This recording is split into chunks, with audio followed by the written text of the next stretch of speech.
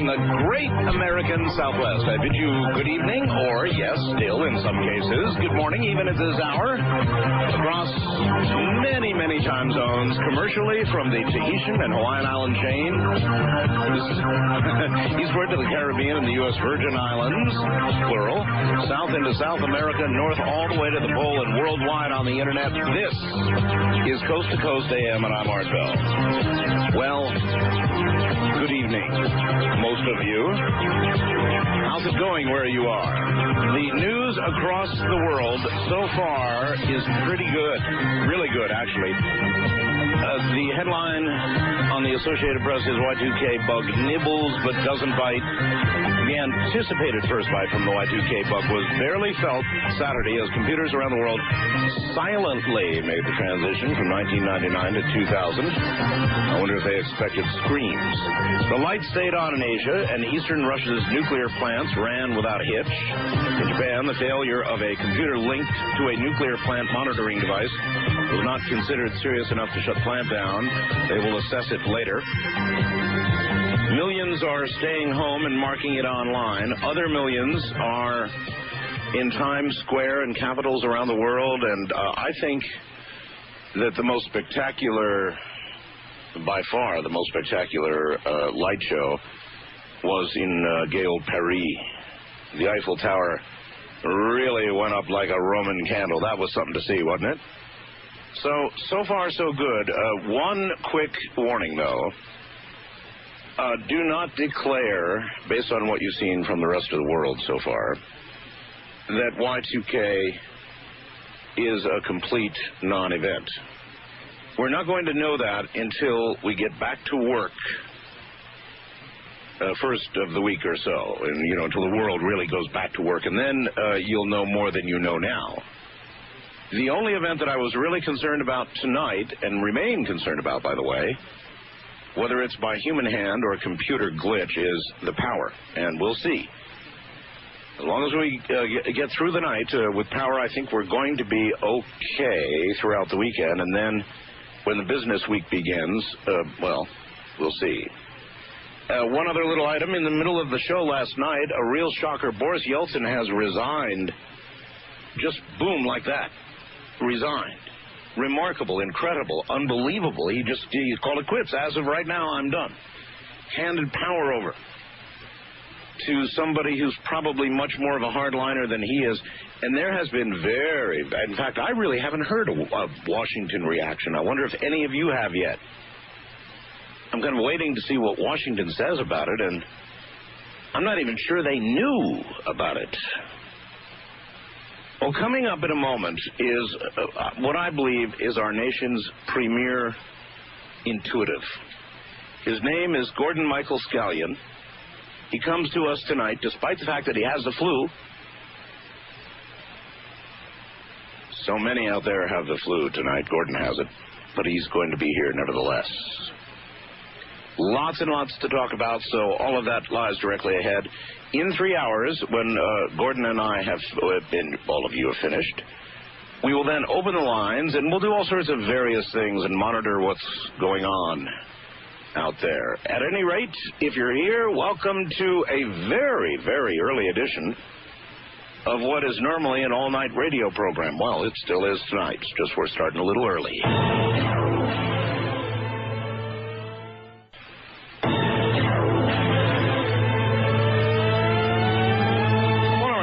Every network television program that was doing its big New Year's event tonight, as we are, invited Gordon Michael Scallion to be on because he is indeed probably our premier intuitive.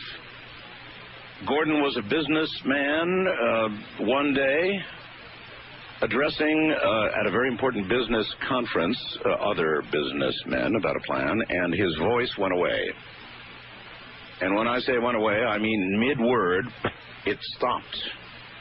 They took him to the hospital where he had an experience that we have described previously on this program. Can only be described as a paranormal experience of some sort. Went through years of intuitive growth, I guess you would say, began by actually diagnosing people who had various diseases, telling them what to do, trying to grapple and understand this power he had, and then began looking at the larger picture. What's going on around the world, what will go around the world. He sees things, as we have discussed in the past, much like you would imagine 3 television TV screens in front of you. One of them appearing more contrasty, bright, with more vivid color than the others. And this one would appear to have the events most likely, not locked in stone, but most likely to occur. And he has honored us by being here on New Year's Eve, all the way from the East Coast, in the middle of the flu. Gordon, welcome to the program. Happy New Year, Art. I hope I got that little first part right. Happy New Year to you, too. Yes, you did. So we've got, no doubt, a lot to talk about. Here it is, almost 2000. It really is. It's got a feel about it. It feels like something's coming, and of course something always is coming, and that's why we have you here tonight to tell us what might be coming. And I don't know where you want to begin. I know that you know a lot of stuff about Egypt, and some discoveries that may be made there here shortly. Is that right? Egypt is probably the one area that I have the most information on.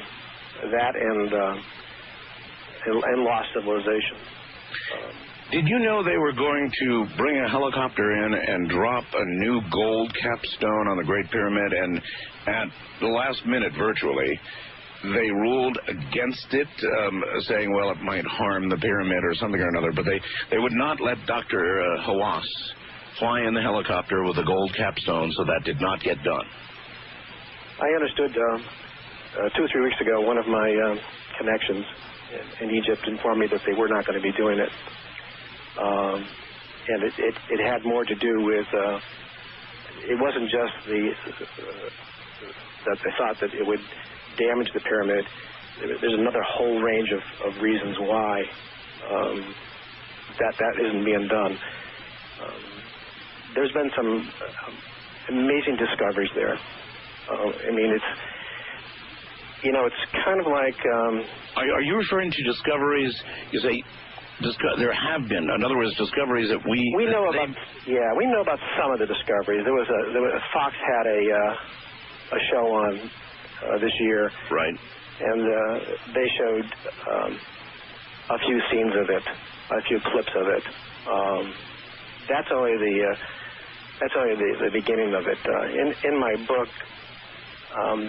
I described that somewhere around 95 they would find some hidden chambers beneath the Sphinx. Right. And then that would lead to further discoveries. And eventually those discoveries would come to light probably in the year 2000 or 2001. And so we're now in that window, that cycle, where these discoveries are going to come out, and it's going to change the world. I guess the only way I can describe it would be like, when they released the stealth fighter, the 117, and they rolled it out and let the film crews take pictures of it. Everybody was amazed. They said, is this wonderful? I remember. But it had been flying for a decade. We only get the information after the technology is pretty much gone by. Much later, yeah. Now, there's other things that are flying. I did a paper on the craft that I believe is flying now, the Aurora. And so, when that finally becomes knowledge, there'll be something else. And it's the same thing with archaeology.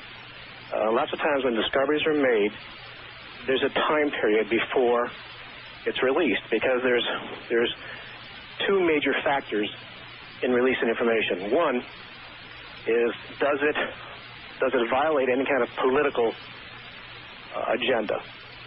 And two, does it violate or conflict with any kind of religious structure? And both of these are at play in Egypt. Or even archaeological paradigm. You're absolutely right. And to punctuate what you just said, I asked Dr. Hawass when I was at Giza if he made a really major discovery, would we know about it? Oh, yes, he said. Right away? Oh, no, he said. He admitted that straight out. Yeah. Let me tell you what I believe they've discovered. And more importantly, why. I think we have to back up just a little bit. I've devoted a significant portion of my book to it, so I'll try to just encapsulate it so that we can do it quickly here. Okay. The pyramid itself is believed to be, some 4,000 years old. In reality, according to my information, and others such as Edgar Casey and the late Paul Solomon, we've all kind of targeted within a few years of each other as a date. And that date puts us back 12,500 years ago. Mm-hmm. So right off the bat, we're in conflict with just about everything that we know. As far as age of people, at that time, supposedly we were still in loincloths. We didn't have any organized systems. We didn't have a language.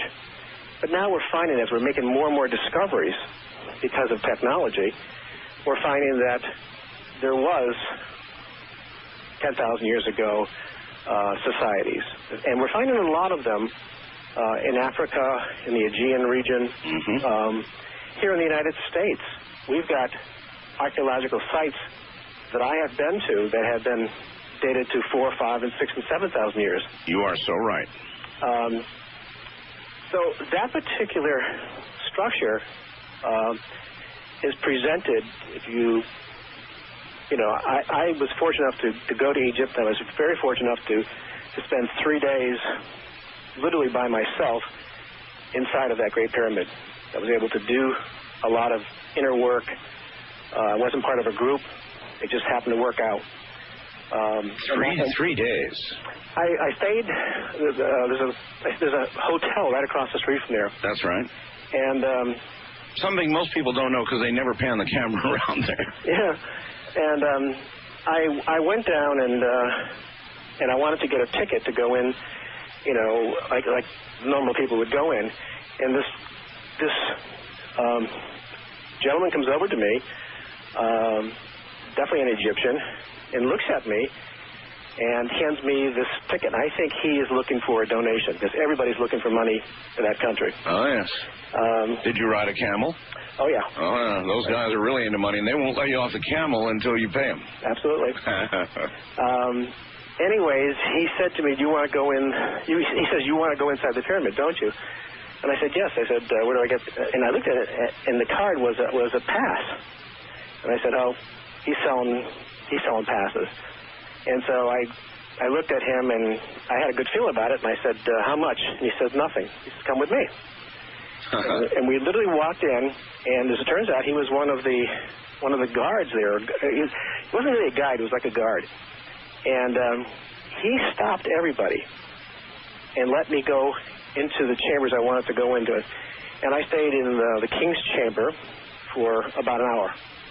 And then I came back out, and I was really confused about all this because in my mind I'm thinking, what a bill I'm going to get when I leave here for this kind of service. I thought the meter was running. And then the strangest thing happened. He put his hand on my shoulder, and he says, I remember you when we built this. Oh. And I had these chills up and down my spine, and I left. And so the next day I come back, and I don't see him, so I go over and I buy a ticket because I want to go back. Sure. So I go up inside, and there he is. And he says, come with me. He says, where do you want to go? And I said, I want to spend some time in the Queen's chamber. And once again, he stopped, and I spent about an hour there. Gordon, they must have known who you were. I don't think so. I've had some very phenomenal experiences. Not a lot of them. Losing my voice was one of them. having other kind of out-of-body experiences was, and I have to place this with it, because I had no intention to go to Egypt, and I had a dream one night and said, tomorrow morning, book a ticket. And in the dream, he gave me the flight number and everything. Really? So I called my travel agent, and I said, is there a flight so-and-so? And he said, yes, it is. Do you want us to book it? And I said, yeah. And so, got my passport, and I was gone. Literally. I mean, we literally left in 24 hours. Well, Dr. Hawass rules that area a lot with an iron hand, and for somebody to do what they did for you would be just incredible. I don't know. There were lines when I came back down the descending passageway. There were lines there, waiting to get in. I mean, they didn't close the pyramid for me by any means. They just whatever room I was into, he simply allowed me to be in that room. But while I was in there, all the imagery of the purpose of that structure. Now they were. Current Egyptology says that they are tombs, and as you know, it's anything that's other than a certain date that they have placed on it, and who tomb it was. There's no room. I mean, there's no room for any form of mysticism or occultism at all with Egyptian authorities. But in my particular case, when I was there, it was really clear what it was, and the structure was built as a giant observatory. Observatory, all right, hold it right there, Gordon, as a giant observatory. Now, where have I heard that before? Echoes of guests past. A giant observatory. Something with which to observe the stars. Something to launch spirits. Not a burial ground, indeed. I'm Art Bell. My guest is Gordon Michael Scallion, and we're here early on New Year's Eve as the new year races toward the Atlantic coast.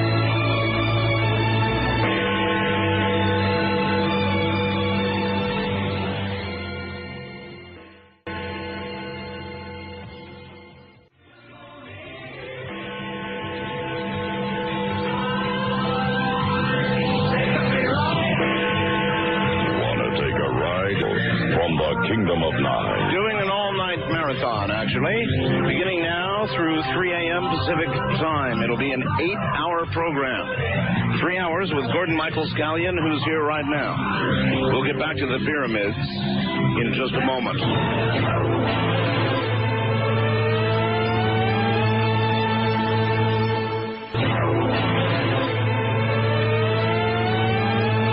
Back to New Hampshire and Gordon Michael Scallion. Gordon, you said an observatory. It was constructed for multiple purposes, but its primary function was that it was to be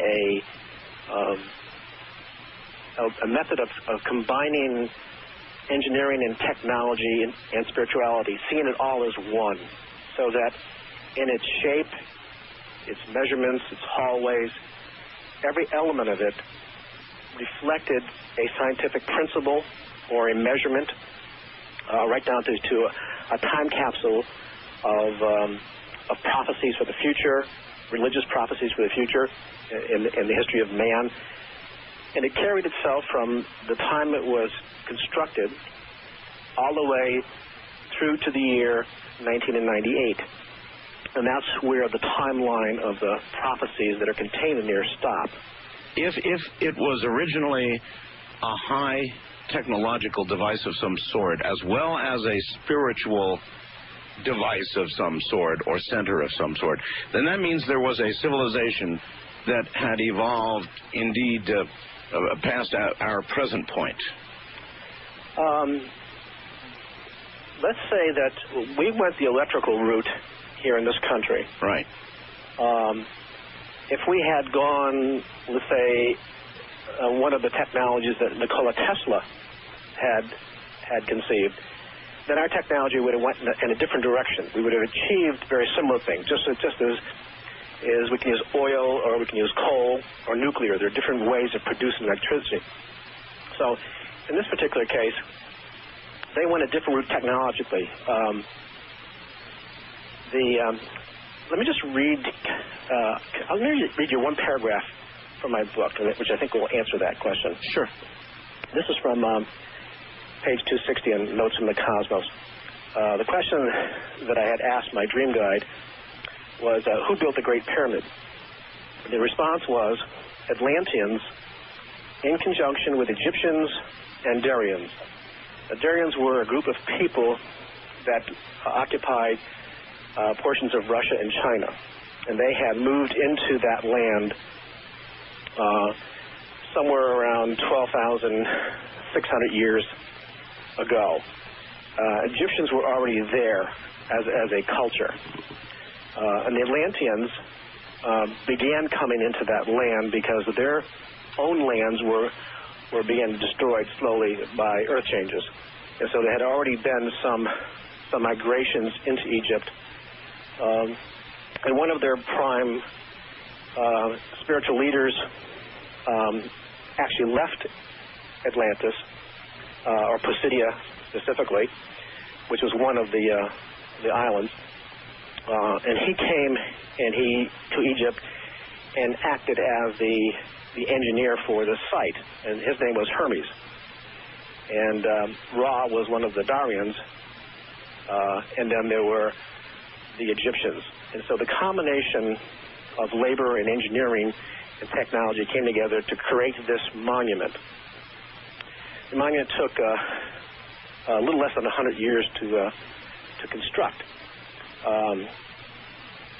And then my next question was, how does this machine work? The machine's purpose as constructed was multiple in design. Bending time was its focus. Bending time. So as to provide a process for initiation. However, the manner in which this was accomplished provided other benefits for its people. These varied from increased crop yield, weather control, a form of electrical power, and a learning institute for the study of the heavens, astronomy, astrology and cosmic forces, mathematics, chemistry, inner world dimensions, and the 7 levels of initiation. All of these were part of its design. So it would be kind of like Palomar in one sense. And in doing that, these people were, if we were to look at them with our eyes today, they would almost seem to be blinking off and on. In my visions, when I've looked back at that time period, they're not as dense physically in matter. They're somewhat lighter. They're,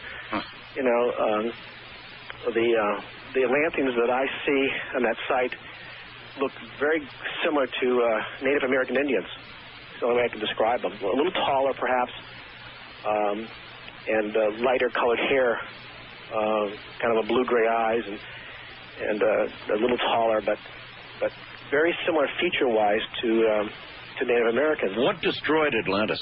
You said earth changes. I mean, did it virtually sink beneath the sea? What happened? They went through several levels of changes.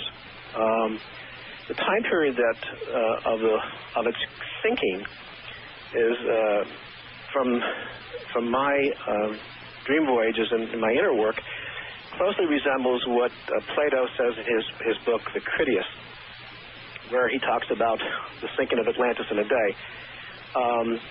What I did a lot of work in trying to figure out exactly where it was.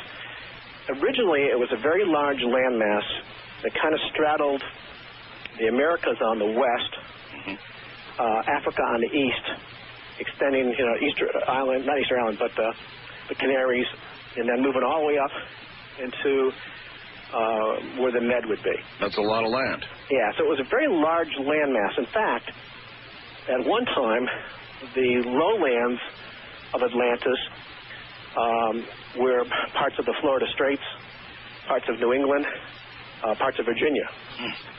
So, and then the Mississippi kind of divided the United States. There was a large inland sea there at one time. Then Atlantis went through several destructions. The first 2 destructions were caused by the technology they were using. This was some 30,000 years ago, when they literally used the technology they had developed in such a way as it released or it ignited large gas pockets underneath the plate that supported the whole little continent, and that blew it apart. You know, Gordon, there are stories that Tesla himself actually caused earthquakes. It was able to cause earthquakes. Now, it's hard to separate myth from fact when you research Tesla, but it is said, and there are witnesses to the fact that he did that, and that's the same energy you're talking about, isn't it? It is, and he discovered the same key that they used to build the pyramids,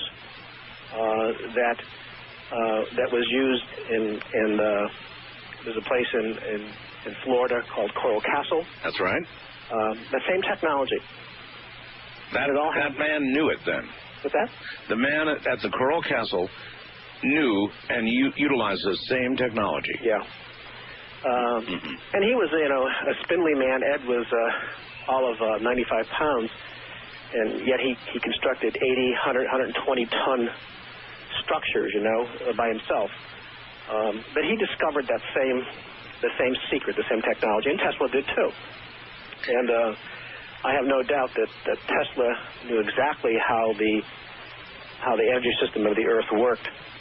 And unfortunately, he didn't figure out how to put a meter on it to charge. He saw it as a gift to humanity.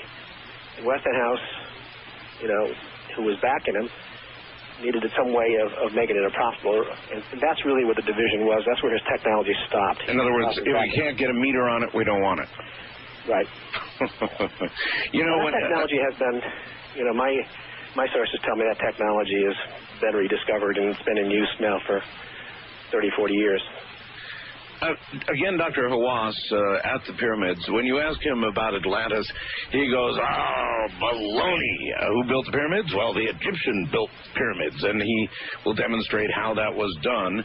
But then when you get to the point where you ask him, well, then, Doctor, how did they actually build the pyramids? And he just goes silent, and he goes, but that is the great mystery, isn't it? We have no idea how they did it. Well, he is a politician. Yes. And I have had some conversations with him, and he loves his country, and he loves what he does. And there's a very strong religious control over what he does. But regardless of that, this is all going to be coming out in the year 2000. We're gonna see short pieces of it because the entries that they found on the Sphinx, and when they showed it on television, all you saw was nothing. Everything was removed. It was just it was part of a sarcophagus there. That's right. But there was nothing there. Everything else had already been taken out. Everything had been taken out. I believe that, too. And what happens is that that in itself is not going to change history too much, but there's corridors. And in my book, I describe what happens when they will enter it. I said somewhere between 95 and 97, they'll enter under the Sphinx. Right. And when they do get there, what they will discover is passageways. And these passageways are crucial because the passageways lead to pyramids, other pyramids buried deep in that plateau. Below the ground? Other pyramids? Below the ground. Several hundred feet below the ground. And so while the Great Pyramid is this enigma, I have a lot of technical background. I know you do. And so, when I look at, things, I look at it from an engineering point of view to see how they... And when you go in there and you look at it, I think even if you were a layperson, you would realize that it would be physically impossible for us to build that structure today. It's just a physical impossibility. It is. And, the Japanese tried it. I mean, some of the best have tried it. They can't do it. Yeah. No, we know that. That's true. You said, you intrigued me, to bend time. Toward what end? Why were they doing that? It was a time. It was a time of a spiritual high Atlantis was being destroyed. The last time it was destroyed because the plate that supported the last remaining island, and that island would have been perhaps the size of maybe twice the size of Texas, and it was on kind of a shelf, and there was an upheaval in the earth that caused it to be a huge sinkhole. They saw this coming. They knew it was coming. They didn't know when, but they knew it was coming, and migrations had already started going out to other lands. And Spain was one of the areas they went to. The Yucatan was another area they went to. The United States was another area they went to. And Egypt was another area. So migrations, slow migrations had started. But the people who left were people who wanted to have a different lifestyle. Atlantis had become very corrupt, and there was two factions there. There was those who were following a spiritual path, and the other were following a material world. Not too much different than what we find today. That's what I was about to say. And so they wanted to construct this temple of initiation where individuals could come and, through training, learn how to develop their, what we would call today, our higher intuitive skills. The device itself would enable communications with other worlds, not only other physical worlds, such as in the Sirius sun system or the Pleiades, but other worlds in the Earth. And so an initiate would be one who have perfected these 7 levels of consciousness. And so there was various schools of training, various temples of training, and then when you were ready, you would go with one of the priests and you would enter into this chamber. And the chamber was not in the king's chamber or the queen's chamber. Those were the operating rooms where the controls were functions and the ascending and descending passageways in the grand hall. All of those were part of the machinery that was in there. But beneath the Great Pyramid were the control rooms for the operators. And when the machine functioned, and this would function at certain key times, as recorded in the Queen's Chamber. The Queen's Chamber has a niche in the wall which they have not been able to figure out what it's all about. It's carved into the wall, and it looks like it was sawed into it. But it's one of those enigmas. What was this for? Mm-hmm. What it was for was to indicate the times when communications was possible. So the machine was charged with a gas, and the gas would fill these chambers. The instrument in the grand hall would function and tune itself, and it would then connect somebody down below underneath the pyramid. And if you were able to achieve the right vibration, right meditative state, you would be able to enter in this time stream. And in the time stream, you would be able to know who you really were, who you were in the past life, get glimpses of the future. So that was one mode of this. There were several other modes that it was used for as well. And one of those was what Carl Jung calls the collective consciousness, the universal mind. Your impression, though, is that all of this was created by beings, I guess the word is indigenous to Earth, without outside help, or was there outside help? The outside help that came before. The technology, which was being able to facet crystals in such a fashion and to focus it in such a fashion and align it in such a way that it would create incredible amounts of energy. Now, that was given to them some 35,000 years ago by visitors who came from the Pleiades. So, this reads like a UFO science fiction novel, but I just pass the information through as I receive it, and in time, eventually, will lead to whether there's any fact to this. But many of the things that I received from those sessions have proven out so far. As more and more discoveries are coming to the surface, we begin to see it, you know. So then are you suggesting, apparently, that what they either have already found and haven't told us about or will find shortly will be these control rooms? They're not. I don't believe they're into the control rooms yet.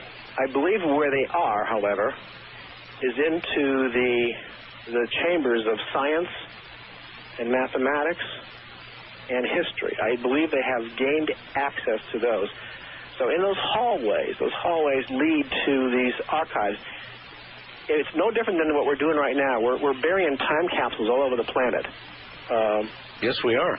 And so imagine a civilization that is advanced, knows that there's great changes coming to the world, and that because they are a spiritually based people, they want to leave something that's going to survive thousands of years so that the people who come later, if they are intelligent enough to understand and read the messages, can gain from it.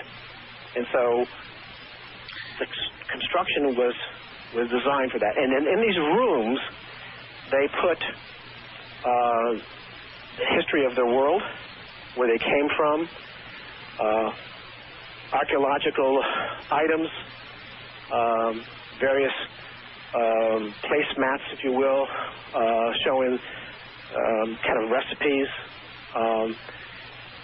These are in forms of tablets. I counted 32 in one room, kind of look like a gold foil with an emerald cast to it. And they're all in symbolic form, like hieroglyphs. And so you've got these. They've got some of the tools. They've got the plans for how they built the device. And then they also lead to where you can find other things. So it's kind of like once you get into these halls, you start getting clues to the puzzle. And then you can then go to the next stage and find some more. They nevertheless, however, didn't make it. I mean, they essentially became extinct despite the spiritual and high technological level they had achieved with all their power, Tesla technology and all the rest of it. They're not around. So when we get back, I want to ask Gordon whether there's information, which many people believe, in these centers and in this library of knowledge yet to be uncovered, we think yet to be uncovered, that would tell us how to save ourselves. How can we save ourselves if they were unable to save themselves?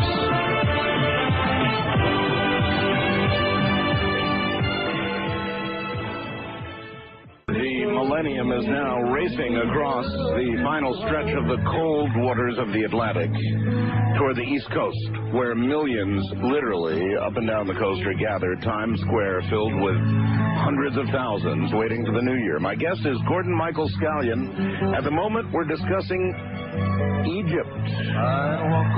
Well, that's not entirely true. We're discussing what was on the earth before the earth was as we know it now.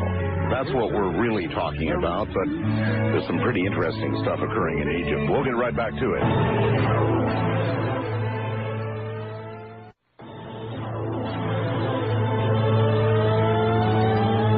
All right, back now to Gordon Michael Scallion, one of our nation's greatest intuitives.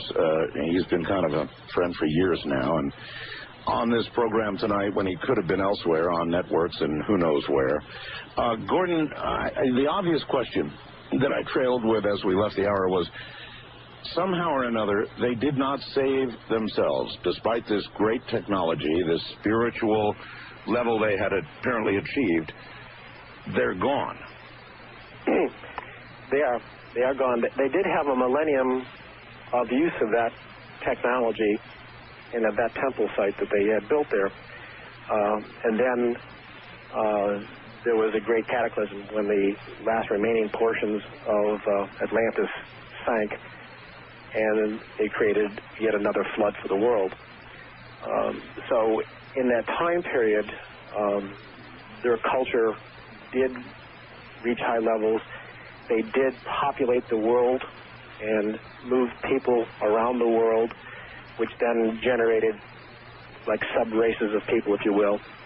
And it's not too much different. If we look at what we know scientifically, archaeologically, we can look at Greece, you know. So in a way, they survived. Rome. Everybody goes through this point. I mean, our nation is a relatively really young nation. And looking at television tonight, with the satellite coverage around the world, you know, even with my technological background, I'm in awe of it.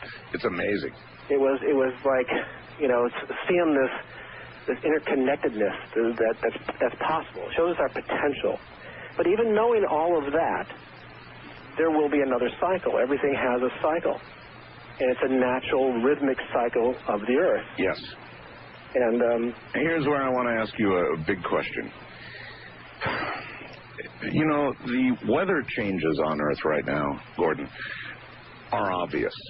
Obvious to almost everybody. The Arctic has lost 40% of the ice depth. The Antarctica has ice fields falling off. The glaciers are melting.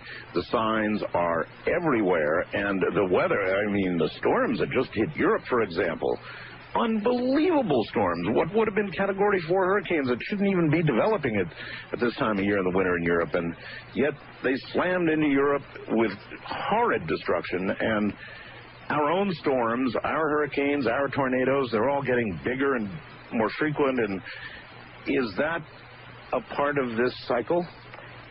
It is part of it. It's according to the American Red Cross, this is the 1999 was the most destructive year in recorded history. We had more natural disasters affecting more places on the planet than ever before, and so, you know, the Red Cross is one of those organizations that I support wholeheartedly. In fact, the royalties from my book Notes from the Cosmos are donated to organizations like the Red Cross. They've had a lot of work lately. Well, I mean, look at the, you know, we've got the unbelievable floods that just occurred. You know. Venezuela. Yeah, and we have a count of, you know, 20,000, 30,000 souls. And then if we look back, shortly after the time of the eclipse, we see the Turkey quakes and cyclones, and you know, and then the floods we had in North Carolina, and even in your state. One of the things that I said last time I was on your show is that we would see water in Nevada, and so you had those conditions in North Carolina. So we're seeing all of this. And of course, if you look at you know, what the media would tend to say is that, well, it was an El Nino and then it was a La Nina. I know. And it just doesn't explain. No. But what does explain it is something that both you and I know as ham radio operators is this thing called sunspots. In fact, there's an aurora tonight. At least I've been able to see it from New England, where I am here. You're seeing it in New England? Yeah, it's not a very big one, but I was listening earlier on 2 meters, and I can hear that ever familiar that sound, that Russian white noise sound. Sure. And I said, oh, there's an aurora someplace. So we had, you know, somewhere we had something in the solar wind, a flare, something happened, maybe not a big one. This wasn't a very, you know, well-developed one. But the key thing is that the cause of this, and this ties into the pyramids in Egypt as well as earth changes, is the sun. The sun is the crucial instrument for all of this.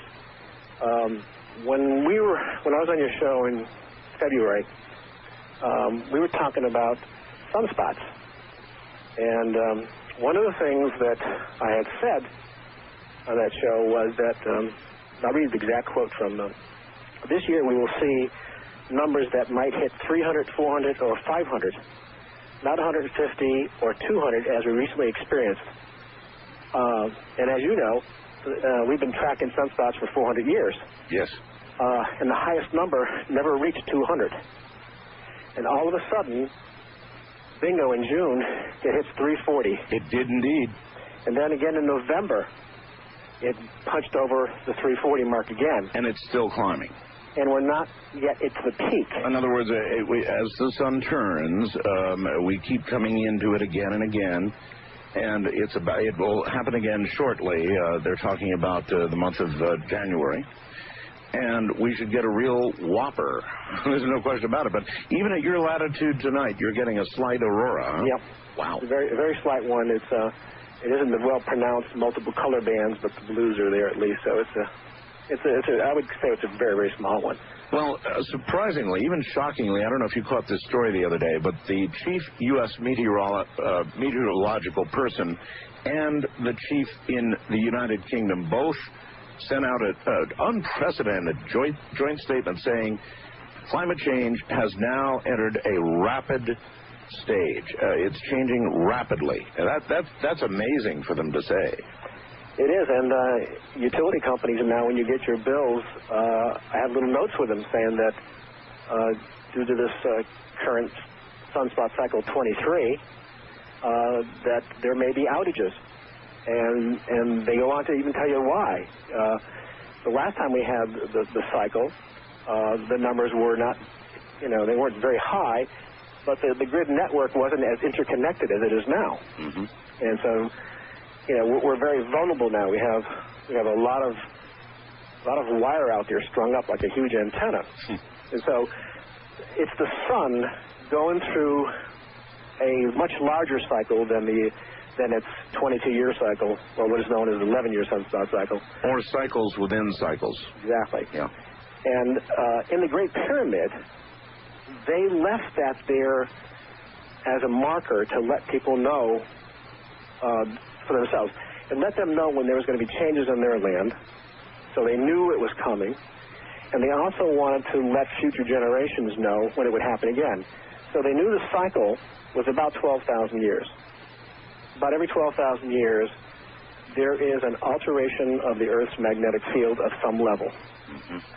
Sometimes it's a complete flip. Sometimes it's very small. Sometimes it doesn't occur. But generally triggered by or precipitated by the sun. That is my belief. There is currently no scientific evidence to support that. The only thing that we know scientifically is that when the magnetic field, the Earth's magnetic field begins to collapse, right, which for the past 50 years has been, and when it gets to that point, it's at that point where it snaps and the magnetic field adjusts itself. It's like the Earth is like a spinning gyroscope, and it wants to remain stable. The Star Trek equivalent of shields down. Yeah. But in that pyramid, if you look out, that there's an ascending passageway and a descending passageway, and those passageways were used to calibrate, if you will, the pyramid. It would line up on a specific star, and therefore, once they had an alignment, they could then they can finish building the device. So the first thing they do is they dig this long passageway into the limestone surface, going down hundreds of feet. So it's almost like a telescope, and then they can sight exactly. And then once they have that, they can continue building the structure. But they also knew that by studying a fixed star, that they can tell if there was going to be a variation in the Earth's orbit. So they could tell very accurately when changes would come about. And so they left that there. And the actual angle of it is very important. There's another mystery of the pyramid was, why do they build these ascending and descending passageways with the same angle? It's a 26-degree angle. Mm-hmm. And the reason that I believe it is because it indicates the offset of the Earth's axis. The Earth currently has an axis of 23.5 degrees, and that varies throughout time. But if it ever reaches 26 degrees, that's the critical point. That's the point when we would see a sudden flip? Yeah. Now, a lot of people don't comprehend what that sudden flip might mean. What might it mean? There's several levels. One is that the magnetic field itself of the Earth could shift, could change. So where your compass was pointing north, for example, it might point to a slightly different direction. And this could be a matter of a few degrees. It could be 90 degrees. It could be 180 degrees. There's a lot of variables. In our civilization, the variables are our technology, our global warming. All of that adds to the conditions. I mean, right now we've got, as you stated, a massive melt-off. That is... It's unbelievable. Well, that is not caused by global warming. I mean, it's just not even physically possible. Even if you study the satellite photos, you see that the melt-off is coming beneath it, not above it.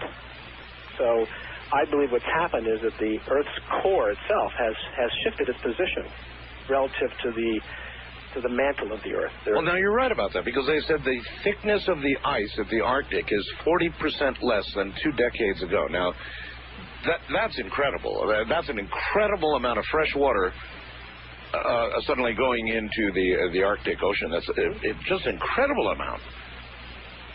And that should continue to increase until the Earth stabilizes itself again. And the stability would be that, just like a gyroscope, it finds a new balancing point. And once it finds that balancing point, it's okay.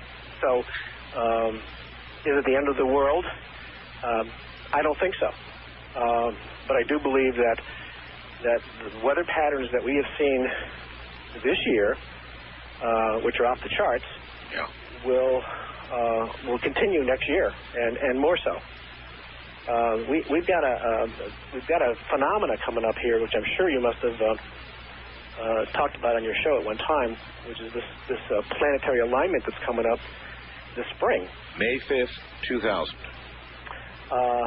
The alignment begins to take hold somewhere around March. We start to see some of the effects. By April, it's swinging pretty close. When we get into May, we're sitting there with a grouping of planets. We've got Saturn, Jupiter, Venus, Mercury, Mars on one side of the sun, and then on the other side of the sun, we've got the Earth and Pluto. And so all of those planets will affect not necessarily the Earth directly, but I believe they will affect the sun. So as we're hitting this solar cycle 23 peak, where the sun is really starting to go ballistic as part of its natural cycle, now you've got all these planets lining up, adding their own energies. Boy, I was about to jump on you and say, come on, the gravitational effect, even in that sort of alignment, could not affect Earth. But I've heard so many people speak on angular momentum and the effect of the planets on the sun that really resonates. And this is what I believe will happen, is that we will see sunspot counts that will be 500 and up. We're going to see major flares, and those are the things that couple to the Earth. Now, boy, 6 meters is going to be great. Yeah. And the auroras, of course, will be. And if just one of these flares happens to go off, yes, when it's facing the Earth, yes. Actually, we had a narrow escape from one not long ago. Yes, that's true. For a very short little time, they thought it was headed at Earth, and it scared the hell out of them. Actually, it was headed in the precise opposite direction. But they said, had it been headed toward us, there would have been quite a surprise for Earth. Well, they were prepared to turn the satellites around, right, and shield them. A lot of those birds that are up there are older technology, and you remember when we had the cell phones all went down? Oh, yes. Well, next year we're going to see that. We're going to see that kind of a communications drop off from the sun. Even the cell phones, huh? Well, most of those, we are moving into a wireless society now, and we're moving towards satellite-delivered communications. I mean, this will be from the business point of view, will be the trend, and even consumers. If you go over to Europe, everybody has a cell phone. Oh, sure, I know. We're going to see more and more of those being delivered by satellite. So, in other words, even the shielded satellites, if it's a big enough EMP from the big enough flare or coronal mass ejection, even the shielded satellites might go down. There's no doubt in my mind that they will go down. All right. The question is, how many? How many? Yeah, well, it won't take that many. As you point out, we lost one, and nationwide, all the credit card machines wouldn't work and a lot of other things. I'm Art Bell. My guest is Gordon Michael Scallion, and we'll be right back.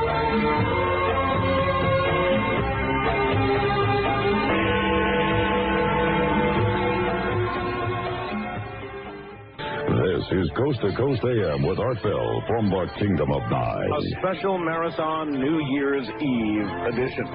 We're about 25 minutes now from the arrival of the new millennium on the East Coast.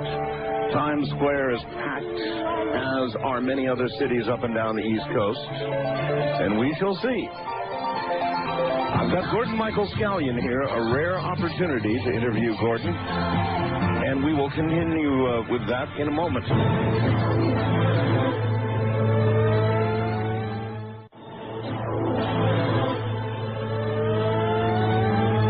Well, I guess what I should be asking here is we can all see the signs with regard to the weather. There's hardly any argument left among the average person about the weather changes we're now undergoing. And we know what's coming pretty much with the sun, although not to the scale described by Gordon. But if this occurs, and if there is a shift anywhere from 90 to 180 degrees, most people want to know what that really is going to mean for us, I think. It may be much less than that. It may be a matter of a series of I've seen a series of 7 to 8 degree shifts. Oh, so have I. And so, but it wouldn't matter even if you had a couple of degrees. Well, what I've noted on the show, Gordon, is kind of a drift. It'll drift 7 degrees or so, and then it'll come back. Mm-hmm. And that's been going on in the last couple of years. Yeah, in my map, the future map of the world, I said things to look for is that we would have these magnetic shifts of about 7 to 8 degrees, and there would be a series of 3 of these things that would occur. What that means is that should that occur, should we have a major or a significant shift, there's 2 kinds of shift. One is a magnetic shift where the pole shifts, and we have lots of scientific evidence that that's occurred hundreds, if not thousands of times in the past. We know that through core samples that they've drilled deep in the earth, studying magnetites, and they can tell the direction of the magnetic field. So they know it has shifted. We have no evidence whatsoever that the Earth itself has tumbled in space, which would be a geophysical shift where the whole Earth itself kind of shifts over. So my information is kind of focused on the magnetic shifts being triggered by solar activity. So that's been a constant in my information. What it means is that we would immediately change weather patterns in a matter of hours. We could see a shifting of seasons, for example. It could be that severe. Well, how else do they account for the woolly mammoths with the green things in their mouths and bellies that they have found in the ice? I mean, how else could you account for that? Well, it depends on what scientific group is studying it. There is no consensus whatsoever. It's one of those enigmas like the Great Pyramid. But, you do know one thing. One of the things they do know is they know when it happened. I mean, first it was, last ice age was at this date, plus or minus 2,000-3,000 years. Mm-hmm. Now, then they got it down to, it happened within a couple of years.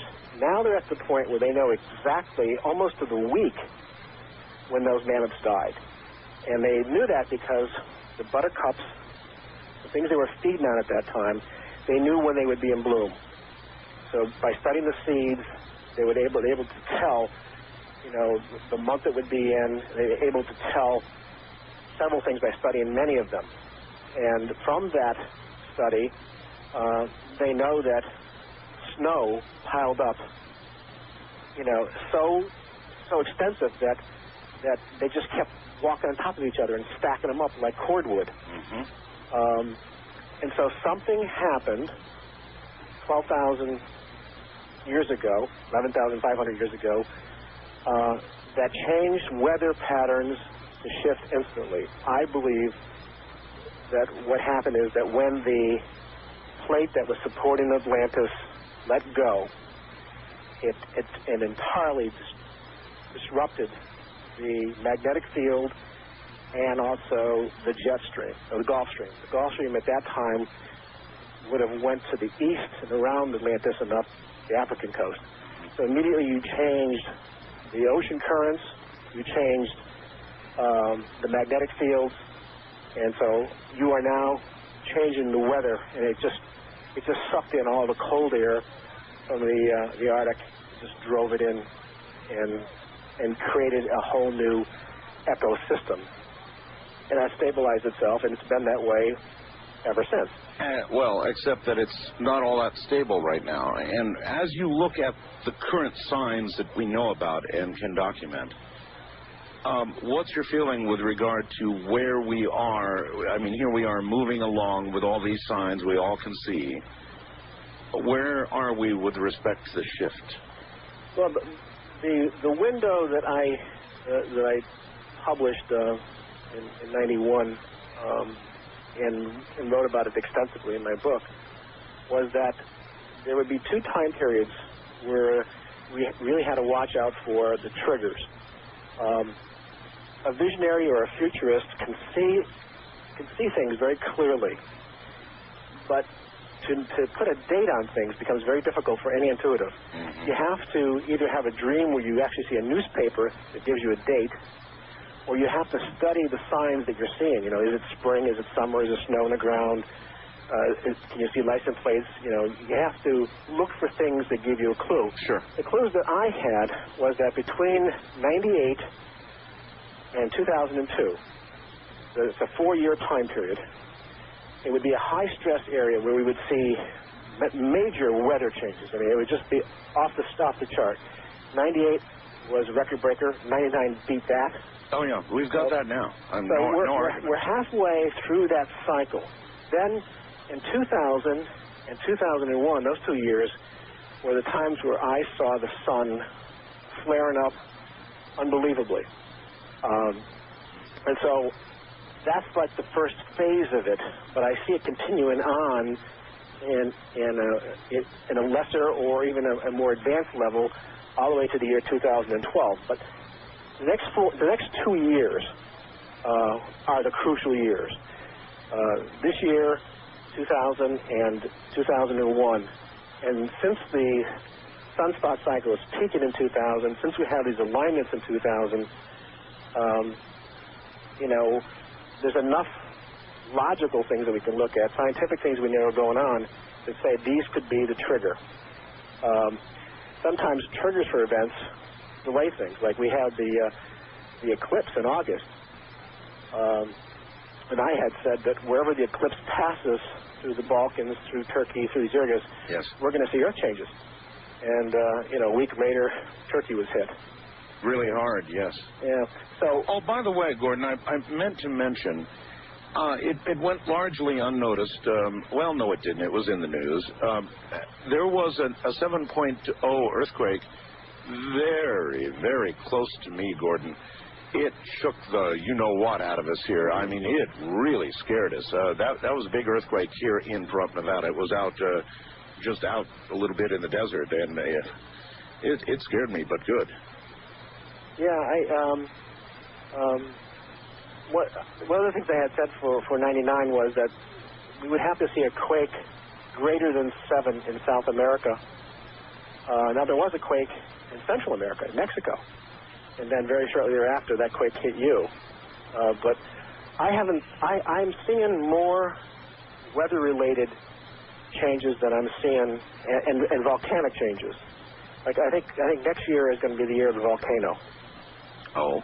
So I think we're going to see volcanoes coming alive, especially after the spring, you know, as we get into the summer months. I think we're going to see a lot of volcanic activity, especially between the Tropic of Cancer and Capricorn. That there's a 60-degree belt there, 30 degrees above and below the equator. I think we're going to see a lot of thermal emissions coming out of the ocean, and of course, most of the volcanoes are in the ocean. So then, to some degree, Gordon, have you changed your mind? You had a very strong vision of a series of earthquakes around the Ring of Fire, and I recall you said that if we had a series which damn near completed, you about got it. Yeah, it had to be 4 of them. Four of them, yeah. It was like a 12-part prediction. And people say, well, you know, it never happened. Well, most of it happened, actually. 11 of the 12 happened, but the 12th one did not happen. It happened, but the yield was much less. There was a scenario that was active during 97, 98, and that scenario probably still is active. I have not seen it recently, but it says that if there's a quake in the Indian Ocean that's greater than 7, then that triggers through the internal mechanism of the Earth quakes that would occur in Japan, then South America, then the west coast of the United States.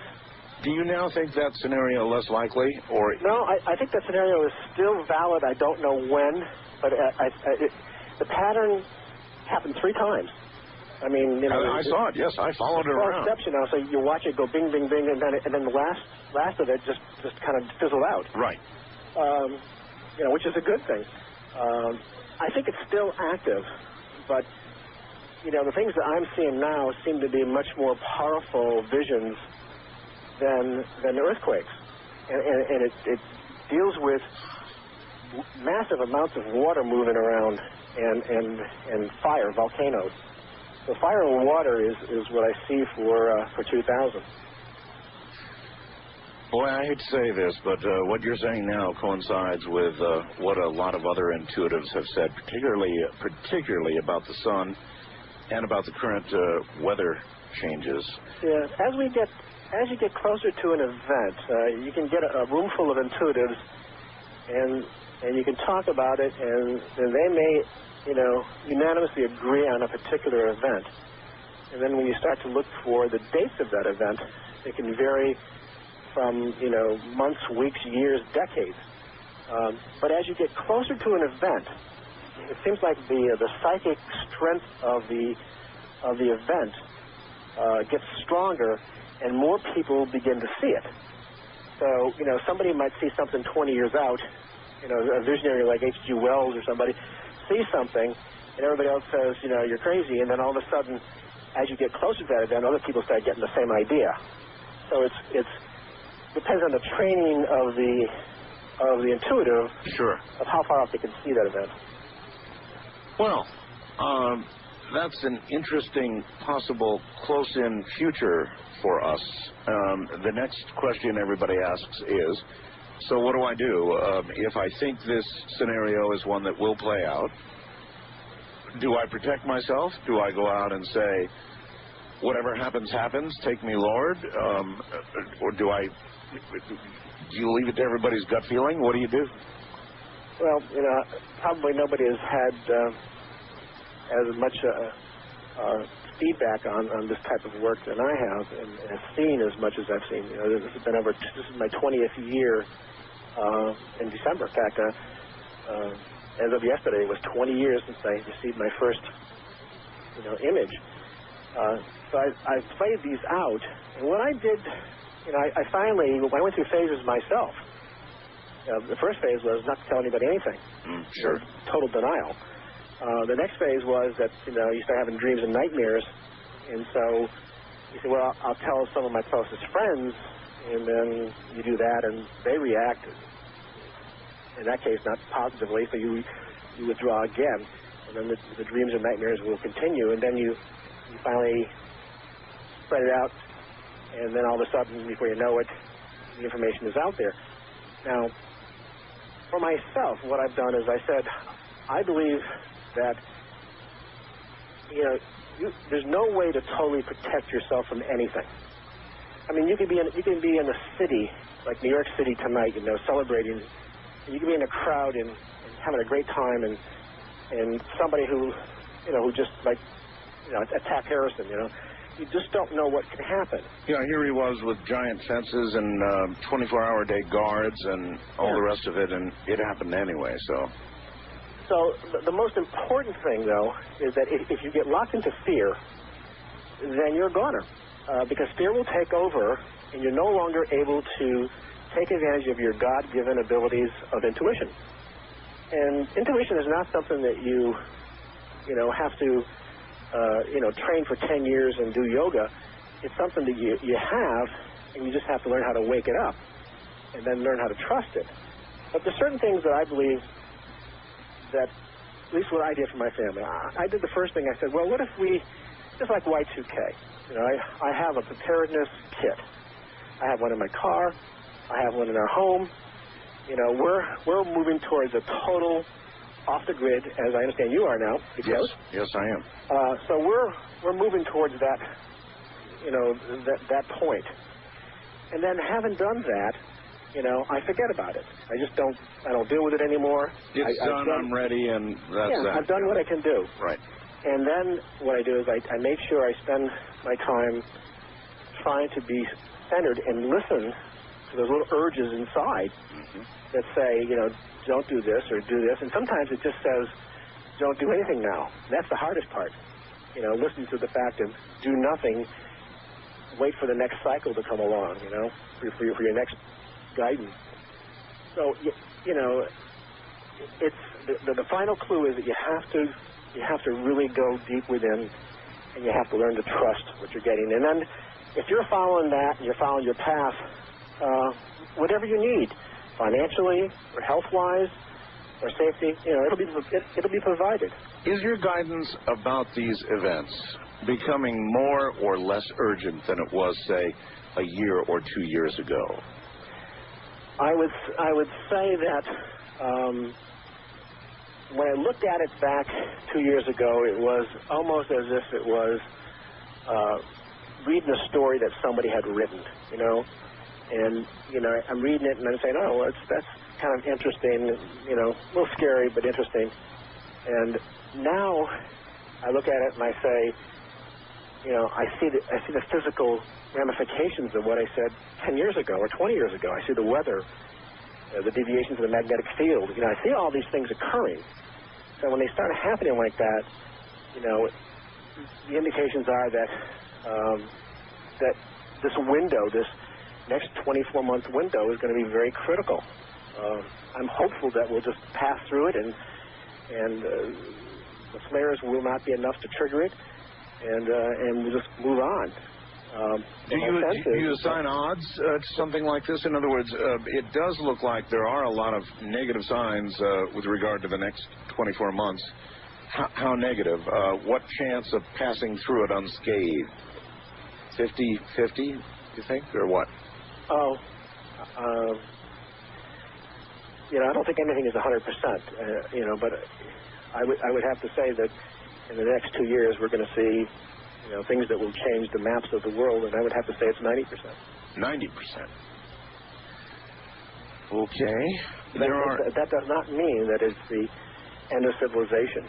It just means that we're going to see massive, changes on the Earth, magnetically, weather-wise. Because when I look to the future, I see people in the civilizations, and people look a little differently, and the technology looks differently. But I see them, and I see communities, and so I know that we get through this time period. Man continues. Yes. All right, as he probably always has in one form or another. All right, we'll break it right here. My guest is Gordon Michael Scallion, and I'm very honored to have him here this night. And I'm very honored to have my wife here, who's in a strange-looking hat right now of some sort. She'll bend down for the camera. And, it's a 2000 hat. Really nice. Happy New Year. East Coast, here it comes. New York. Happy New Year, everybody.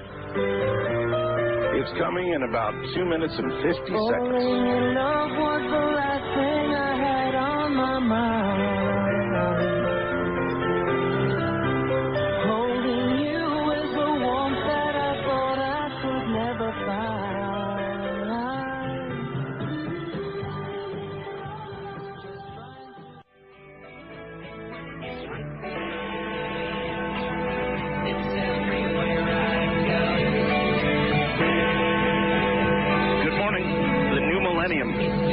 our shores. Are you watching New York? Incredible. Only in America does the giant sign come down, the giant ball, the tetrahedron ball. And as the new year, as the new millennium touches America, the tetrahedron touches the Discover card sign. Richard Bell in the Kingdom of Nye. From west of the Rockies, dial 1-800-618-8255. East of the Rockies, 1-800-825-5033. First-time callers may recharge at 1-775-727-1222. Or use the wildcard line at 1-775-727-1295. To recharge on the toll-free international line, call your AT&T operator and have them dial 800-893-0903. This is Coast to Coast AM with Art Bell on the Premier Radio Network. That's who we are. Welcome to the new millennium on the East Coast, and they're showing on the various networks all the cities up and down the East Coast celebrating. It's absolutely spectacular, but as I said, just in a slightly cynical way, as you look at Times Square, the giant ball with all these rotating tetrahedron things comes down and nearly banged into the Discover card sign. But maybe for us here in the West, that's just about the way it ought to be, huh? Anyway, it looks like everybody's having a lot of fun, and it looks safe so far. Cross your fingers, knock on wood. It's still early, but the new millennium is now on our shores, folks, and it's headed toward us here in the West at the speed of the sun. Anyway, we'll be right back.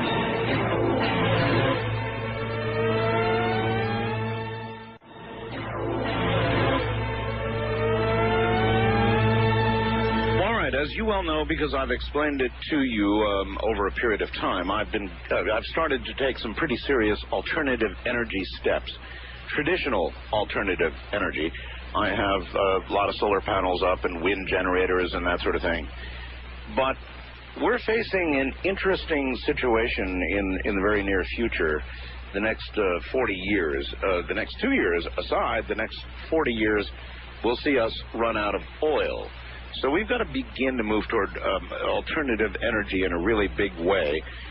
I'm doing what I can right now, but that's all that's out there to be done at the moment. Gordon, what's coming in the world of alternative energy? A lot of the technology that's in the military right now, the Black Ops, that technology will find its way into the world. I don't see it happening in short term, but I see it coming, definitely in this coming decade. It's possible that somewhere around the next 5 years, it could be sooner, we're going to see it. And the technology that I talked about when I was first on your show years ago was that I saw the fuel cell as the next instrument that would come out by the turn of the century. The kind of fuel cells that we hear NASA talk about in the shuttles. Right, and now they're delivering. I'm on the list for one myself. I expect to have it here shortly. What are the claims? What is it? What will it do? It's there's several companies. PowerPlug is one of the largest ones. They're in there, and basically, it's large. It's the size of perhaps twice the size of a refrigerator currently, and basically what it will do is it will produce up to 10 kilowatt of power using it's a hydrogen-based system. So they have a container that they load you up with, and you have your own little power plant. Now the next evolution of this is they will have a heat reclaimer. So not only will it give you power, but it'll also give you heating and cooling. Why not? Otherwise it goes to waste. So by the time they roll out the first units, and they're claiming delivery in 2000. By the time they roll that out, engineering is already pretty much along the way for the second evolution, which will be half the size of the units. So fuel cells and that technology being transferred to cars. As long as gasoline, and as long as oil is cheap, as long as it's cheap, and here in the States, it's really cheap. You go to Europe, it's a whole different ballgame. Oh, I'll say. But as long as it's cheap, the internal combustion engine will continue. We'll make it more efficient. We'll reduce some of the pollutants from it. We'll accomplish all of those things. We'll make vehicles lighter. Therefore, we'll increase the miles per gallon. But as soon as oil changes, as soon as something upsets the oil pipeline, that's when you start to see alternative technologies coming forward. That's also when you see conflict. Yes. In other words, are there wars in our future? Are they going to be over oil, water? What will we fight about if we fight, or will it all stop? As an idealist, I would wish that this new millennium would mean that we would never have another war. We would never have another terrorist. We would never. We wouldn't see shootings in schools of our children, by children. However, I know that the speed that the planet is running right now, going faster and faster, that we're heading for someplace in destiny where there'll be great changes. And wars have been part of our lifestyle forever. Right. In the future, however, if I look past the year 2012, I don't see that. I see a time period where there isn't this kind of wars, but I still see a war. There's a screen of that war, and it's still there, and it doesn't go away. And it starts off in Turkey and goes to the Middle East. I don't know when. I just see it. I see it as one of those middle screens, which means that it hasn't gone away. But that could disrupt oil. But the next technology that will come after the fuel cell will be magnetic in nature. Magnetically, devices that are magnetically driven, but they're induced by an energy system contained within the Earth. It's like riding on the Earth's magnetic field, if you will. Right. And so, since the magnetic field is all over the Earth, it's a simple matter of riding it and coupling to that energy. Okay, well, that begins to move toward what we began with tonight, Tesla technology. Yes. And I believe it is the same thing. I believe it's this standing wave technology that he was referring to that's always present, and it's there. It's a whole different system. I mean, if you watch lightning storms and you see what really happens in this new incredible photography, this high-speed photography, you watch this bolt from the Earth go up to the cloud, and then a strike coming back down. That's correct. And so, there's a potential difference between the cloud and the Earth, but the Earth itself, as Tesla found out, is full of electricity. It's totally, we think of it as ground Earth, but it's really, relative to the atmosphere, it's highly charged. And we will use that technology, that magnetic field technology, to power devices in the future. That will, before the decade is out, that technology will be in place. And it could come earlier. Crises seems to bring on technology faster. Yes, it does. We are in the longest sustained economic boom in our nation's history. We have never seen anything like it. People refer to it as now the endless economic boom. And is it really endless? It certainly does seem that way, doesn't it? Right now, here it is. It's January 1st in the East Coast. It's a new year, and which means that half of the people who predicted that the market was going to go down were wrong. No, the market ended up at a record high. The NASDAQ crested 4,000. It's just right. That's what I'm saying. Out there. The people who said that it was going to go down, went down. The market went up. And I was one of those who felt that the market would do a correction near the end of the year. But it didn't. It didn't. And it's defying things, but if you follow any cycle, I mean, there will be a correction. What's driving the market, which is becoming an international thing, of course, is the technology stocks. And, you've got a few stocks that are heavily weighted,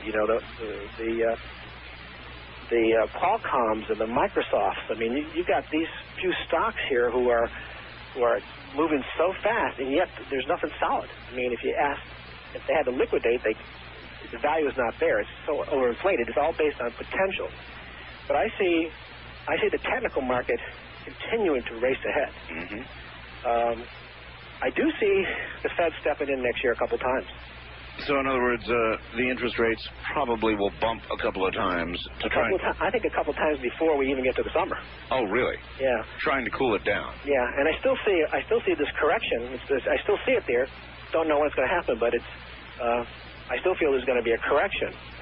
Everybody has always asked about the market, and so when we're at 2001, which a lot of purists suggest is the real new millennium, although they've lost that battle. What do you think the market will be like there? It is entirely possible that next year, even with a correction, that we could see a jump of 3,000, 4,000, 5,000 on the Dow, for example. Wow. We could see that kind of a jump. Holy smokes. Yeah, I think we're going to, the NASDAQ is the one to really watch. That's the one that's kind of pulling everything else along. Now, if there's a lot of people didn't pull out of the market or take their profits yesterday because of tax reasons. The market was high. Y2K wasn't looking like it was going to be a big thing, which you and I both said it wouldn't be. But as soon as we click off into the next business day, when Monday comes along, I know, we probably will start hearing about Y2K problems in software. We'll start hearing little problems. But I think at that time, you're going to see some profit taking. It's really interesting, Gordon, that the mass media is reporting everything is hunky-dory, which it is right now as midnight crosses these various time zones. But when they do go back to business on Monday, there's going to be a significant, I believe, amount of disruption. Not world-ending, but a lot of companies are going to have a nasty surprise waiting for them. There's going to, I think we're going to see more of that in, third world countries. Russia put a lot of work on their defense system with U.S. assistance, and they also did it on their oil fields. We did the same thing in Saudi, other places. But those countries, there's a lot of old technology, and I think that's where you're going to see the disruptions, and then that in turn will eventually, which may take months, affect us in imports. So we may see these changes now. So Y2K is not over. Because everything's okay at midnight, yeah. 2000. We need to look over a period of several months to see these. So there will be problems that will crop up, but it's not a disaster, end of the world event.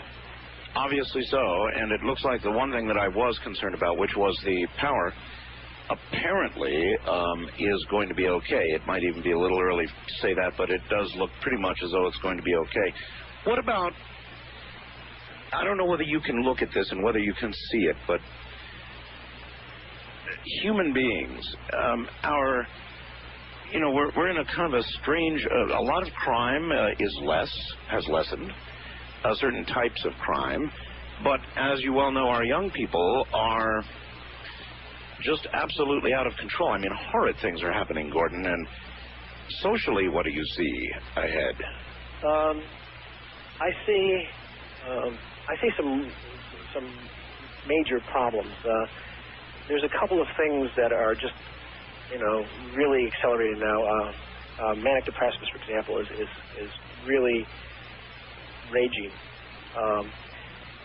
Did you say the Internet, with all of its wonderfulness, it's like anything. It has both sides of the coin, and it's very possible that it contributes somewhat, not exclusively by any means, but it sets up at least the conditions for people to lose sight of things. The family unit is in trouble, has been in trouble. Socially, I see the speed up of the earth driving changes in social behaviors and patterns. Now, we also can look to the family unit. We can look to the fact that, if we go back to when you and I were growing up, we were playing with ham radio. We had a family. Things were different. Today, both parents are working. Daycare is part of life. It's very busy. It's very competitive. Everything is running very, very fast. Everybody's on the internet. Ham radio's dying. As a matter of fact, by the way, they just restructured ham radio, the big announcement from the FCC, and they've reduced the code speed for any class of license down to 5 words per minute. Gordon, did you know that? I heard that the ARE had proposed it. I didn't know that it had... The FCC just came out with a rulemaking. I know that I had gone down and I have an advanced class, and I had taken the code back in the days when you could go down to an FCC station. Same here. And so I understand that even that class is going to be discontinued.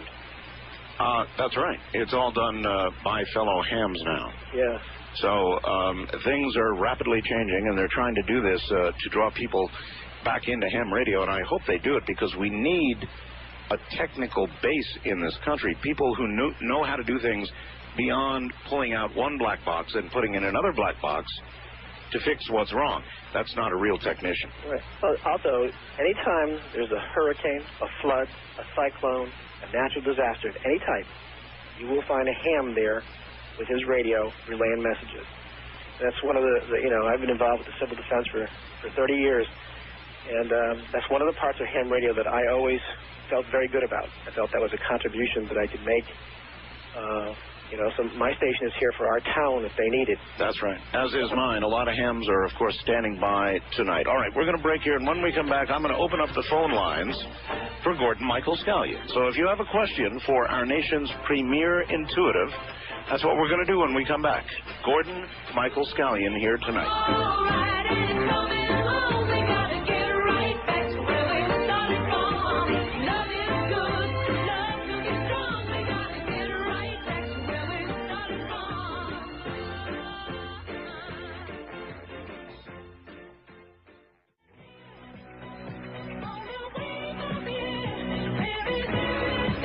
Happy New Year.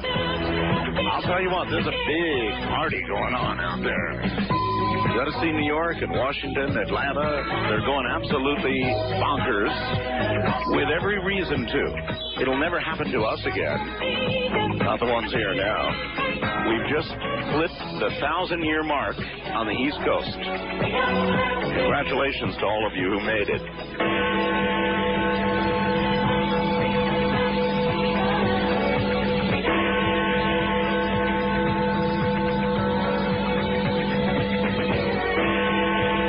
Phones with Gordon Michael Scallion next.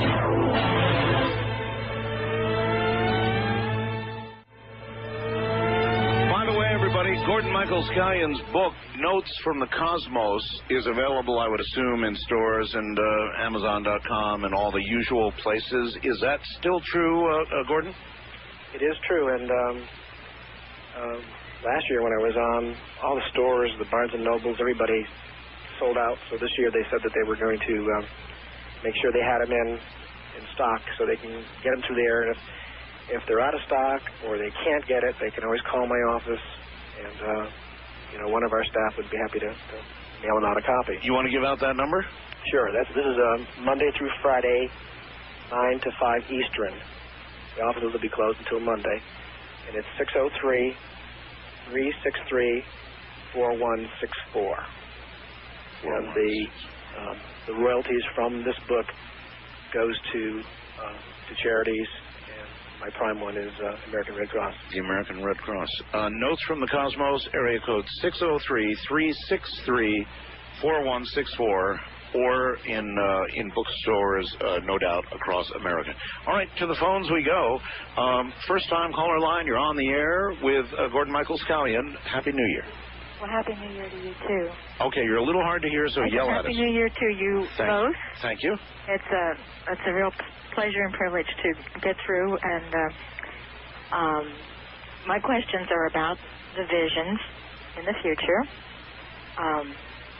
By the way, I'm from San Diego. Okay. My name's Donna. Hi, Donna. He mentions a couple of things, if it's possible, I would like to know more about, if he can share it. One, changes in maps. If it's anything hazy or fuzzy that further he could say about that. And I was also interested that he said people look a little different when this is all over. That's right. All right. Oh, well, let's see if we can press him on that. You have a map. I have it out in my hot tub room. It covers a whole wall. It's beautiful. It's a future map of the world. And is there anything that, since the publication of that map, Gordon, if you were to redo today, you would change? No, it's remained the same. Some of the windows of things happening, some of them are earlier than I thought. Will happen earlier. Some of them will happen later. So there's a little time fluctuation there, but the map remains the same. I have seen no changes in it for the past 3, 4, 5 years, whatever it was. Some map. All right, and the people, she's right. You mentioned they looked a bit different. Any further clarification on that? Yes. Let me go back to the map for just a minute. In my book, I do describe the kind of changes that will be going on. So there's a dialogue in there that you can see it. And if you go to my website, you can. There's a map there that you can click on by continent, and it'll give you a general idea of what the changes are like. And that website is matrixinstitute.com. Okay. The changes I've seen in people.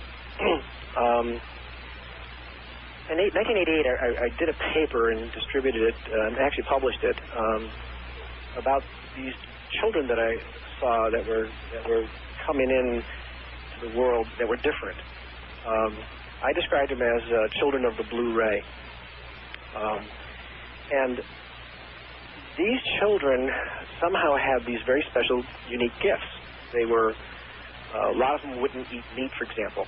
Just at birth, they wouldn't eat it. They couldn't handle meat. They were very bright, highly intuitive. They tended to almost, and now, of course, it's been several decades later where I meet parents now, and they remind me that they had heard that back in the 80s. So you're talking about an evolutionary change. It is. It's another sub-race of the people. And the changes of the race are due to the changes in our solar activity, the position of our Earth relative to the sun. The axis angle is going to change, and all of that is going to create, bring about changes, just like a tree will go through changes, or an animal, for example, in the winter will get thicker fur as part of its natural cycle. If it's warm all the time, then the animal will change. It'll adapt, just as we will. And so these children, these Blu-ray children, are what I saw occurring in the 90s, and then as we get into the year 2012, 2015, we see the people who are born, not the people who are born now, but the people who are born at those years. If you looked at them, they would look different. Almost the pigmentation is different of their skin. Whether you were, black or white or red, makes no difference. The pigmentation of the skin would give it almost a cast of this very, very, very ever so faint blue. But this is like the new generations, if you will, the new millennium children. Well, we already have children in Australia who are required to wear headgear when they're outside going to school, whatever, because of the thinning of the ozone. And is that the kind of thing that produces an evolutionary change? That's one of the things that would do it. And if the atmosphere was changed drastically, where we were bringing more solar radiation in, that would do it.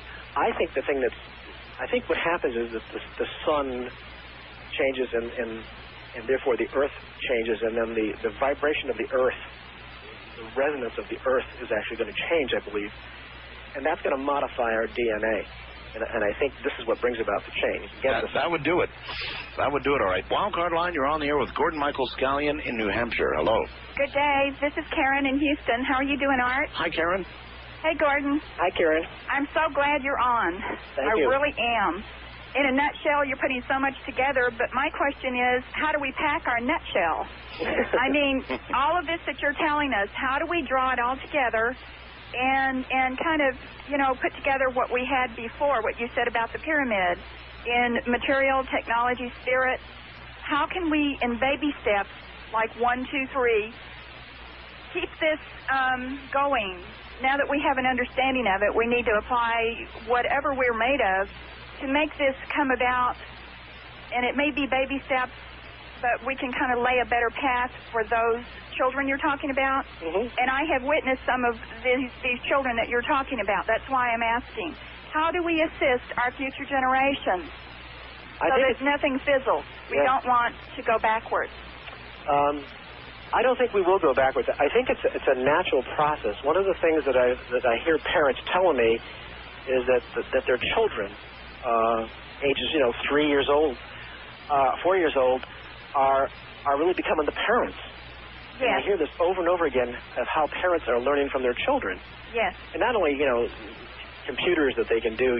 Young people can master computers at young ages, 5, 6, 7. It's more than that. They have an understanding.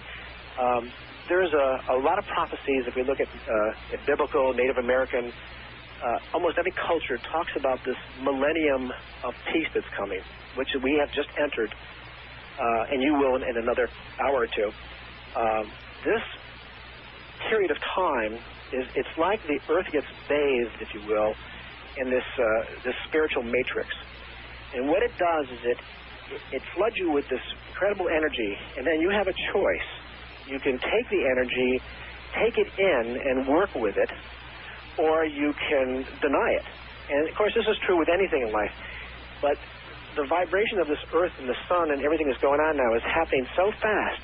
I mean, the changes that I've seen in the speed in the past 2 years is unbelievable. And if I look back 10 years, or 20 years, I can just see we're like this freight train that's pulled out of the station, and now we're starting to really roll. What we have to do as once you become aware of something, there's various phases we go through. We can go through denial. We can go through anger. Eventually, depending on our path, we come to acceptance. And there's only one thing that I have found that we can really do as a society, and that is that we have to be constantly taking some time every day to kind of go inside and ask those questions that are important to us, and trust that there is a greater universe of intelligence. There is a God, and regardless of your race, your belief system, it's this universal force. And the window for communications with this force is opening up wide. And for 1,000 years, we're going to have this wide open window where it is going to be easy for everybody to be a visionary, if we choose to take the time to listen. And that means that we can't one day say, I'm too busy, I've got to do this, you have to make the time. It doesn't have to be much. I suggest in my courses, I tell my students, take 7 minutes a day. And in that 7 minutes, get a notebook. Write down whatever questions. If your question, Karen, was that, how can I be of service during these times? To my family, to friends, to neighbors. And you do the 7-minute exercise, and you do it every day faithfully at the same time. It sets up a window of communications with spiritual forces. Those forces are within you and without you. It's a uniform energy system. And when you start hearing things at first, you'll be amazed. And you write them in your journal. And I find that if people do it for 21 consecutive days without missing a day or a time, that their intuition levels are off the charts. It's almost scary. I get letters from students saying, I did this and now I'm really nervous. And that's when you really have to trust. You have to keep it going. If you miss a day in the 21 days, then you need to start all over again from day one. Well, I understand what you mean by trust, because I do trust that a grand creator does not make mistakes. So everything must be in place, and so I feel like if we can really draw on that, then we will be following the right lead. Well, the grand creator may not, but we do. We're capable of mistakes, and so that was good instruction. East of the Rockies, you're on the air with Gordon Michael Scallion. Hello. Happy New Year from New York, Art. Oh, how's it going there? Things are going fine. All essential services up and running. I'm calling from Yonkers, which is about 15 miles north of Times Square. We saw the fireworks go up. It was very spectacular. Oh, it really was. I saw it, too. It was gorgeous. I'm listening to you, of course, on 77 WABC. You may be interested to know that Curtis Sliwa broke in on you twice. Oh, no surprise there. Once for 5 minutes during your 10 to 10:30 Eastern time segment, and then once again about an hour later for about 5 minutes, but he didn't last. Well, he needs to get a life. I'd just like you to know that you have a lot of fans, especially in Monmouth County, New Jersey. Bob and Nancy, a lot of folks listening to you all over the East Coast, I'm sure, tonight. Thank you. I'd like to ask Gordon something, specifically referring to the continent of Australia. And Happy New Year, Gordon. Happy New Year to you, too. What is your name? Something has tweaked my interest in Queensland, near Cooktown. I wondered if you have any impressions concerning that part of the continent. In 1979, one of the first series of visions I got, it was from space looking down on the Earth, was Australia. And in fact, for the first probably a month or so, all I saw was the South Pole and Australia. And so every time a vision would come up, I would write it down. And then I had a series of dreams that told me why I was seeing New Zealand and Australia. And it was because that in the future, New Zealand in particular was going to be a major communications hub of the world. It was going to disseminate information of a spiritual nature, not religious nature. And that areas such as Queensland were going to become almost like sacred places. So there's speaking of sacred spaces, that's the reason why I called you. My name is John, by the way. There is an enigmatic pile in Queenstown called Black Mountain. It's a pile of boulders 1,000 feet high and several miles long, which has strange significance to the Aborigines there. There's no way to account for a 500 million ton pile of boulders. And I just wanted to know if you had heard anything about that, or if that affected you perhaps the same way as the Great Pyramid of Giza might have. Ayers Rock did. Ayers Rock, the red rock, had a great effect on me. The pile that you're speaking of, I did have a whole series of visions about that part of the world. And what I saw was this great deluge that took and moved huge boulders and stones and just packed it into canyons, and if it was like open plains, it would just dump it wherever the water would end. And I'm quite certain that what you're talking about is that area. Well, given its proximity to the coast of Australia, it's only about 50 miles from the coast, so that might jive with the Oceania, the Lemuria extinction phenomenon, perhaps. I believe so. All right. Thank you very much. Okay, caller, thank you. We don't have a whole lot of time left, Gordon. We could take calls for 1,000,000 years here, or at least another 1,000. But let me do it one more time. Your book is Notes from the Cosmos, and it's available in bookstores, we think, nationwide, certainly Amazon.com, and or you may make a phone call and get a copy on the way. It's area code 603-363-4164. And with that, is there anything else you'd like to tell everybody? I mean, it is a fairly momentous, the new millennium's about to crash over the Midwest time zone in a few moments. Anything you want to tell everybody? I'm very, especially tonight, watching CNN go through the different time zones and seeing that, for these moments, there's kind of an international unity that goes beyond politics and religion. It's a universal celebration. And so I'm very hopeful about things that I'm seeing. I do know that we are going to make great spiritual strides in the next year, amazingly so. And it does not mean that everything will stop, because it's the end of the cycle, so we're going to see challenges and difficulties. But the potential for personal growth will be greater than it's ever been in our lifetime. So in other words, there is more than just a date change. Correct. Gotcha. Gordon, I really want to thank you for taking time. My pleasure. On this night to be here. Happy New Year to you. I understand your wife is there. Happy New Year to her and to all of my students and readers. Happy New Year to you as well. Happy New Year. Bye-bye. Bye-bye. That's Gordon Michael Scallion, folks. Ramona Bell's right here. Coming up on midnight, Central Time. Central Time, that's right. All right, folks. Get ready to celebrate in the middle part of the country, because the millennium's about to cross over your head. And it is more than just a date. You can feel it. You can really feel it when you're watching the coverage. I'm Art Bell, and this is Coast to Coast AM Extended Version. I can read the writing on the wall.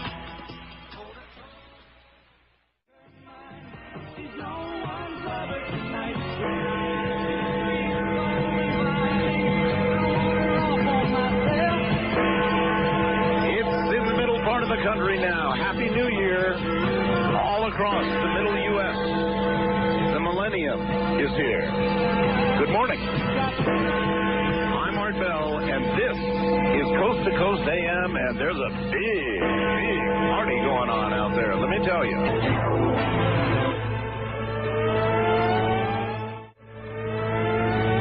All right, let me see if I can decipher my own handwriting, and we'll look at a few of the other predictions made. Let's see. Number 30 made in 1998 for 1999 was terrorism from Iraq in 99. I'm going to put a question mark, because that is a question mark. We never know, do we? Number 31 is Hillary runs for president. Bonk, but close. Close, but no cigar. Sorry about that. I couldn't resist. Close but no cigar. She's running for the Senate, apparently. Number 32. We will all finally receive pay for our widgets. Our money back for our widgets. Remember the widget guy? Well, bonk. We have not, although he tried to contact me recently, and I said, well, have you followed through on your promise? And I get nothing in return. Number 33, Area 51 is found to be nothing but a smoke screen. Bonk. It's still there, and it's still doing its thing. Number 30, in fact, if anything, we kind of dug up a little piece of proof here recently with the telephone outage we had. Remember that? We've got that document up there. Go look yourself. It says Area 51 along with Pahrump, a little of Las Vegas. Number 34 was invasion of the Middle East by the USA. Bonk, we did not do that. In fact, things are looking rather peaceful over there at the moment. Number 35, an entire family of Bigfoot. Or would it be Big Feet? Or Bigfoots would be discovered. Well, either way, bonk. Wrong. Number 36, the air war with Iraq continues all year long. Ding, ding, ding, ding, ding, ding. A big ding on that one. Number 37, our blessed Constitution to be done away with. Bonk. That one's made every year, and sure enough, the Constitution remains in full force. Number 38, Y2K, a general fizzle. Ding, ding, ding, ding. So far. All right. Somebody caught that one, I think. We'll know more about that next week. Now, number 39, Air Force One will crash. Bonk. It did not crash, although it had a close encounter. A very close encounter. Number 40, a major city destroyed by a weapon of mass destruction. Well, we've got a little time to go yet, but so far, bonk. And we're going to leave that as a hopeful bonk. Now, let me see. Number 41 is Harley Davidson. Somebody's going to buy Harley Davidson. Now, I'm going to have to put a question mark by that. I don't think anybody's bought Harley, but I heard something about Harley. I can't recall what it was. Number 42, Star Trek, the final year for Star Trek. Bonk. Star Trek is never going to end. Star Trek will go on all our lives. Number 43, a change in our Constitution. Bonk. No change that I know of, unless you consider the continued erosion of it, perhaps. Number 44, Y2K, the media event of the year. Well, now, that's a different story. Even if the ding I gave as the general fizzle is true, was it the story of the year? At the beginning of the year, it certainly was. Later on, not. So I'm giving that a ding and a bonk. It was kind of both. And then 45, and I'll stop here for a while, the prophecy, or a prophecy, no, a single prophecy of Edgar Cayce comes true. I think that's a bonk, but I don't know. I would have to talk to the Cayce Foundation. I'm putting a question mark by that one. Maybe some of you can help me out. So there you have it, and we will continue to go through the list from last year shortly. But I will now commence to take new predictions, and I will resume that at number 44. So if you have a prediction to make when you call with whatever you want to say, I will record it, assign it a number. Remember, you can make only one prediction. It can only be made on the phones, not by email, not by fax, not by carrier pigeon. You've got to make it here on the phones so everybody can hear it. On my international line, you're on the air. Hi. Hello. Hello. I'm calling from Israel. Israel. Yeah, the sun is up here. Birds are singing. My electricity still works. And the world has continued. Yes, just as I sort of expected. What time, sir, is it now in Israel? It is 8:19 here. 8:19 in the morning. In the morning. And that would be on Saturday morning, right? Saturday morning. Okay, so what do you think is going to happen, though, when we get to the business day?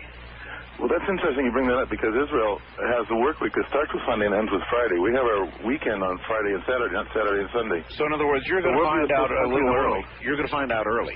Yeah, we'll be the first country in the world that starts their business week, as I understand it. Where? I'm sorry, where in Israel are you? I'm calling from a place called Beersheba, or on the maps you find it as Beersheba. Okay. The Negev Desert, the southern half of the country. All right. My climate here is like yours in Pahrump. We're both in the desert.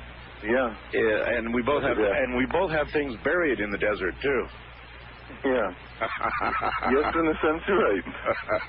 Yes, I know. Well, it's great.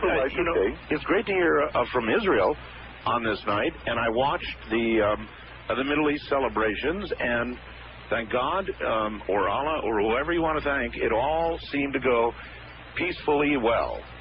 Yes. I prepared for Y2K. I was one of the only people I knew who was preparing.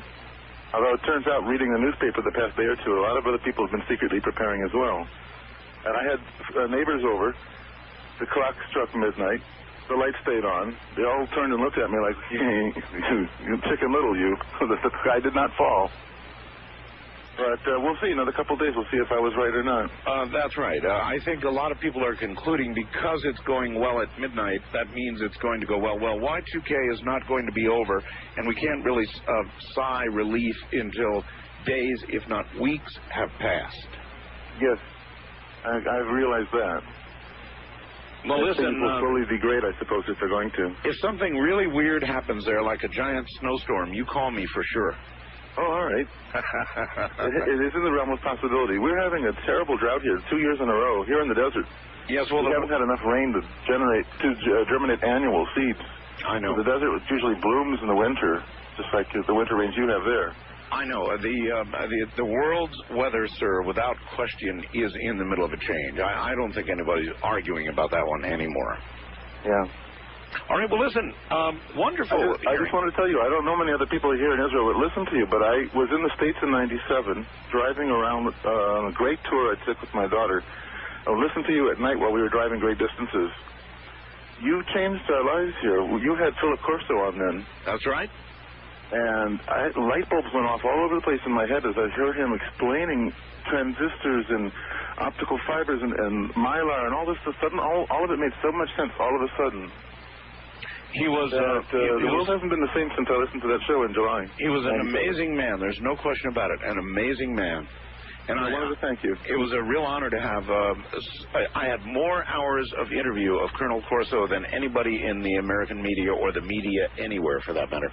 Mm-hmm. Thank you so much, sir. I just want to let you know the world keeps turning, and the sun will come up soon where you are too. Good night, and good luck to you in Israel. Yeah, this is a really good night, by the way, for the international line. So I guess I ought to plug that, huh?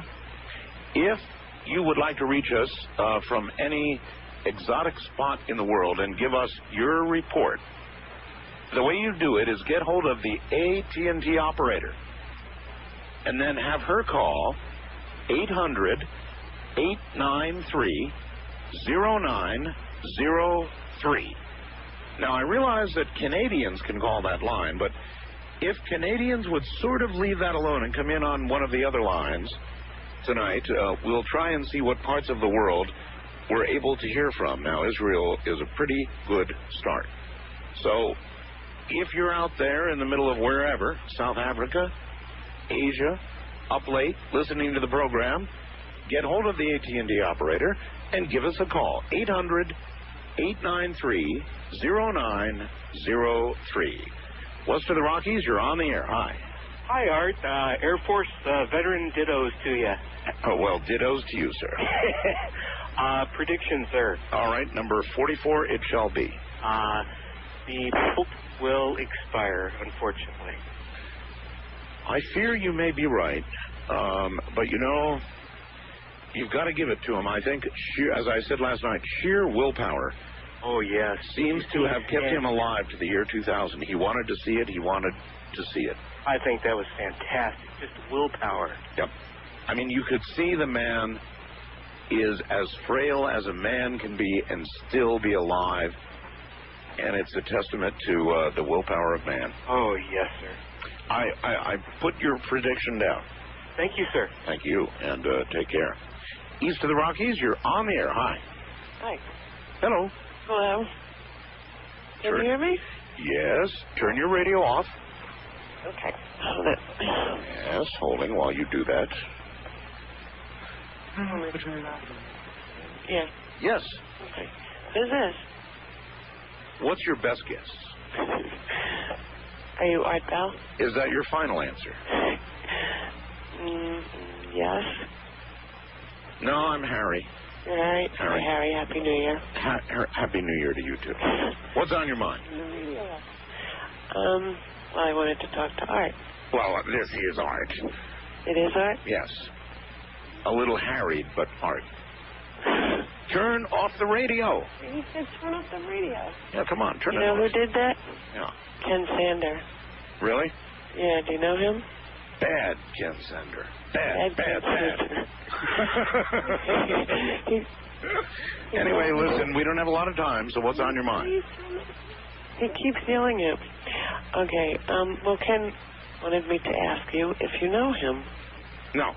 You don't? No. Because he doesn't know you. Okay, that's all I wanted to know. That was it, huh? Well, pretty much. All right, well, I appreciate your call. Thank you. Do I know somebody? Ken Sander, not that I know of. I'm still kind of thinking that in New York, where the ball came down, it was kind of Americana.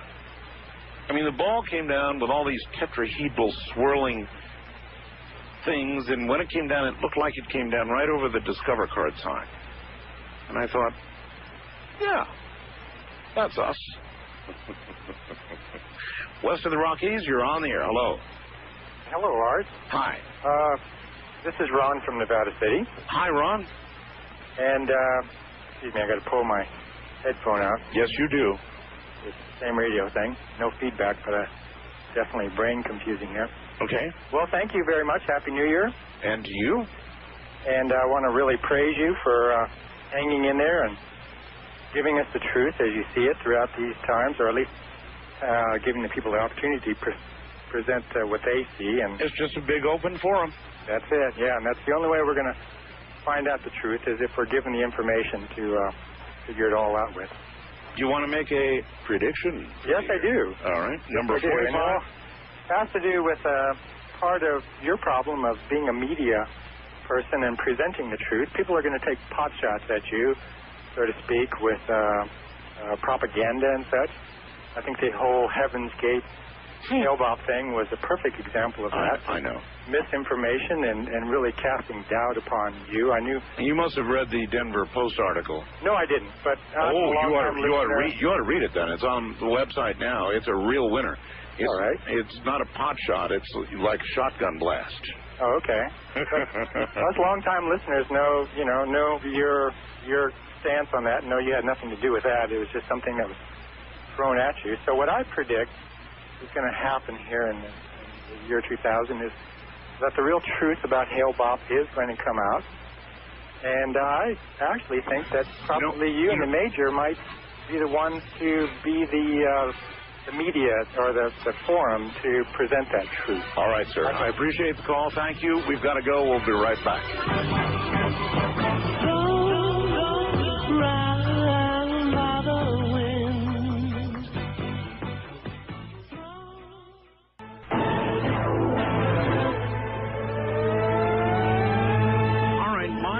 Ramona has made a prediction, which I am recording as prediction number 46.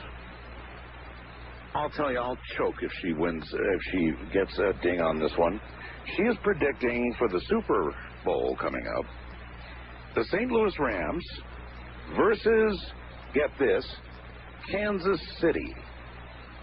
And she predicts Kansas City wins the Super Bowl. Any of you making bets based on her prediction should not address me when they lose their money. They should write email to Ramona Bell at my email address. Actually, don't any of you go out and bet based on this at Kansas City. You know, it's not that I don't like Kansas City, because I do. No, that's not true. I really don't like Kansas City because I have lost more money betting on. You see, we can bet out here, and every time I bet on Kansas City to win, they lose. Every time I bet on them to lose, they've got this great big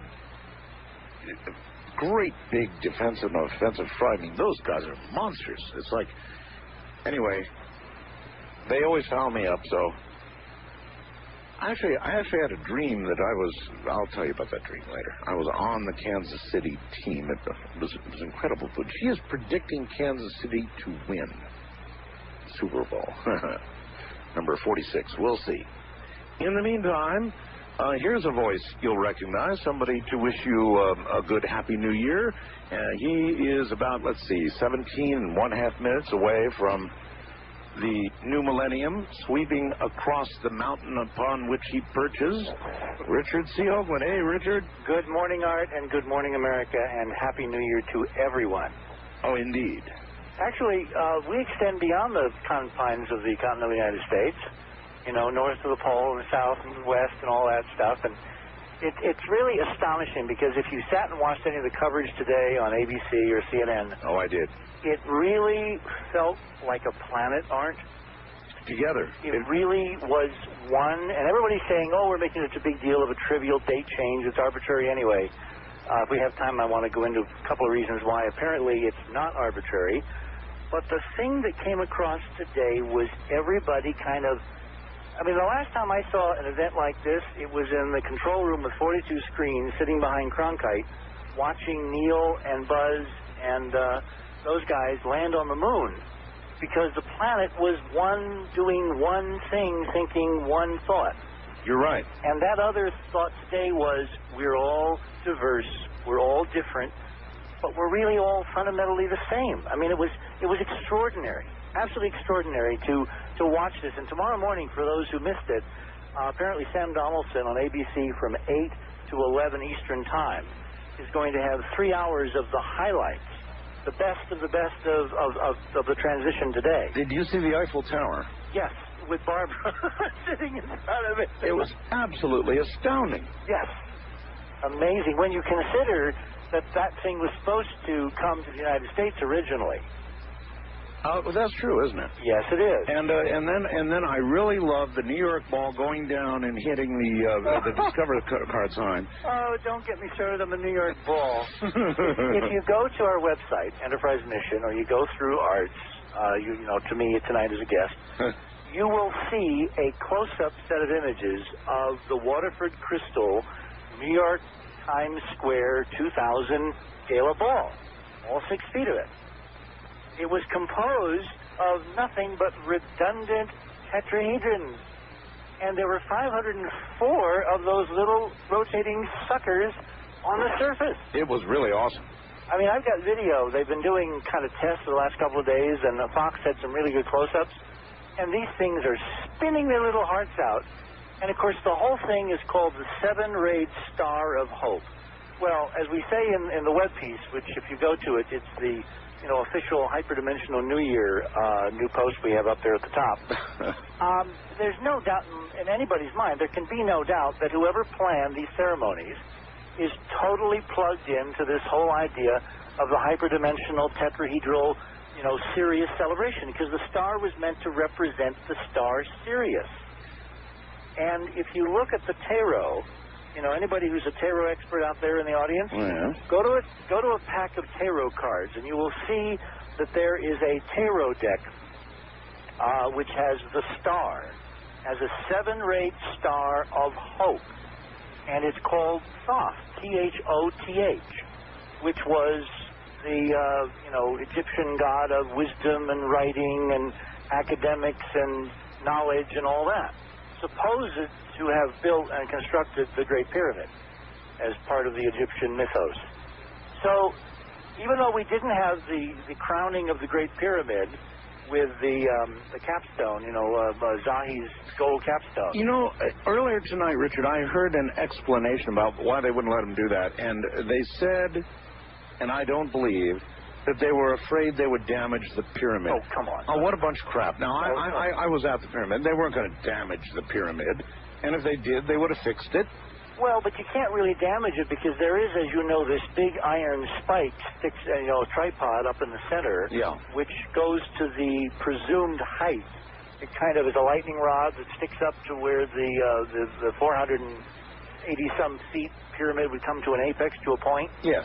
And they had planned this thing. I think it was aluminum superstructure, and it was covered with gold foil, and it was going to be lowered by a helicopter with some lasers for positioning, and guys up there would carefully, set it down. So, I mean, it's not, no, that was not the reason. The real reason is somehow lost in the labyrinth of this secret stuff that's going on beneath the surface we're not supposed to know about. Well, Gordon Michael Scallion spent a good part of 3 hours telling us about what's below, and there is a lot below, and it's about to be discovered and or already has been. Well, it's so extraordinary, and of course I did listen in amongst, doing a bunch of other stuff here tonight to Gordon. The station we normally get that comes from Tennessee, TRN through satellite. Oh, yes. Did not carry you in the first 3 hours. Right. Well. So I had to pick you up with, the old-fashioned AM radio on KOB here in Albuquerque. It works. There's a big mountain between me and KOB.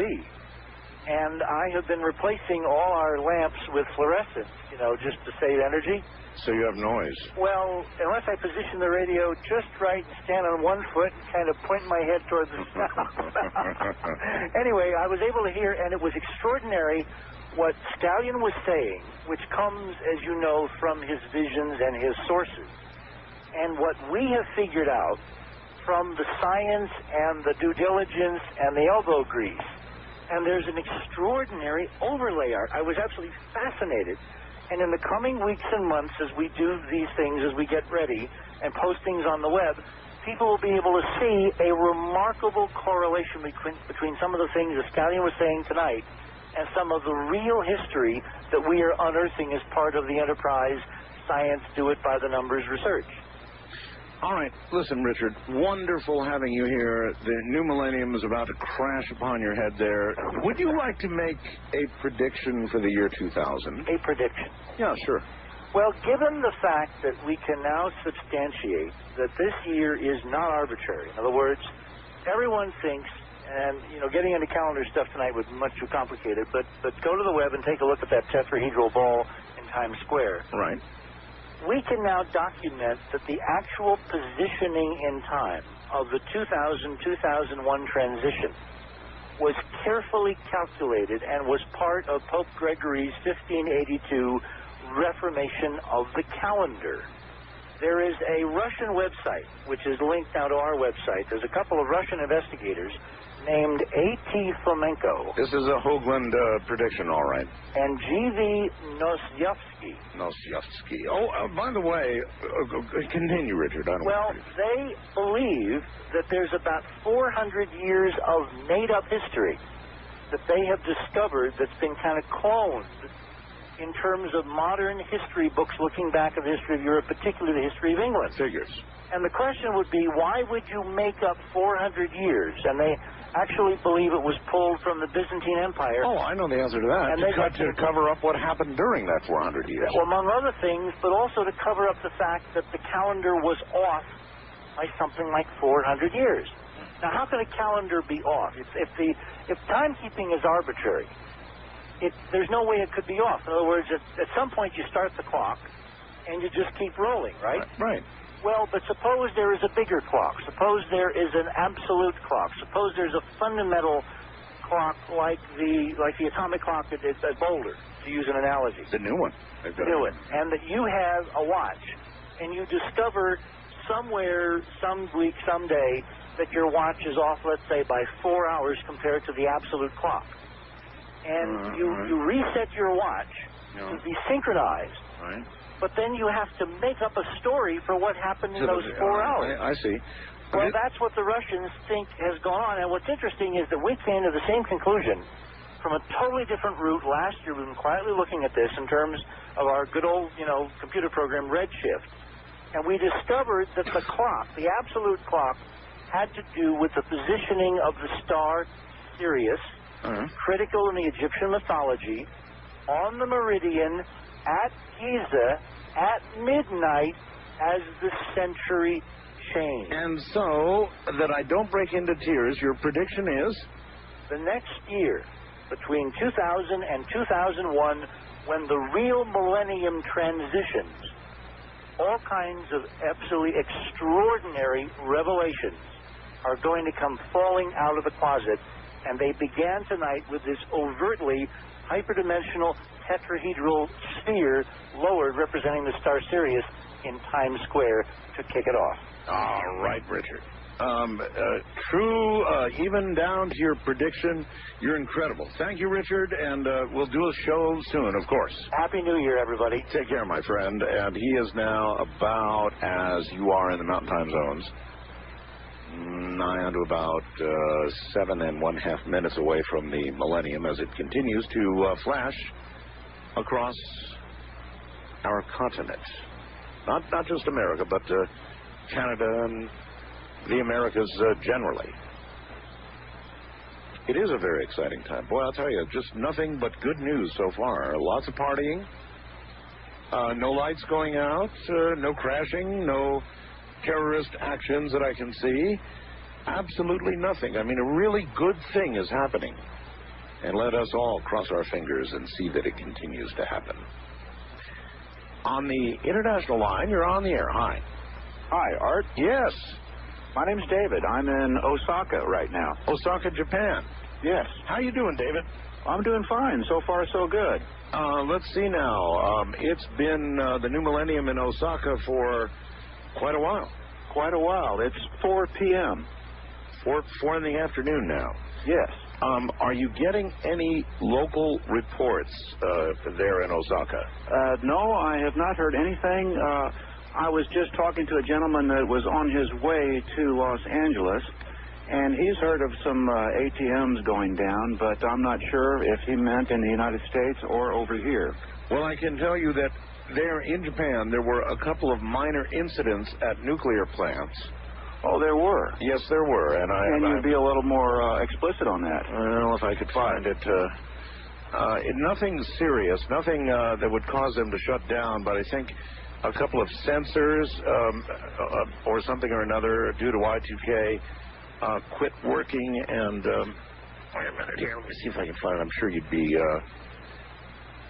yeah, here it is. Let's see, it says the anticipated first bite from the Y2K bug was barely felt Saturday as computers around the world silently made the transition from 1999 to 2000. Lights stayed on in Asia, and eastern Russia's nuclear plants ran without a hitch.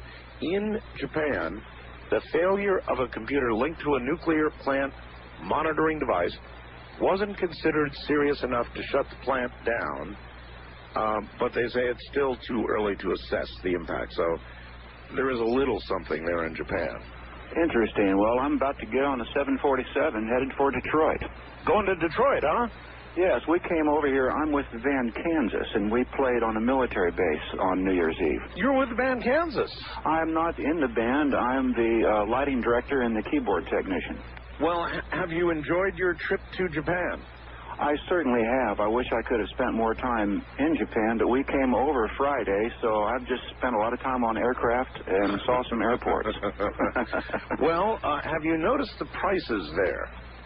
The prices? Yes, the prices of, when you buy things. I inquired about gasoline, about $1.20 a gallon. About $1.20 a gallon? Yes. Well, that's not bad at all. Not bad at all. They also do something interesting over here as far as your vehicles. You pay taxes on your vehicles according to the displacement of the engine. In other words, the more it pollutes, the more you pay. The bigger the engine, the more you pay? That's right. Well, I don't know how I feel about that. Well, I wouldn't enjoy that either. I have an 81 Camaro Z28. You do? My wife Yes. has a Camaro. I've got a Firebird, a Trans Am Firebird. Oh, what year? 98. 98, yeah. Mine's an 81. The midnight blue or black, almost blue-black color. It's really cool. Those are nice vehicles. Oh, they are. But they displace a lot. Well, I've got to get on this airplane. It leaves in 15 minutes. I've been a long-time listener of your show, and I just read your book, your book you wrote with Whitley Strieber. Oh, you must have bought that before you left. I bought that in Florida. I was in West Palm Beach visiting family for Christmas. And it's an excellent book, very interesting reading. Thank you very much. It is, and take care from Japan. All right, well, listen here, everybody in the Mountain Time Zone. You got about 3 minutes, and the new millennium is going to come roaring across the Rockies. That's my wife, and I think she's getting in the picture. Wait a minute, let me ensure that she gets into the picture. There you are. All right, we just took one. That's Ramona. Kansas City, are you kidding? Kansas City. I mean, I could... St. Louis, yes. Kansas City, maybe. But Kansas City prevailing? Good luck, everybody out there following that. Farm on it, though. All right, folks, we'll be right back. From the high desert to the world, this is Coast to Coast AM, and you know it don't come easy.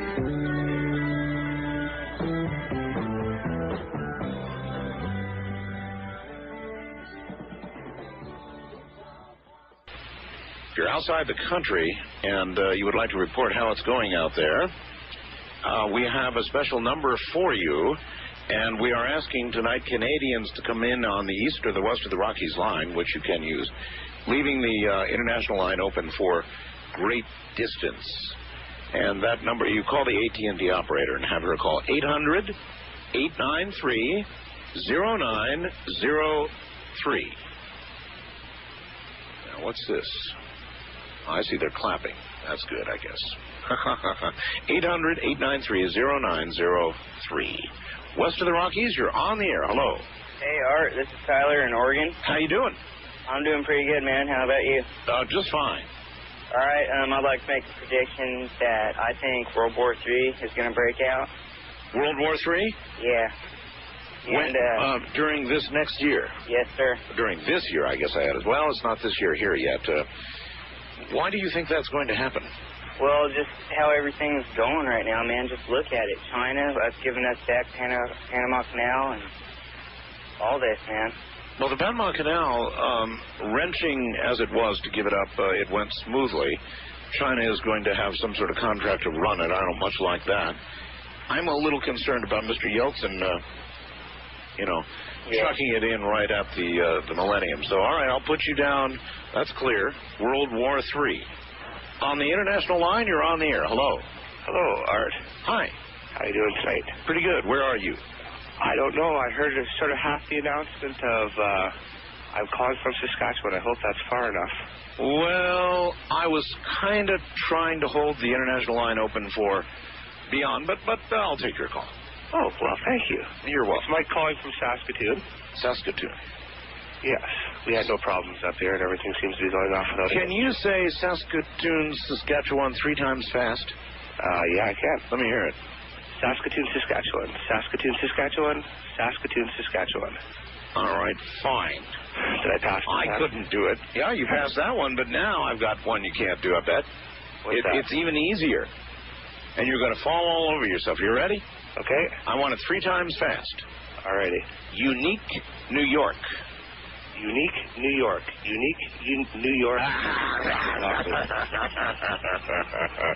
Well, anyway, you got your own country, right?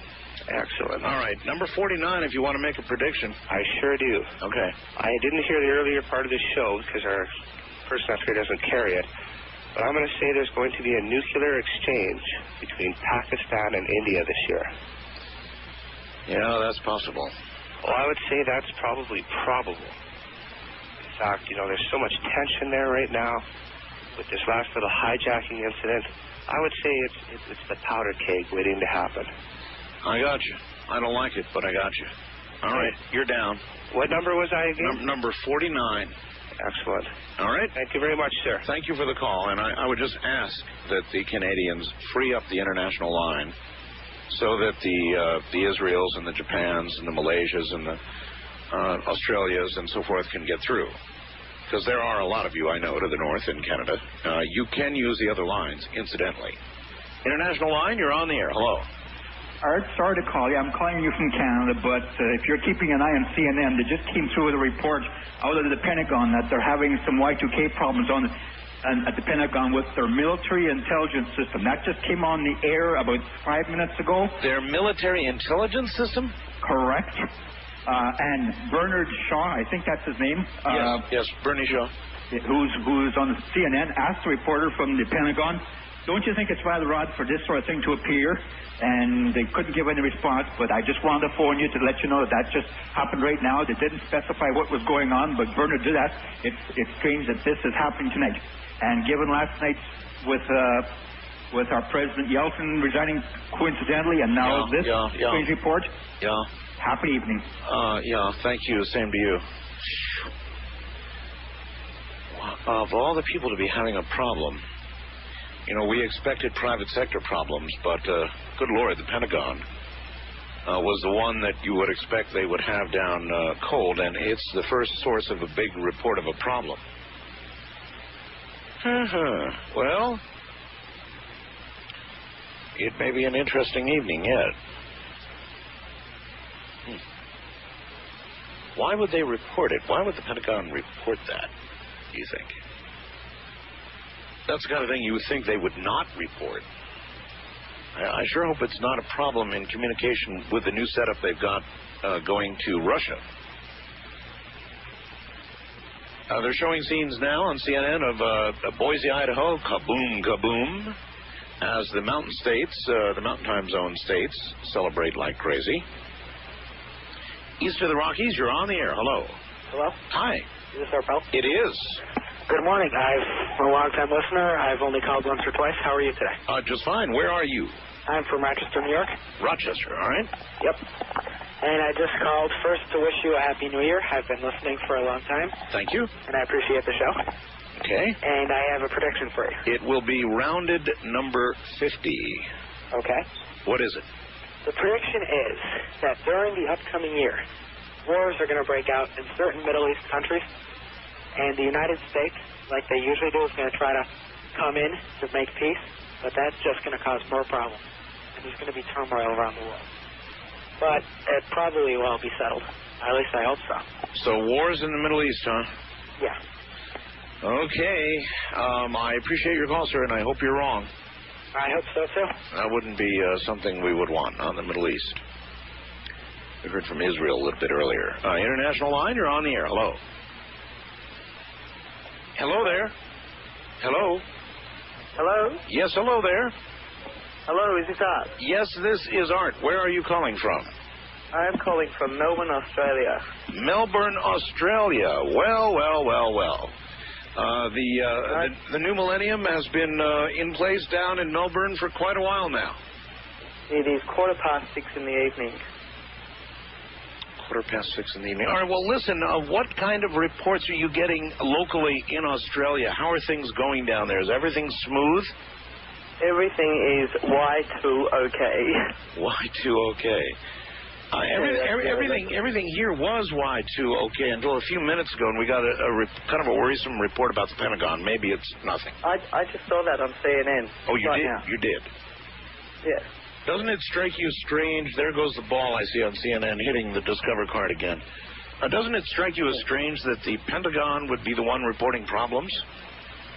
Oh, it does. Yeah, it seems a little strange, but I guess I think they just said it was some type of communication problems. I think that they said temporary communication. Yeah, but what kind of problem? Like, Boris, are you there? Boris, what is it? Who knows anything? Boris, what is it? It could be anything. Yeah. It could be anything. But I just wanted to tell you, I've been a big fan. I've been listening via the internet for a couple of months now, and keep up the good work. I just love your show. All right, my friend, thank you. Thank you very much. Happy New Year. Good day, mate. That's Melbourne, Australia, where it's, 6 at night and well into the new year. Can't hear you, Boris. Speak up. What did you say is in the air? First time caller line. You're on the air. Hello. Yeah, hi. This is Mitch from Columbus, Ohio. Hi, Mitch. How you doing? Good. I just wanted to call and let you know that at 12:02 Eastern Time, we lost power here on the west side of Columbus. What? And, and it was reported on the news that it was not Y2K Y2K related. The whole west side of Columbus, Ohio? Yes. And it wasn't Y2K related? No, they said it was just an equipment problem. Do you personally believe that? No. No? No, but the power has come back on, so they fixed whatever it was. Whatever it was, they either worked around it or whatever. I wonder how many other areas of the country had sort of failures like that. I don't know, but they got it back on. It was on for about an hour, then it went off for a couple minutes, and then they got it back on again. But it's not due to Y2K, according to the power company. So they say, huh? Yeah. Well, do you want to make a prediction for the year? Well, I predict that our power will go off again a few more times. We'll just put down power problems. Okay. All right? Thank you. Thank you very much for the call. Take care. Columbus, huh? But it's not Y2K related. Yeah, it occurred at 12:02, but it's not Y2K related. Now, here is something that I do wonder. How much are we really hearing about? How much are we really hearing about? Do I imagine that our media might hold back from us? No, not our media. They wouldn't do that, would they? Sure they would. You bet they would. I don't know that they're doing that. I mean, it's been pretty good up until now. But anybody out there who thinks that the Y2K problematic time is over because we've raced around the world without serious problems so far, you're wrong. When the world goes back to work again, we're going to get another little bit of a jolt, and we're going to find out a whole lot more. We'll see. There's somebody on CNN with a Hollywood sign. At least it's still lit up for now. West of the Rockies, you're on the air. Hello. Is this ARP? Yes, it is. Extinguish your radio, please. Okay, just a second. Holding on for that. Wherever it is you are. You should have that radio close so you can do that right away. Okay, hey. All right, where are you? This is Brother Billy from Seaside, Oregon. Our power just blinked here. Yes, hi, Brother Billy. How you doing? Good. I was calling to let you know that everything seems to be okay so far. Of course, we haven't hit midnight yet. That's right, we haven't. Did you hear the guy from Columbus?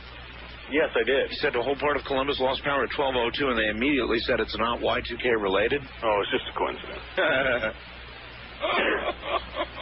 I do have a prediction I want to give you, but first I wanted to say I would really like to have you bring on a couple of guests. Sir Lawrence Gardner, familiar? Sir Lawrence Gardner? Yes. I should know that name, but I don't. He's the genealogist, I guess you would say, for the 33 royal families. Oh, really? Yes. Okay. And I would suggest him and David Hudson. Familiar with him? Okay, all right. Okay. Anyway, the prediction would be that everything being okay, somewhat okay for Y2K, not the big problems that everyone assumed. The economy is going to pretty much soar initially. We're going to see the stock market go up, might even reach 15,000. And then? Of course, it has to correct itself. What goes up must go down. So a market rise and then a correction. Yes. How much of a correction? I don't think it'll be as bad as it was in the Depression, but I think you'll see a considerable drop. Okay, gotcha. Possibly 15,000 is what it'll go up to. Well, that would really be something, wouldn't it? 15,000. All right, thank you very much for the call, and we'll be right back.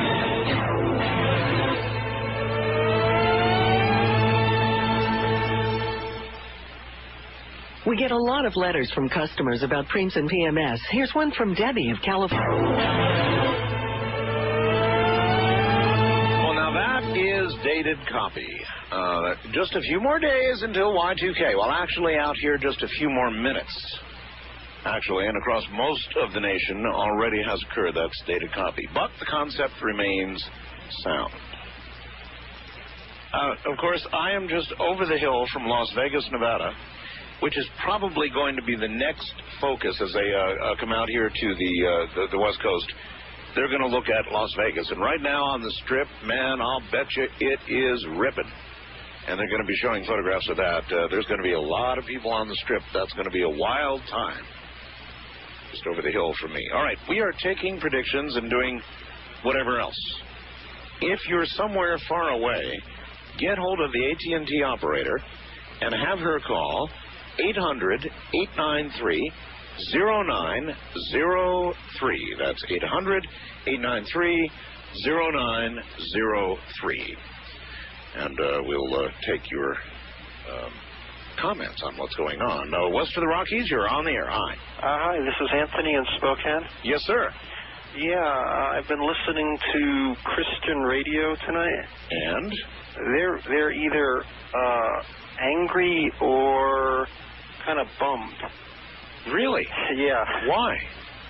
I think they wanted their Y2K. They wanted trouble. Yeah. I find that hard to believe. I mean, I guess there are some religious groups that want trouble and will be saddened if this is not. I guess some thought, well, God's coming back. He's going to do it now.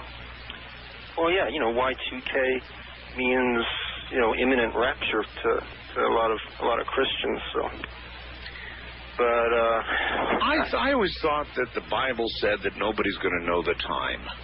And that isn't that what Christians really believe, that nobody's going to know when? Yeah, and none of these people were saying that they knew the exact time, but they were looking for signs. It's like encouragement, of imminent deliverance. In other words, this could have been one of those moments, but it wasn't, huh? Yeah, and they actually were hinting that it might be necessary to, to facilitate it. Well, that's really sick. That's the kind of stuff the FBI is looking at, and I don't believe that's mainstream Christianity at all. That's these were just callers. Yeah. Well, see, these are whack jobs, absolute whack jobs. Yeah, and we've done enough that might go wrong by itself without some idiot bringing it on. Yeah, they should have screened those calls out personally. Appreciate the call, sir. How I fell in love with you. Oh, it's true. Oh, I love you. That was a big bopper. Good morning, everybody. We are greeting the new year, the new millennium, and we're doing it all together. And it's kind of neat. So stick with us. Are we out of the woods entirely yet? No, not entirely, but things are going pretty well.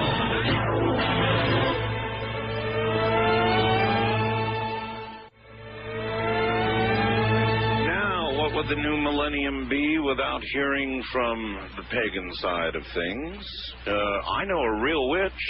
You heard her before. Her name is Evelyn Paglini, and here she is. Evelyn, hi. Hi, and Happy New Year. Oh, the very same to you. Well, you're in California, right? Yeah, we're just about ready. About 20 minutes. To bring in the Year of the Dragon. Is that what it's going to be, the Year of the Dragon? Yes, it's the Year of the Dragon. And you know what, RP? Because it's got a 00, I'm looking at it as snake eyes.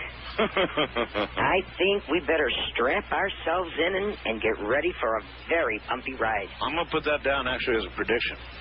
Well, thank you. Year of the Dragon. And you think it's going to be a bumpy ride, huh? Very much so. I feel that this winter and spring, the weather severity is going to cost us plenty. And I also feel that there is going to be a wonderful find that will be uncovered in the Antarctic of an ancient civilization that will tell us a little bit more about our roots. You probably mean as the Antarctic continues to melt. That's right. All of a sudden, one day they'll look out across the ice and they'll be at the top of a building, a skyscraper. Yeah, absolutely. I wish, normally the Year of the Dragon can be very fortunate, but I'm feeling more chaotic. I'm feeling people are going to come out and assert themselves, but in a negative, not in a positive way. And so I'm very worried about this year. Nothing is going to be in concrete. It will shift in an instant. One day will be phenomenal and we'll be very optimistic, and then you're going to get hit with a thunderbolt. Kaboom, right out of nowhere. Out of nowhere. So that's why I'm saying strap yourself in. Well, I have some of the same feeling, but, as I watched TV earlier tonight, everything was going so smoothly around the world. Oh, yes. And to some degree still is. It felt hopeful. But I want to be optimistic. I think it's wonderful to see the entire world all at once shake hands to the year 2000. Well, I guess that's going to happen, but maybe it's like where fighters shake hands, just before. Just before you come out sparring, yeah. That's what I'm really worried about. I'm going to say again, the Year of the Dragon, fire is going to breed, and the 00 snake eyes. Well, I want to thank you for all you have done for me and my family. Oh, thank you. And I want you to have a wonderful, magical New Year. I will, and I wish that to you and your entire audience. Okay, hon. Thank you. You're welcome. Good night. That's Evelyn Paglini, and she's a real McCoy, a witch. And so we're sort of spotting the night with people, as you can tell, that we know. I've got something I want you to hear. Now, this is the Dana Ray Band. Do you remember the Dana Ray Band? They sang a Y2K song. Remember that? Remember the Y2K Dana Ray Band song? Well, the Dana Ray Band has now done, in view of, the way things are going right now, at least most of them, the Dana Ray Band has prepared a special piece for you tonight with a bit of a different slant on things, and here it is. Why was I so worried about Y2K? Now there's 1,000 cans of tuna fish standing in my way. I'm tripping to the bathroom. It's like walking through a maze. Wish I'd never worried about New Year's Day. It seemed like such a good idea in my mind. Stock up on some food and water while you still have time. You remember that old story? The grasshopper and the ant. They say the future is hard to see. Well, I got news you can't. What the Sam Hill was I thinking? Was I just paranoid? Now I'm hunkered in this bunker, trying to avoid the awful truth. It's over, and everything's the same. The jerk that wrote that other song, he's the one I blame. Why was I worried about Y2K? I was betting that the IRS was just gonna go away. I maxed out all my Visa cards, thought I'd never have to pay. Should have had a backup plan for a non-eventful day. You shouldn't have worried about Y2K. The world's ticking like a time machine, but isn't blown away. Be prepared for the worst. It's really sad to say the millennium is here and everything's okay. The world didn't stop on New Year's Day. But wait, there's more. Sure glad I bought that generator and 100 cans of gas. Paid for it with a rubber check. Now I feel like such an asteroid's my only prayer, Lord. Please send one down.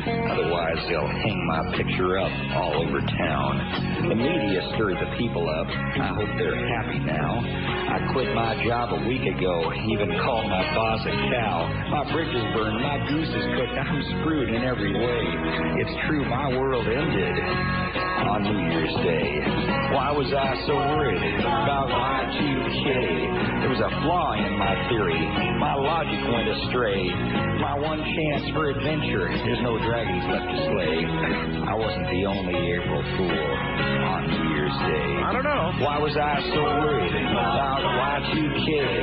The world never really changes, and now there's hell to pay. The repo man will take my Army surplus tank away. I'm changing my identity. Got no aces left to play. It's clear I had to disappear on New Year's Day. I know, I'll leave a note. See, I was abducted by the Grays. Hey, buddy, want to buy a barely used bazooka? That is the Dana Ray Band, and that is their After the Fact song. Of course, they sang a very different tune, so to speak, during this last year, which we played any number of times, and that is their New Year's Day retraction. West of the Rockies, you're on the air. Hello. Hi, how you doing, Art? Okay, sir. This is Robert in Boulder, Colorado. Hi, Robert. And it's a pretty uneventful night down here. So far, so good, pretty much. Yeah, I was just watching the guy on the news try the ATM machines, and I think the big news around here is going to be how few people actually went out on New Year's Eve. Whether or not they're just anticipating trouble or they didn't feel like going out or whatever. You know, actually, in spots all across from New York to Las Vegas to the spots where large crowds were going to show, a lot of people showed up, but a lot of people stayed home, and I think you're right about that. A lot of people said, nah, you know, I think I'd rather bring this in at home. Yeah. And you know, Art, I never regretted buying some food because one time I decided to try some. And the stuff I got was pretty good. I know. And I just kept on eating it until it was gone. Well, you know, that's exactly, well, you might have done it a little early here, but that's what I told people. You're never going to go wrong stocking up on food because you can always eat your investment. I mean, big deal. Especially if you buy the good stuff. That's right. Mm-hmm. Yeah, no, that's exactly right. Oh, yeah, and I got a prediction, I guess. Number 54 it shall be. And it's sad, but I think we might see one. And sometime in January, we'll probably see another school shooting.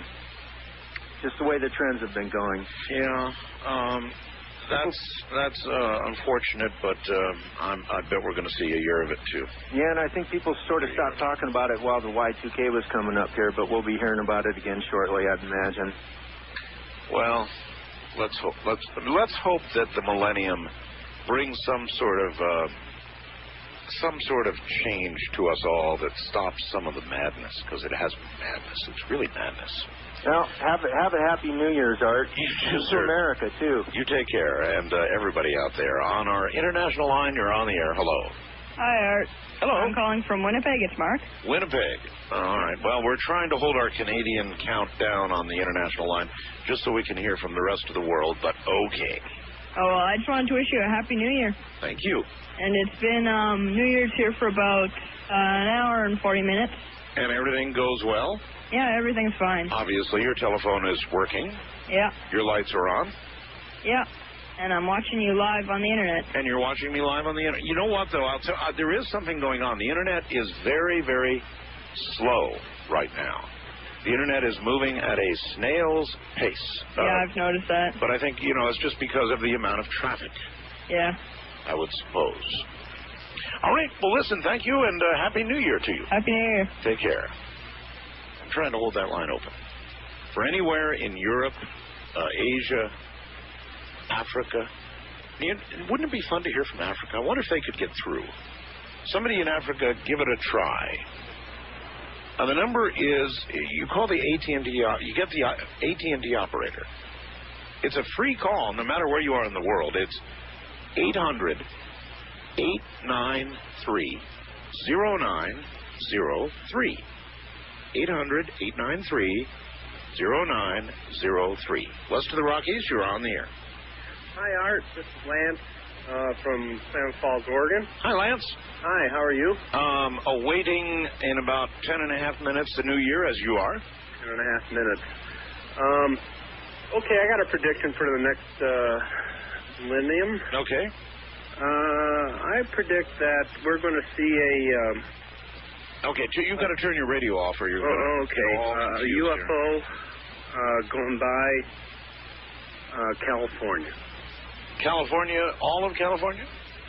Yes, from the south to the north, all the way up to Oregon. Okay, south to north. Got it. Okay, I want to wish you and your wife a Happy New Year, and good luck with everything else. Just good luck to us will do. Okay. All right, see you later. Good luck to us all. About 9.5 minutes. It's really racing toward me right now.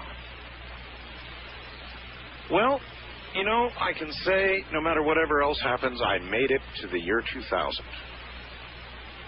I bet there's a lot of people out there saying that. You've got to think about it. You've got to sit back and relax a little bit and think about it, that there are not many human beings who get to experience the 1,000-year change. I mean, there just aren't. You are a very privileged group. We are all a very privileged group to greet the year 2000.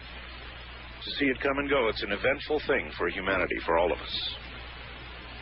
West of the Rockies, you're on the air. Hi. Hi. Hello. Who am I calling? Well, now, with regard to who you're calling, you would know more about that than I would. Well, no, I was just dialing a number. You're just dialing a number randomly? Well, no, I was trying to reach Art Bell. Uh-huh. Well, who do you think you've reached? Oh, I have no idea. Guess for me. Take a big guess. I don't know. You really don't know, huh? So well, you wanted what kind of pizza? What kind of pizza? Oh, I don't want any pizza. No, thanks. You did order one, anchovies, right? No anchovies. I can't stand anchovies. No? No. All right. Well, all right. Are you sure you're canceling this order then? No pizza. All right. Well, all right. Fine. On the international line, you're on the air. Hello. Yeah, this is Dave from London, Ontario calling. Dave, we're trying to hold this line for... Yeah, I just wanted to tell you about an Y2K glitch. Oh, really? Woodstock, Ontario. Woodstock, Ontario. I'm in London, Ontario.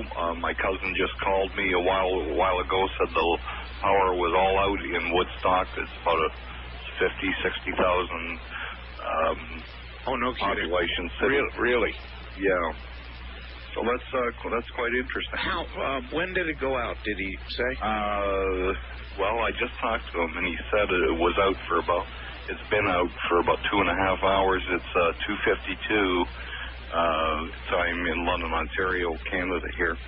Oh my! So in other words, so just after midnight sometime. Have the local authorities said it is not? I haven't heard. I'm just checking on the local news here to see if I can see anything. We'll see if they say it is not Y2K related. Yeah. That seems to be the general comment tonight on most of the outages so far. Okay. All right. Thank you very much for the call. Well, that would be a Woodstock, Ontario, huh? You see, we just had a pretty good glitch here, too. That's interesting. Well, it may be that the grid is doing a little adjusting and so forth. Wildcard line, you're on the air. Hello. Hello. How you doing? I'm doing okay. Hey, what? I got a prediction for you. You do, huh? Where are you? I'm going across Illinois. I'm a truck driver. My name's Todd. Okay. And what do you predict for the year 2000? Okay, I predict all the truck drivers are finally going to get together and go on strike. Ooh, you really think so? Yeah, I think so. I think it's about time they start standing up for themselves again. All right. Well, are you trying to organize that by saying this, or are you actually just predicting it? I don't know. Probably kind of both. What is it that the truck drivers want? I don't know. Quite a bit. I don't know. It seems like they're just everybody is starting to go against us a little bit, and over the we love truck drivers. I live out here in the middle of the desert. If it wasn't for truck drivers, I wouldn't have a damn thing out here, even toilet paper. We need you, yes. Well, I mean, there's, just like there's a few bad truck drivers, there's, you only hear the words of the ones that are... The only bad truck drivers are the truck drivers that, when there's only 2 lanes, there's 2 trucks, and they go side by side. Those are bad truck drivers. With about 1 million cars behind them, and I know that they're talking on the CB going, You've never done that, have you? I can't really tell you if I have or not. Yeah, right. All right. Well, good luck with your strike. All right. Thank you very much for the call. Sure. Yeah, take care. You ever run into that on the road? East of the Rockies, you're on the air. Hello? Art. Yes, turn your radio off. I did. Okay, where are you? I am in Orlando, Florida. Orlando, yes, sir. Orlando. Yes. And we did not get any of the stuff with Gordon Michael Stallion tonight. Are you going to repeat that anytime soon? Oh, I'm sure we will. And, of course, it'll be available on the net if you have... Do you have a computer? No. Well, then you have nothing that's going to fail, do you? No. Okay. Well, all I can tell you is I'm sure they will repeat Gordon. They always do.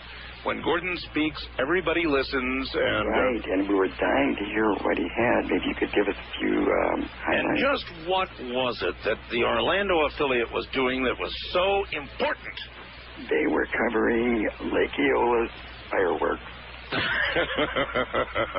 That's all right. We'll get a repeat on for you, all right? Or give us a couple of highlights even tonight. That would be exciting.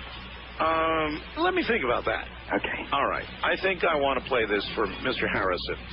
The Millennium approaches, folks.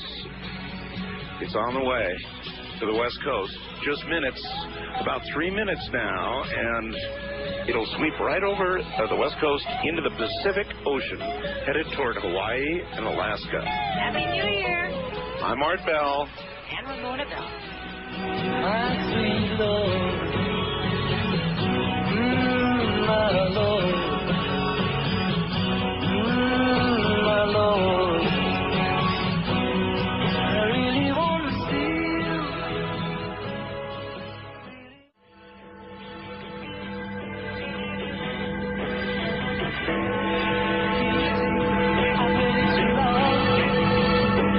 Well, that's it. The Millennium PM is here. It has now swept across the contiguous U.S. states, headed for Hawaii, headed for Alaska, and the Pacific.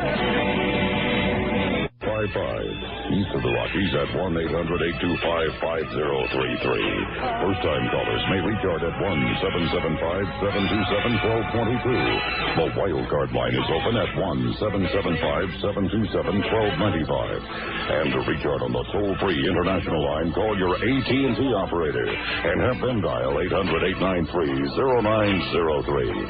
This is Coast to Coast AM with Artel on the Premier Radio Network. It certainly is, and it is here.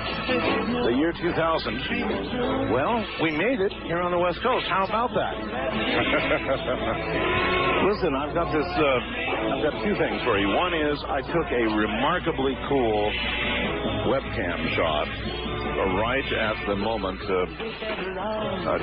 There's a lot of zeros in there, I'll tell you. That was pretty close. So check it out. Check out the photo on my webcam right now. It's kind of cute. I think that I'm going to leave it up there.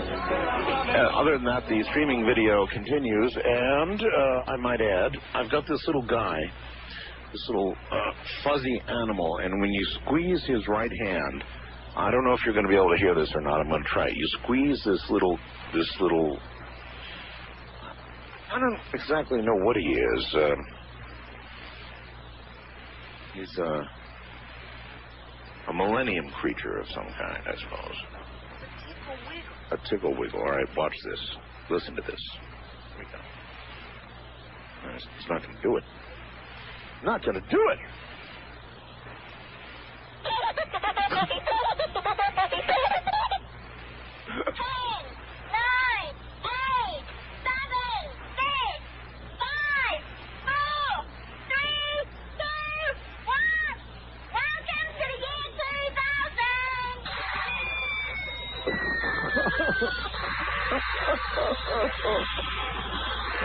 All of this from a little tickle wiggle, whatever in the world it is,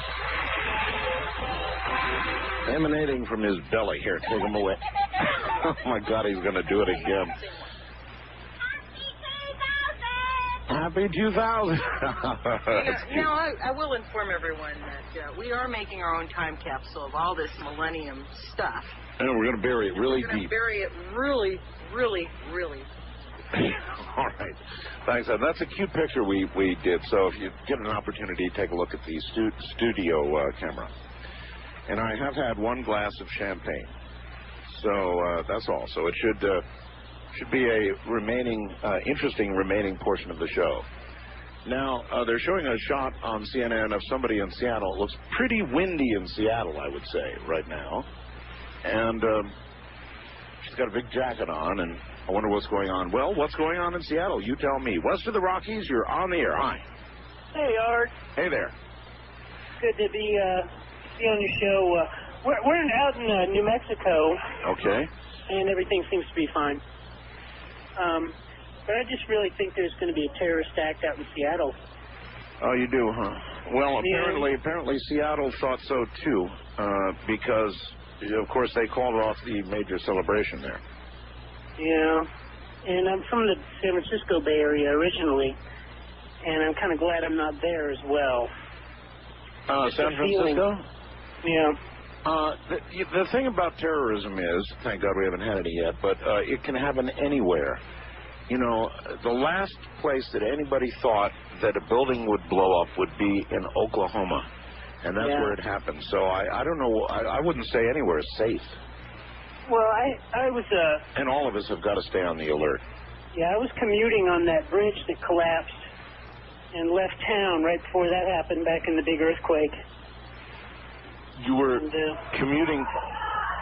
I'm hearing something. What's all that in the background? Oh, it's our little party, but I'm in the other room now. You know, when the superstructure collapsed and all those people were trapped in the... yes, in the earthquake. That highway. Yes. That's where I used to commute to work on a daily basis. Right around that time, I would have been on that highway. But you got out of there before that occurred. Yeah, I moved out of town, and I just have a bad feeling now about the Bay Area. Well, everybody's always nervous about the Bay Area. Everybody's always nervous, and they have reason to be because there's a big fault line there, and every now and then it hiccups.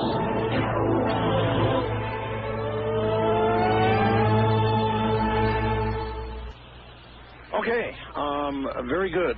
We have got to get our little sound on there, and then we'll be back underway.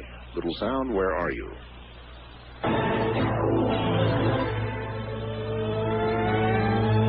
That's more like it. All right. West of the Rockies, you are on the air. Hi. Hi, Art. Hello. This is Doug in Burlington, Wyoming. Hi, Doug. How you doing? Oh, pretty good. I would like to make a prediction. It will be number 57. Okay. We're listening to you on 3 different stations, by the way. That's past stereo. Well, my wife's in one end of the house, a buddy of mine's in the other end of the house, and I've got the radio on in the living room, and I'm here in the back. I see. All right. Gordon Michael Scallion hasn't missed over about 94%, if I remember right. Yeah, he's got a very high rate of hit. Well, I would say he's going to make about 96 to 98 the next year. In other words, you agree with what you heard? Yes, sir. We've been listening to you since the minute you came on. We do. My wife and I listen to you every night. This is going to be my first 8-hour programs. I used to do 6-hour programs as a matter of course for about 10 years. Yes, sir. But this will be my first 8-hour job. We wish to the good Lord above that you do 8 hours every night. You must be a Wiccan. No. I'm just kidding you.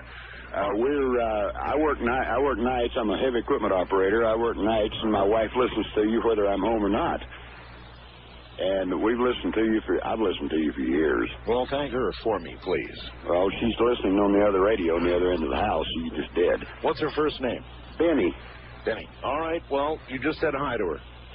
Okay. Thank you. Thank you, sir. And a Happy New Year to you. Well, now Hawaii and our Alaskan friends await. I understand that finally it is so cold in some parts of Alaska with ice fog that they're not going to be able to fire off the fireworks. Is that true? Remember, on our international line, if you would like to reach us from somewhere else in the world, simply get hold of the AT&T operator and have her call 800-893-0903. And on the first-time caller line, you're on the air. Hi. Hi, Art. How are you doing? All right. Great. This is Chris from Orlando, Florida, WDBO 580. Hi, Chris. Hi, how are you? Okay. Let's see. My prediction is that Ramona will have a spiritual experience this year that will be life-changing, in my opinion. That's what I think. And I love your show. And here's a Y2K update from Central Florida. All right. Our crossing arms for the trains here in DeBerry. Yes. We're just bouncing up and down last night and this afternoon. You're kidding. No, Just the lights were going and the arms were going up and down and kind of bouncing. So. Well, how do you get across that? I kind of drove around. I drove through. You're sort of waiting for the right timing and you dash across? Yeah, I inched up and I looked both ways. It looked safe, so. But it's probably not Y2K related. You know, I've watched CNN since 5 a.m. this morning, so I sound a little tired. It's because I've been up all day, but every glitch that's gone wrong, they've said, and it's not Y2K compliant. I know, related. Yeah, that's right. Yeah. I know.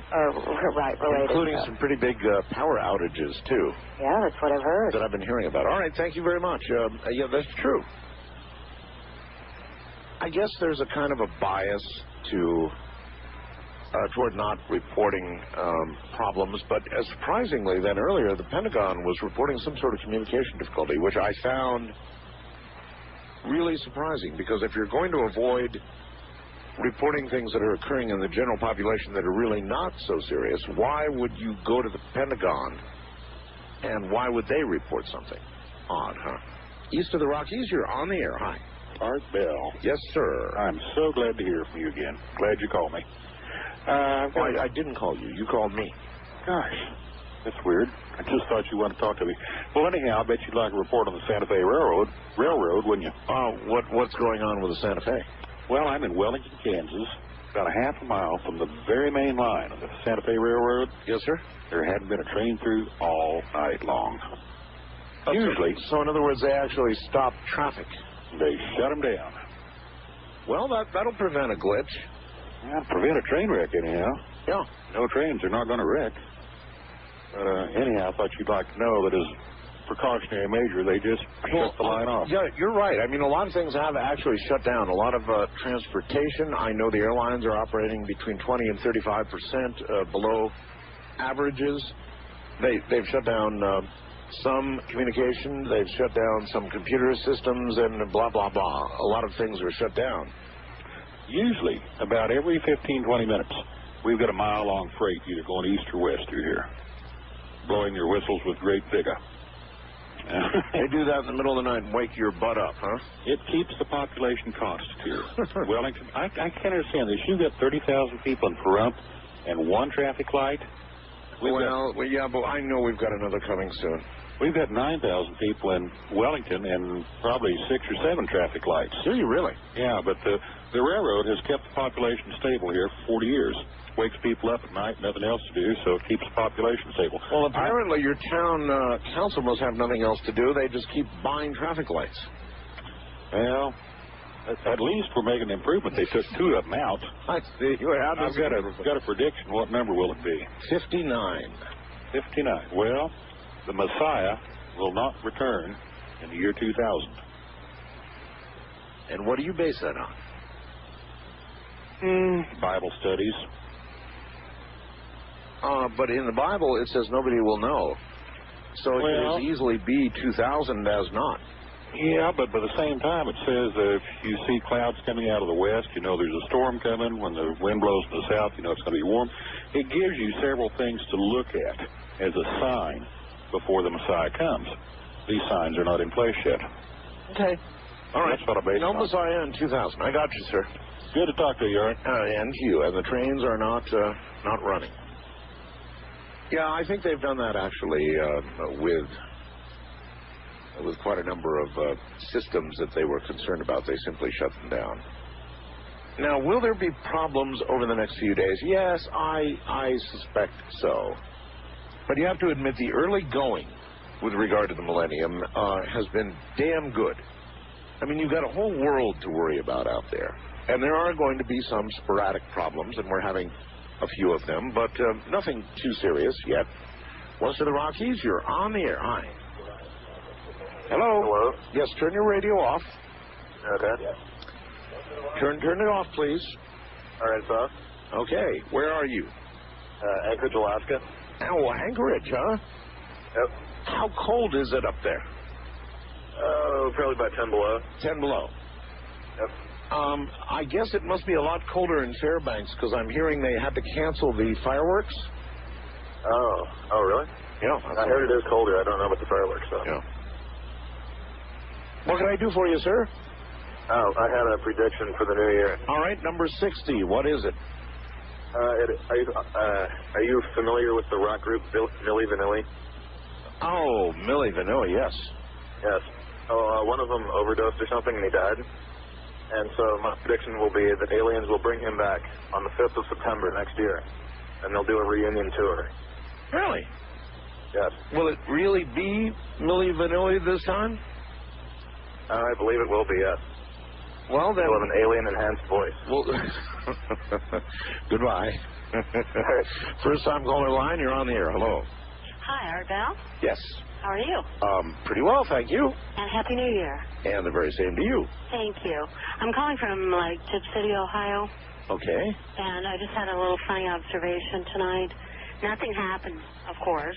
Right. Everything's cool. The world didn't blow up. Right. And I was going to pick up a friend because when the world didn't blow up, we decided to go have a donut and a cup of coffee.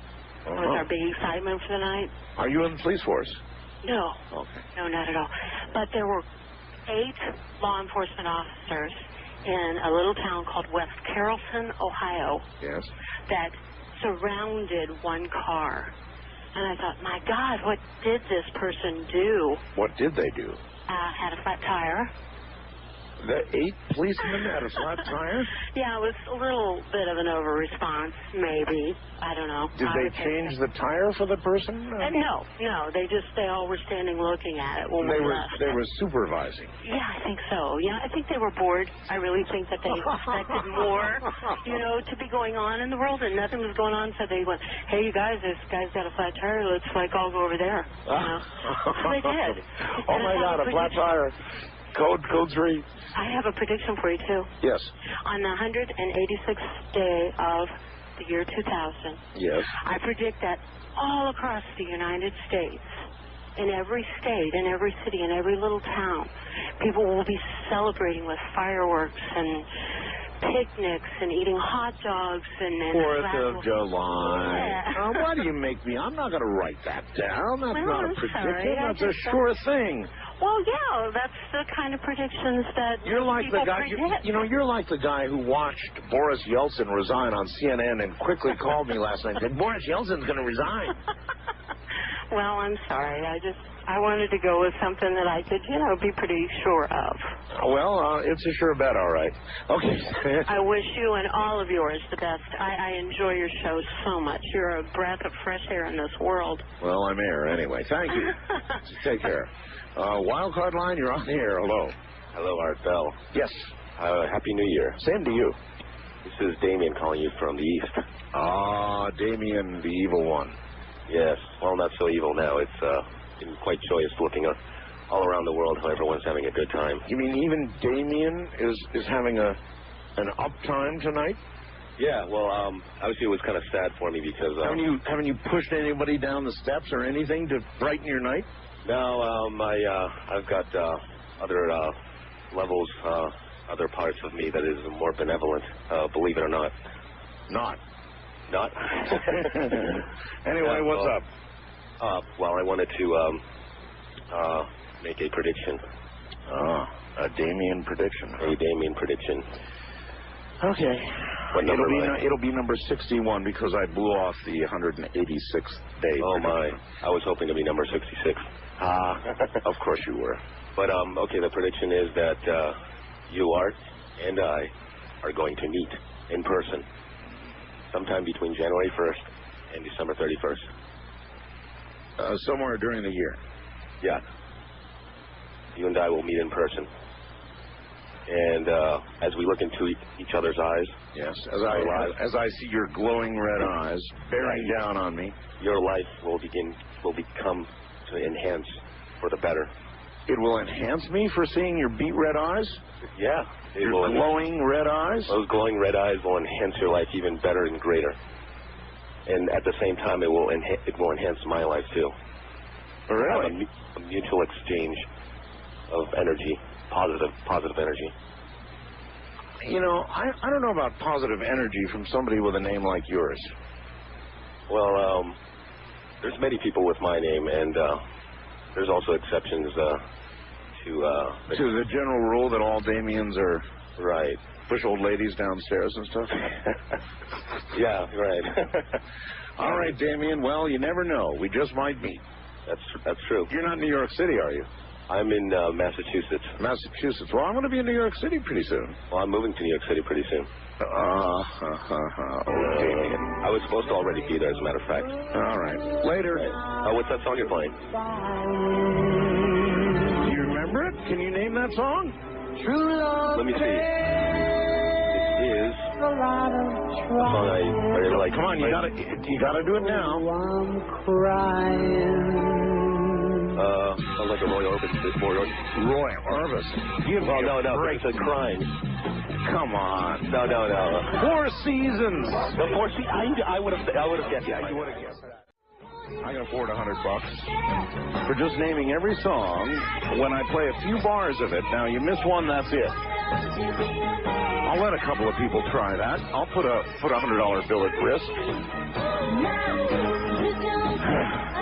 So if you think you're really good, and I mean you'd have to be really good, you let me know, and I'll let you take the Art Bell Year 2000 $100 challenge.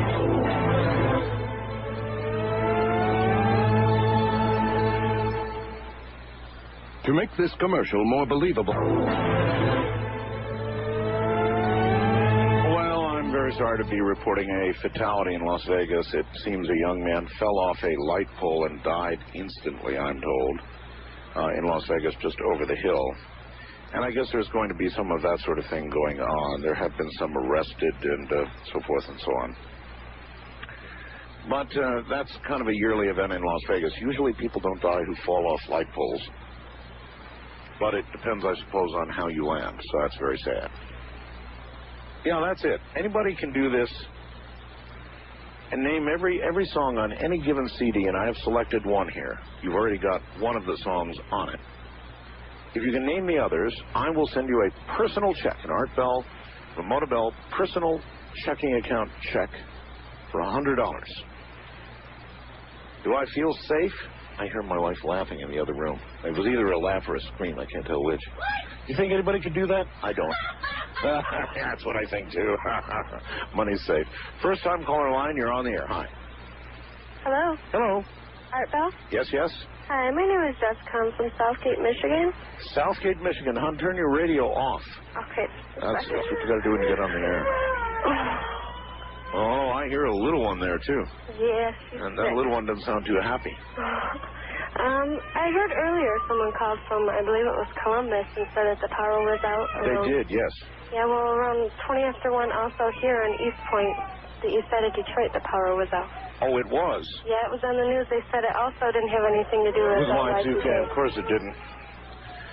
That's a lot of power failures that have nothing to do with Y2K. That's what I said. Well, would they lie to us? You want to know the truth? Yeah, absolutely. Yeah? Yeah, they would. You're right. You want to make a prediction? I can't really think of anything. I think that there's something going to go on with Russia within the next 90 days, but I don't know what it's going to be. Well, probably nothing very good. All right, thanks for the call. Take care. Wildcard line, you're on the air. Hi. Hi, I just wanted to take your challenge. You really think you could do it? No. Well, then...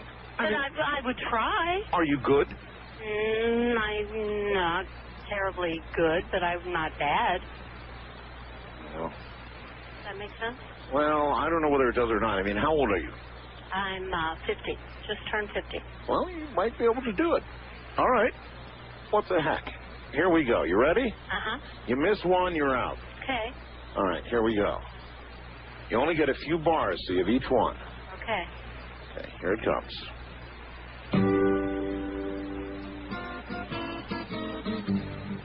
Got it? Yeah. Yeah, well? Well, I have no idea. No idea.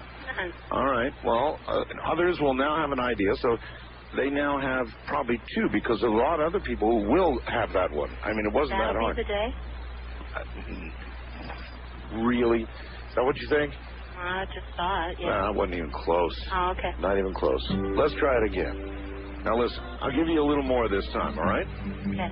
If I give you too much, it's going to give you the title. In fact, it will. You still don't have it? No, I sure don't. You're one of them. I am? You are. Now listen. American woman, oh, cool. That's a really great old version, yeah. Yeah. You shouldn't have missed that one at all. No, I shouldn't have. I'm sorry. I didn't mean to take the time. All right, American woman. Thank you. Sure, bye. See you later.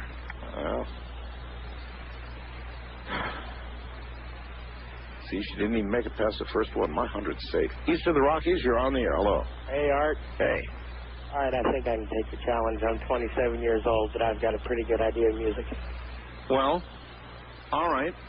Fine. Here we go. This is going to seem very repetitive, but... That's American Woman. Okay, fine. Good Vibrations. What is it? Good Vibrations. Good Vibrations?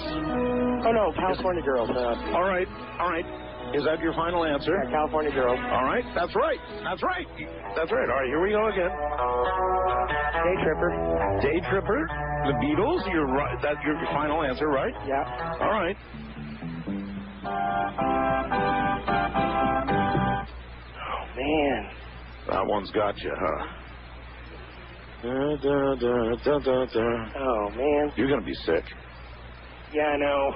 Oh, man. Don't let that buzzer sound. All I can say is it was good talking to you. I've been trying to get through for a million years. Well, now I'm going to really make you sick. What? Because that's the one that I played going into the last, it's called Working My Way Back to You by the Four Seasons. Oh. I even named it, and that's the one you blew. I know. Well, what can I say? All right, thanks for the call. All right, bye. Take care. Now you have 1, 2, 3, 4, 5. No, 4. You have 4 of them. So I'm not going to let you have those. I'm going to start at number 5 if somebody else wants to challenge. On the international line, you're on the air. Hello. Hi, Art? Yes. Yes, I'm just wondering if you checked your email yesterday, or if you did. If I check my email when? Yesterday. Yeah, sure I did. Yeah, I sent you an email, the youngest listener. Yes, I saw your email. Yeah, what'd you think? I thought it's still there. I mean, I haven't cleared it out yet. It said your youngest listener. Yes, I started listening when I was 10. Yes. Yeah, I got hooked on your program. And now you are how old? 13. Do you want to make a prediction? It's your one opportunity. Okay, what number will it be? 62. 62. Yep. That you're going to be in the hospital or a breast near death or something? That I'm what? You're going to be in the hospital. I'm going to be in the hospital. Yes. Why? I don't know. I had a dream last night. Really? That you were in a hospital bed. I was sick, huh? Yeah, something. Well, that's a pretty downer prediction. Well, From not my an assassination thing, at least. from my youngest listener. Yeah. All right. Well, listen. We'll see. Okay. All right. Take care. I've had worse. I've had predictions that I will die. Usually that I will be off the air. And that's been going on for better part of 15 years now. First time caller line. You're on the. Eventually they'll be right. You're on the air. Hi. Hi. Hello? Yes. Hi, how are you? Fine. Happy New Year. Thank you. I want to make a prediction. It will be number 63. Okay. Following my being in the hospital. Okay. Okay. I hope that doesn't happen. Yeah, me too. I predict that the society will be told about something serious and they will go into mass hysteria. You mean like E.T. presence, that kind of thing? I don't know. Just something, just the way I saw people react today to just thinking of Y2K and the way they were in the stores just was unbelievable. Well, how were they? Where are you again? I'm in Bakersfield, California. Bakersfield. And what were the stores like? Crazy. People were buying bottled water by the cartfuls. There was no water. They were arguing. They were buying it right down to the individual bottles in the cases. Really? And it's like last minute, I just went to do my regular shopping, and I stood in line for maybe 25 minutes just to go through the grocery line. The gas lines were crazy. I couldn't believe it.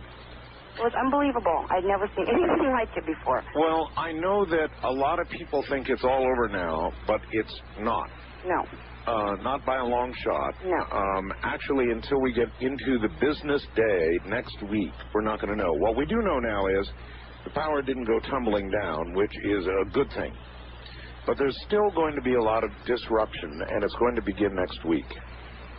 Mark my words. And people should have been prepared already, not wait till the very last day. You're quite right. I couldn't believe it. It was scary. I was really scared. Well, people get a little strange when they get worried. I guess. I wasn't really worried. Yeah, I just went to do my regular shopping. I was already prepared. Yeah, but people can worry you. Yeah, they did. I was wondering, should I get more water?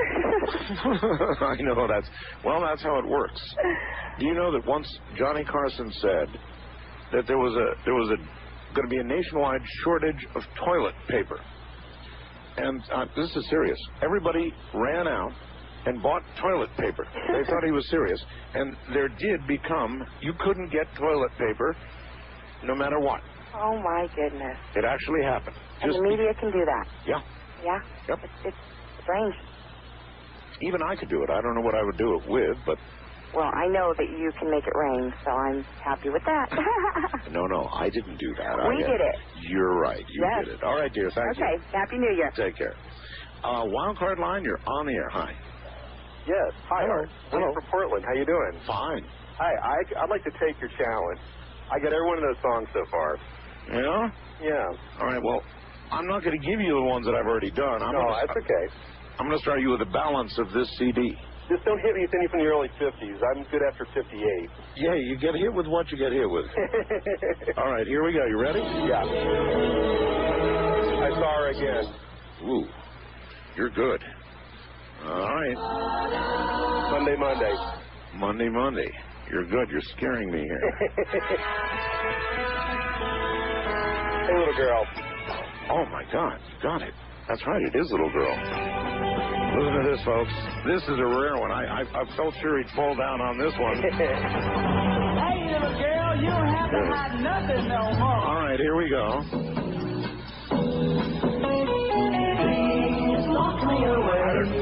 Herman Hermits. 1 second. How high is my loneliness? Is that your final answer? Yeah. I don't know. I know it's not the name, though. It's still My 100. What's the name? Is that it? That's it. I got a prediction for you, too. All right, it'll be number 64. I say that this year you're going to become the king of the herb-infused flavored oil pizza sauce empire, and you're going to market and make $1 million. I want to taste it. I was listening the other night. Pizza Punch is the most I wouldn't eat pizza without that in a million years. As a matter of fact, my wife has to make more. She can't keep me in the stuff. Well, I know you won't give the recipe away, but I wish you would, because I'm dying to try it. I'll tell you what I'll do. I'll have some made up, and we'll send it out to selected listeners and get their opinion. Okay, that sounds great. Also, I'm sorry I missed Gordon earlier. I was the guy that called on the West of the Rockies at the end. Yes. You know what I wanted to ask him was what he thought would happen if they actually put the capstone on. Why they stopped him. They must have been scared. Fine, the machine would turn on. Yeah. What was it that Daniel said? Something about changing the Earth's magnetic field? You mean Gordon? No, you remember Daniel, last time he was on, he talked about the yes, well, a lot of people are talking about that. Oh, yes, that there is a magnetic shift imminent. That there's one that's going to occur. And by the way, what Gordon had to say earlier tonight resonated with what Ed Dames has been saying now for about a year and a half with regard to the sun. It was really close. Well, everybody's sounding alike. That's what's starting to get scary. You know what scared me more than anything else?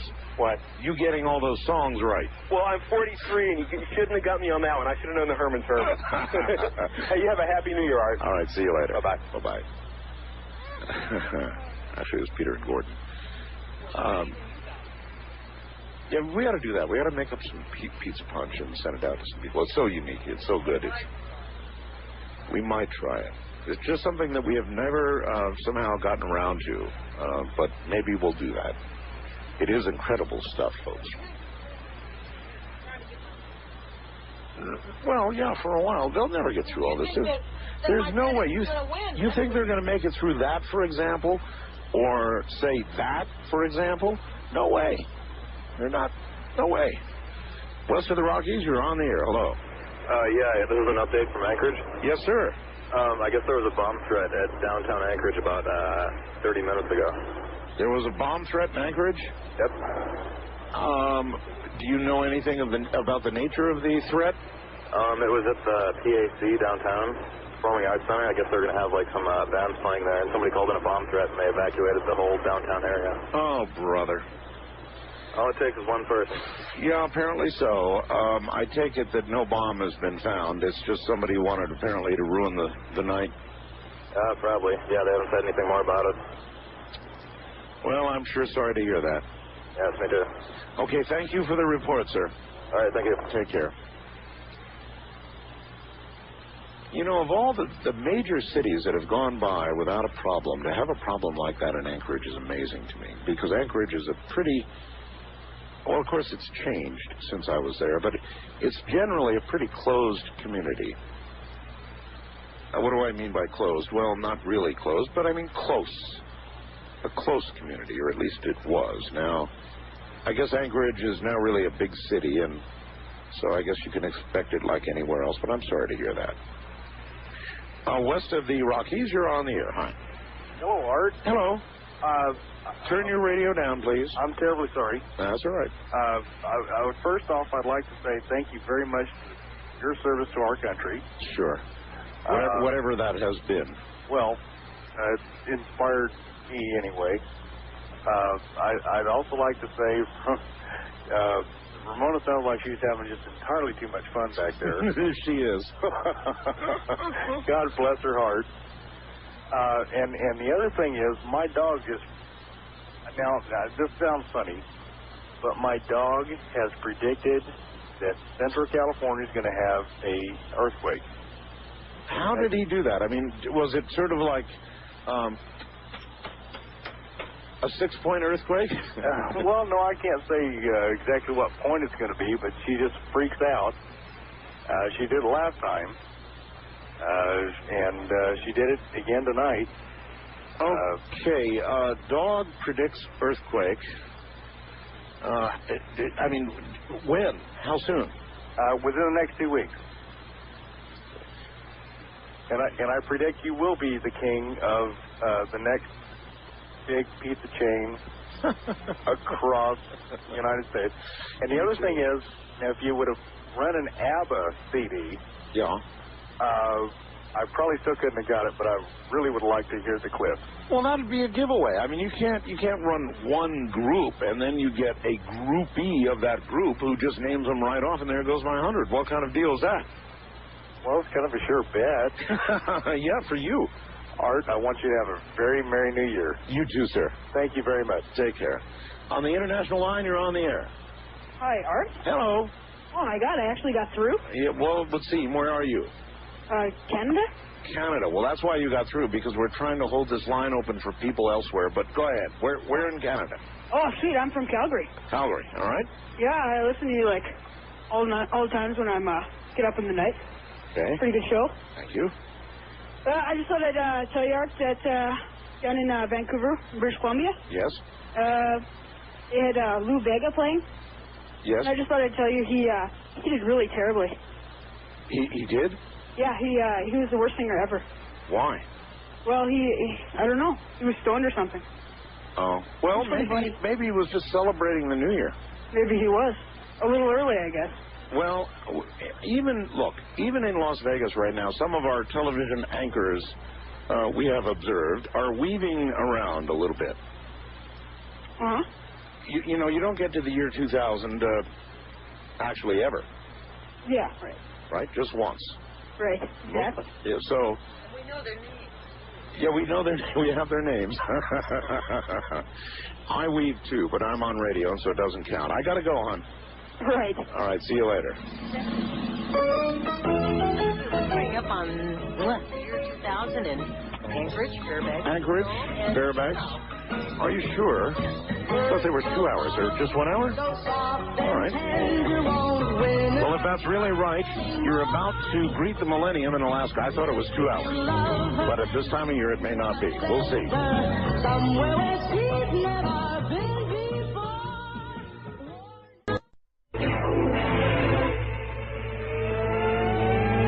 All right, here we go again. Let me read some more of the predictions made in 1998 about 1999 and see how people did.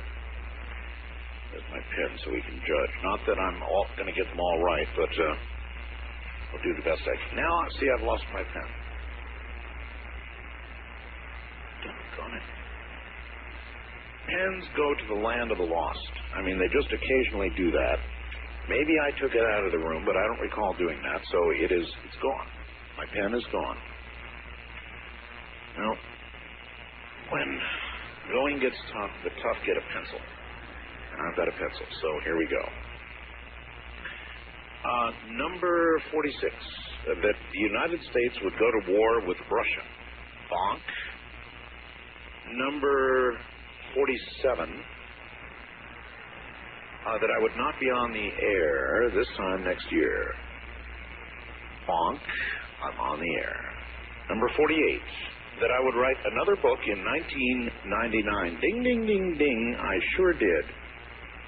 And by the way, it's the coming global superstorm, plug time, and we're going to be in New York, in Manhattan at Barnes & Noble, at about 12:30 in the afternoon on the 12th. Whitley Strieber and myself signing this book, and talk about a prophetic book. It's scaring the hell out of me. With what's going on with the weather right now, this book will scare you. It is fiction, it's drama, it's entertaining, and I'm afraid it may be true.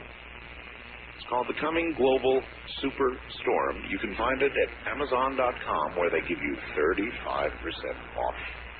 Or your local bookstore. Number 49, a huge turmoil, World War III. Bonk, cannot have World War III. 50, a major shift in power.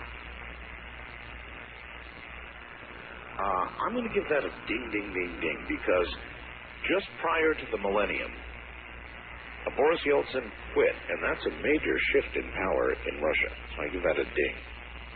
Number 51, insurrections in the United States. I'm giving that a bonk. It's been pretty quiet. Number 52, that we would go under martial law. Bonk. No martial law yet. Number 53, Hillary punches Bill on camera. Bonk. If they had said in private, I might have dinged that one. Number 54, Jonathan Reed, alien in the freezer, Dr. Reed exposed as a hoax. Bonk. He certainly has not been. Number 55, that I would get a new cat. Bonk. I have 3 and want no more. Number 56, that a Bigfoot would be caught either dead or alive. Bonk. So, there you have it. Let's see, what else do we have? Number 57, that Art and David Oates would reconcile. Ding, ding, ding, ding. Number 58, that Europe, the Eurodollar surpasses the American dollar. I don't think the Euro's done that well, has it? It's almost even with the American dollar. I'm going to put a question mark by that one because I'm not really sure of the answer. Number 59, that I would be blamed for Y2K suicides. Well, bonk, I don't think we've had any. And, let's see, number 60, Curtis smokes art. Now, that refers to Curtis Sliwa. Curtis smokes art. Well, he has not smoked me. In fact, I smoked him. Bonk. Number 61, that the NBA would go on strike, and that the whole thing would destroy the National Basketball Association. Bonk, it did not do that. And number 62, that the common cold will be cured. Bonk.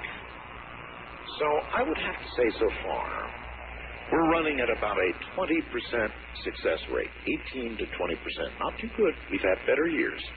West of the Rockies, you're on the air. Yes, sir, Mr. Bell. Yes, sir. Yes, I'm calling from Honolulu. Well, hello there.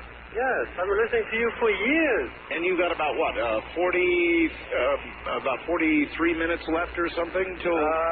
Yes, sir, just about. Yeah. So usually we live in Kalihi Valley, but we're afraid of all the smoke from. You ever spend New Year's out here? Do I understand what? You ever spend New Year's out here? I have never been there at New Year's. No, I haven't. Oh, it's like a war zone. Everyone has fireworks. Really? Yes. It's like, it's unbelievable. It's like the whole island, Chinatown on New Year's. Have you been watching the fireworks around the world? Yes, but this is all individual. In other words, everybody has their own. Everyone has their own. That's why we came to Waikiki. So we're in the middle of Waikiki right now because we couldn't handle the smoke or the noise in Kalihi Valley. Well, I would think Waikiki would be worse. No, because it's mostly tourists, and it's all there's so many police around. I see. So you're comfortable with the protection of all the police? Well, I wasn't worried at home either, but it's nice to get away. Going to have a nice air-conditioned room. But it's just wild here. Just everyone's running around. There's fireworks everywhere. As a matter of fact, I can hear some of it. Oh, we're surrounded by smoke. It's quiet now. Well, wait about another 41 minutes or so. Oh. There's some more going now. Yep, I heard it. Over the hills of Makiki. We're right between Kuhio Avenue and Kalakaua. Are the trade winds? I'm sorry? Are the trade winds blowing? No, everything is quiet. Well, then you're going to get a lot of smoke. Oh, yes, sir. Yes, sir. It's going to be like fog every year, but this year is supposed to be worse. Well, listen, good luck to you. Do you want to make a prediction? I predict that they're going to outlaw fireworks in Hawaii next year. Is that a prediction or a wish? Both, sir. All right, I got you. God bless. Thank you, and take care. All fireworks. In Hawaii. Okay, well, we'll see. First time caller line, you're on the air. Hello. Hello. Yes, hi. I want to attempt the challenge. Oh, you want the challenge? I want the challenge. Are you up to it? I think so. Now, ask yourself this before you really take the challenge. When I was playing these earlier, were you naming them as quickly? I knew it was World Without Love, Peter and Gordon. You did? All right. All right. What the hell? Here we go. You really think you're that good? Well, we'll wait to find out. No, that's right.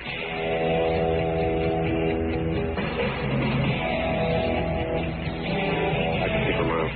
I can see for miles. He's right. All right, here comes the next one. You got your troubles, I got my fortunes. Oh, you're scaring me here. He's exactly right. All right.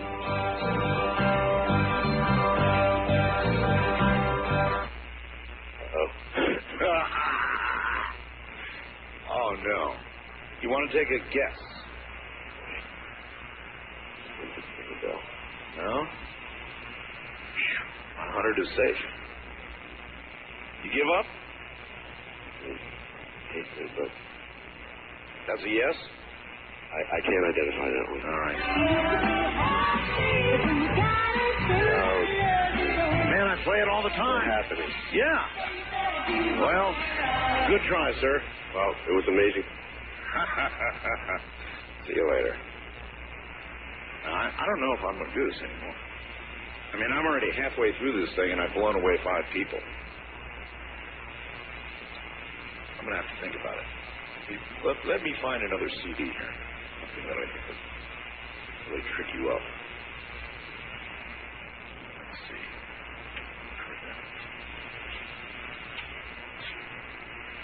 Get something old. Not risking this 100 for nothing. Let's see.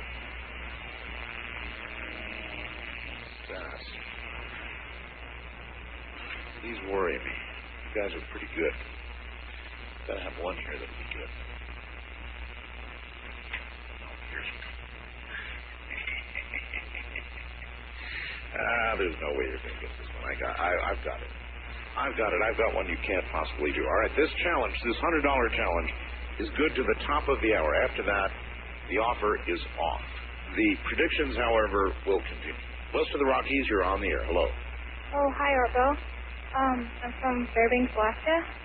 Fairbanks? Yeah. How cold is it up there? 50 below. It's 50 below zero? Yes, a nice fog. 50 below zero with an ice fog. We heard earlier somebody said they had to cancel the fireworks celebration because it was so cold. Uh-huh. We had to call the fire station and ask. 50 below zero is unreasonably cold. Why would a person, most Americans would ask, choose to live in a place where it gets to be 50 below zero? I don't know. I was just born here. I don't know. So in other words, you've never known anything else? No. Yeah, because I was born here, so. Have they ever taken you on a vacation down to Hawaii? Not yet. So in other words, you're Alaskan through and through. Yep. Well, you got to be hardy. Because 50 below zero, that's cold enough. You can go outside and throw liquid up into the air and it comes down in ice crystals. Went to Mexico. Is that counting to go to Hawaii? Or there? Would you like to go to a warm place? Not really, because I don't like the air. We have dry air here. It's like there's ice in your blood. Yeah. Okay. Well, do you want to make a prediction, or what's on your mind? I don't know. Just say Happy New Year's to you, because we couldn't get through. Well, you've made it through. Yeah, we made it through once, and then he said disconnect, and your parties went and everything. I know they do that. All right. Thank you very much for the call, and stay warm. We will. Okay, it's 50 below zero. Now, I've been in those kinds of temperatures a couple of times. I lived in Anchorage, and occasionally, like a couple of weeks during the year in Anchorage, it'll dip down to those sorts of temperatures. I believe I saw 54 degrees below zero in Anchorage, and I saw 70 below in the Yukon. And that scared me. It's like you don't stop the car. You just keep going. And those were the days on the Alcan Trail when, you could go a couple of 100 miles between gas stations, and you were always hoping the next one was going to be open. Scary stuff. Close to the Rockies, you're on the air. Hi, Art. Hello. Hi, Art. I am your winner. I can win. Oh, no, you can't. Yes, I can. I've beaten Dick Bartley's Quizman. I can beat you. Who is Dick Bartley's Quizman? Oh, you never heard it? Dick Bartley runs a syndicated oldie show called American Gold, and he has a contest called the Quizman, where he plays just a couple of beats of three oldies. Yeah. And if you name all three, Yeah, but you've got to do my whole CD here. Uh-huh. You really think you're up to that, huh? I really do. All right. Listening to it over the phone might make it a little harder, but It might, but you'll hear it pretty well. You ready? Uh-huh. All right. Okay, here we go.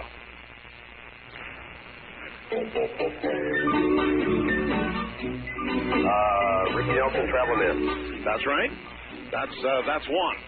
You're playing older stuff now. Okay, yeah, here we go. Well, rock-a-bye baby. And that is? Rockabye Baby, but I have no idea who it's by. No, that's sufficient.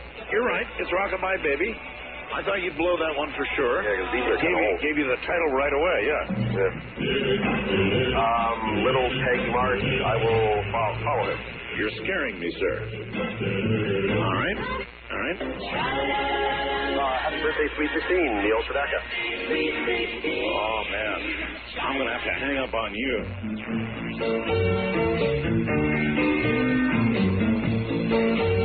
Art. Huh? That you got me on. Really? Yeah. You're going to be sick. Talk too much, Jojo. Good shot anyway, sir.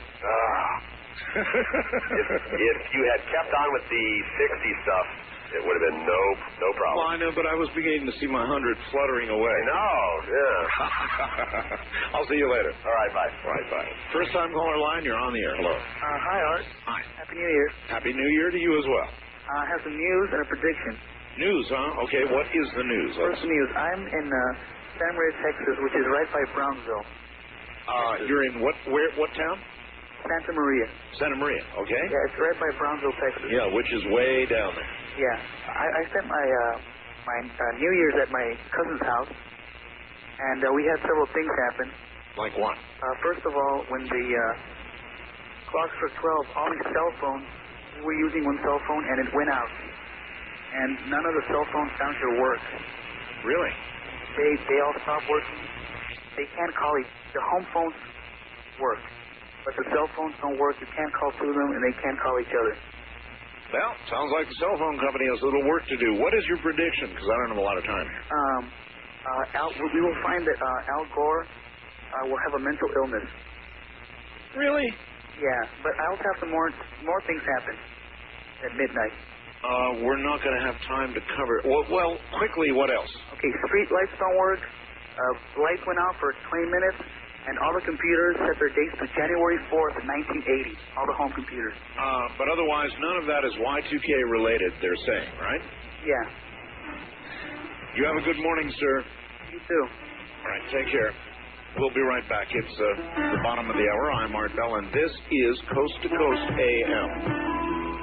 And even through 2000s and 2001, don't break that chain.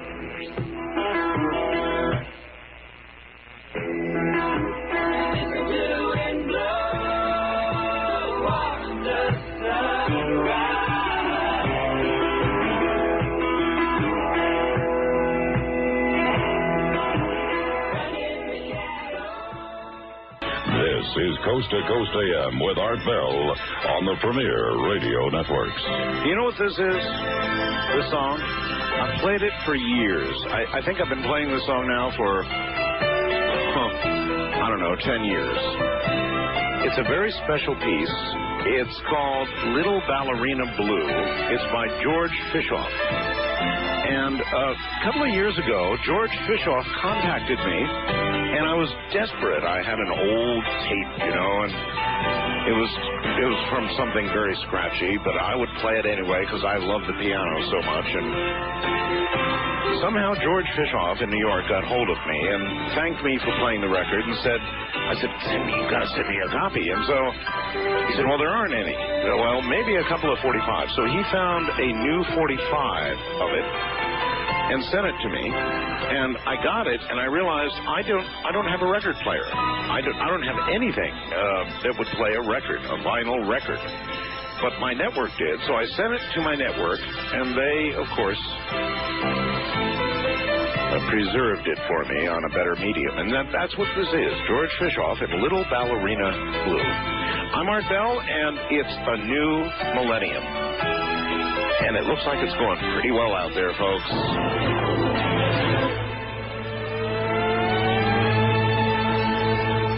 All right. Let us now examine some of the somewhat pathetically incorrect predictions made for 1999 in 1998. Number 63, China marches into North Korea. Bonk. Number 64, Denver wins the Super Bowl by 3. Now, I'm not sure about this one, but as I remember, it was more of a knockout than that, so I'm going to give it a bonk. If I'm wrong, somebody correct me. Number 65, the 49ers by 14. Well, bonk. Number 66, a device to stop interrupting yourself will be devised. Ding, ding, ding, ding. You know what? As horrid as it is, this stupid little sound actually has prevented me from interrupting myself. Yeah, see, I can stop it like that. But it has done that, so you've got to give that a ding. Number 67, Matt Drudge to go to work for the Inquirer. Bonk. Number 68, Ken Starr indicted for abuse of power. Bonk. He was, I believe, investigated, but not indicted. Number 69, major drug bust in Menlo Park. And I believe there was. Ding, ding, ding. I'm going to call that a ding. Number 70, Prince Charles dies in 99. Bonk. Number 71, big UFO sting at Area 50. Oh, sighting, I'm sorry, at Area 51. Not really. I mean, there's sightings all the time, but not a big one. Number 72, a nuclear reactor melts in South Korea. Oh, no, somewhere in the world. Bonk, nothing melted.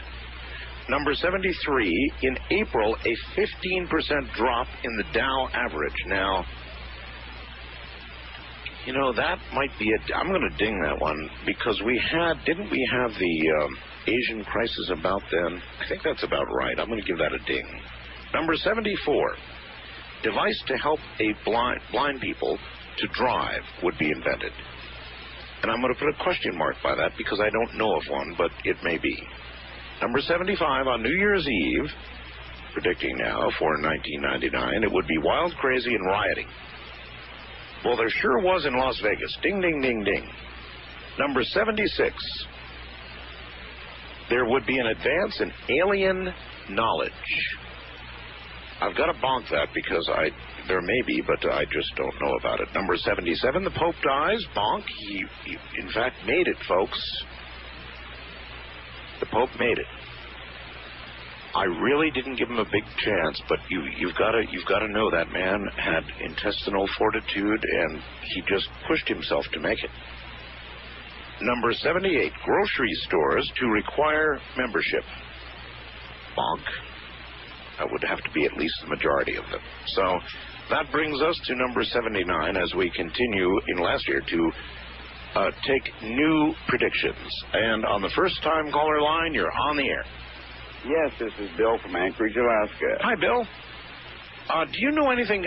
Can you confirm or deny? Some earlier caller said there had been a bomb threat up there. Yes, there has. Oh, there was one, huh? We had approximately, news were estimating 10,000 people in the city of Anchorage. They had 9 blocks blocked off for the entertainment for the New Year. Right.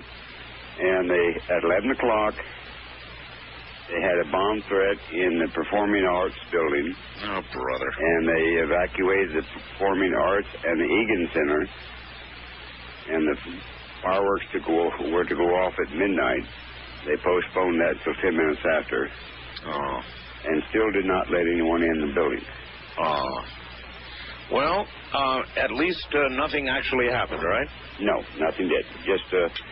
Just a prank. Evidently, a prank call is still being investigated, and if they can catch the culprit, he will be prosecuted to the fullest. Yeah, unusual to have that happen. I said earlier that Anchorage is kind of a close community. Yes, it is. It's now a bigger city than when I lived there, but still, sorry to hear it. Anyway, welcome to the program. What's up?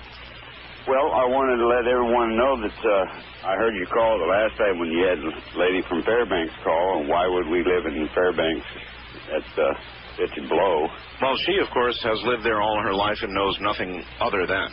Well, I lived there in 1964, and my oldest son was born at 75 below. Really? It was 25 below when I brought him home. And thawed him out. Yes. And I stayed there until 67. And you finally, and what drove you away finally? Nothing. I'm in Anchorage. The only thing that drew me away from Fairbanks Oh, was come flood. on. Anchorage is the banana belt compared to Fairbanks. Oh, yes, it is. But see, I got washed out during the flood. Oh, I see. They said it wasn't going to, wasn't going to be any problem when the snow melted. It moved the river, which is on First Avenue. It moved it to 6th Avenue.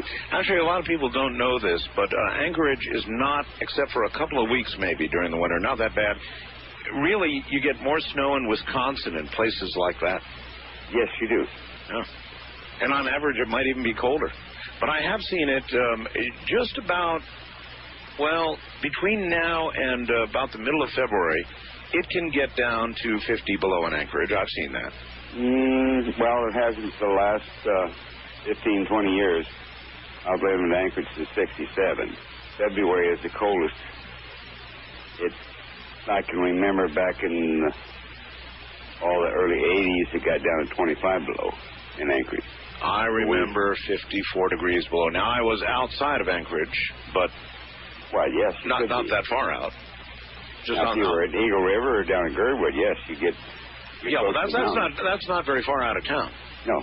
All right. Well, listen. Do you have a prediction for us? I predict that your listening audience will double within the next year. Listening, that would be really something. I'm not sure there's that many people in the world. Oh, well, you produce a show that is right on and really makes people think and question. It does do that. I hear a little tutoring in the background there. Yes, we have a friend of ours that's in New Year's Eve with us, and she has all your books, and even the newest one. Even the newest one. As a matter of fact, that's what she gave me for Christmas this year, and last year she gave me the Beijing and gave my wife the light that sponsors provide. Well, I thank you for the call and all that obvious support. Thanks so much. Thank you, sir. Take care. All right, that's Anchorage, Alaska. Well, I guess then they did have a bomb threat. Shame. So many cities down here in what they call the lower 48. They call it other things down here, too. We went through it without being scathed, basically. Keith tells me the Naval Observatory clock screwed up. Now, that would be something. That apparently a report on a website about the Naval Observatory clock. So there's going to be a lot that's going to happen over the next few days. East of the Rockies, you're on the air. Hi. Hello, Art. How are you? Fine. This is Tom from New Jersey. Hi, Tom. You want to hear my prediction, or do you want to play the game first? Well, I tell you, 2 o'clock is a cutoff, Tom. For the game. Oh, okay. The $100 challenge. Okay, well, then I'll just give you my prediction. All right. Well, no, it's not 2 o'clock here yet. Oh, okay. So, you're still in the ballpark. Let's hear your prediction. My prediction is that the biggest new internet service provider will be Kmart when they offer it for free. You think they're going to do that? Yes, they are. As a matter of fact, I know they're going to do it, and I think they're going to do very well. Believe it or not, it's going to be called BlueLight.com. You know what? I think there's going to be a lot of that, a lot of free service. It's not exactly free. In other words, there's going to be advertising.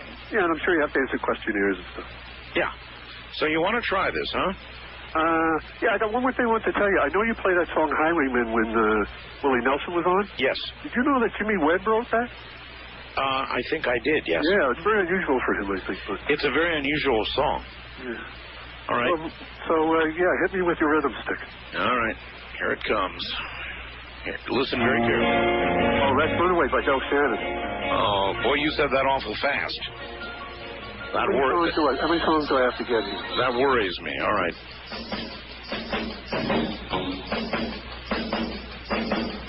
Sways with a... Okay, that's, she sways with a wiggle when she walks. I think it was The Freshman, but I can't be certain about that.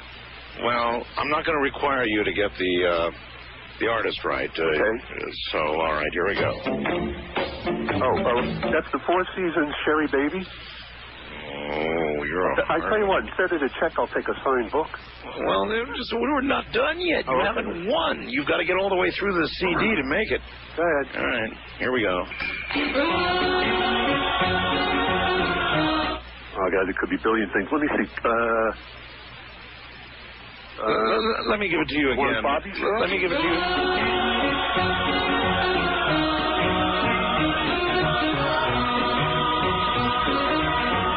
That's a pretty big piece there. Okay, I want to say, it's a little too fast, but is it like Bobby's Girl? I want to be Bobby's Girl. No. You know what it is? No. It was sung by, I'll give you a hint, it was sung by twins.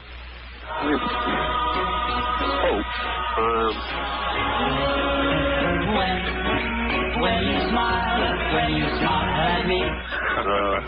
It's a group called the Kalin Twins, and the name of the song is When. And you lose. What year was that? Long time ago. I was like in the 50s. Well, I was 50s. Well, I didn't mean to make it easy. You know what I want to ask you one last thing was, did you ever heard that One Last Kiss version by Pearl Jam? Oh, yes. Yeah, I was wondering if you ever get around to playing those back-to-back. Well, sure, probably I will.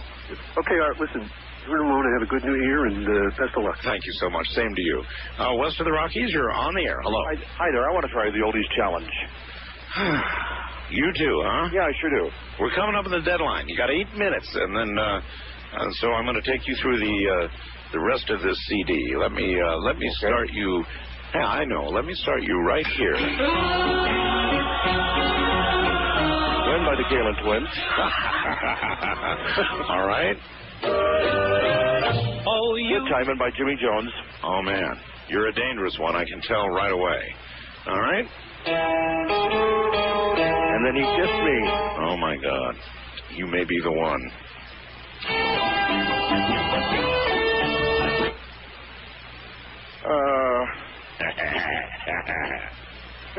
I could tell I got you. Can you play the beginning of it, because you faded that in a little bit? Yeah. I'll give it to you. All right, here we go. I'm Diana. Oh, man, you got it. I shouldn't have given you a second chance on that. Yeah, I know. All right, well. Baby, it's you. Oh, man. You're going to do me in. Along comes Mary. Oh, man, here goes my 100. What Ring Bell Blues. Oh, brother. The Shoot Shoot song, or It's in His Kiss. Oh, God, you're just too good. Off to the Rising Sun. Oh, man. California Girls. Oh, brother. For Your Love. You're a dangerous person. Thank you. There ain't no. Let's hang on to what we got.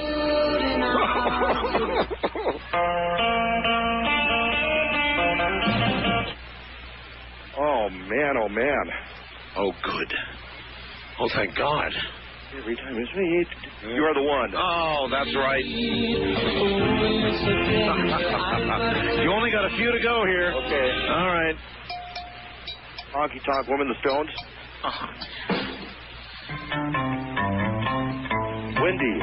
Wendy is right. I had at the center of your mind, the journey to the center of your mind. You're killing me here. Green Tambourine. Green Tambourine. Here we go. Light My Fire. All right. Summer Song. You just won $100. Oh, you just ripped me off for $100. Thank you very much. I appreciate this. All right, hang on the line. I'm going to have to get your name and address. All right. Oh, I can't believe it. I can't believe it. In the last minute, I get Mr. Genius. There goes $100. Well, what the hell? It's the Millennium. That's for Hawaii.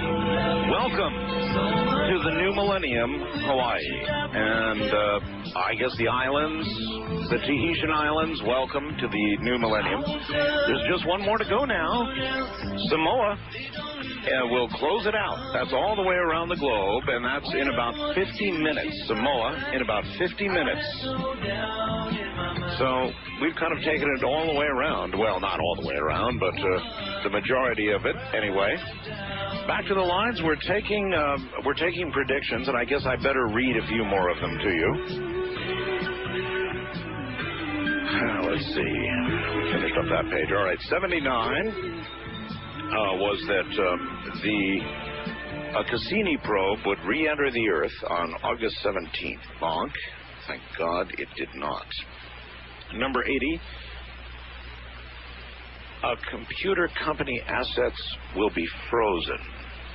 Not that I'm aware of. That's a bonk. Number 81, Governor Ventura body slams opponent. Ding, ding, ding, ding, ding. He sure did. Number 80, and that was impossible then. Number 82, strong evidence for ETs.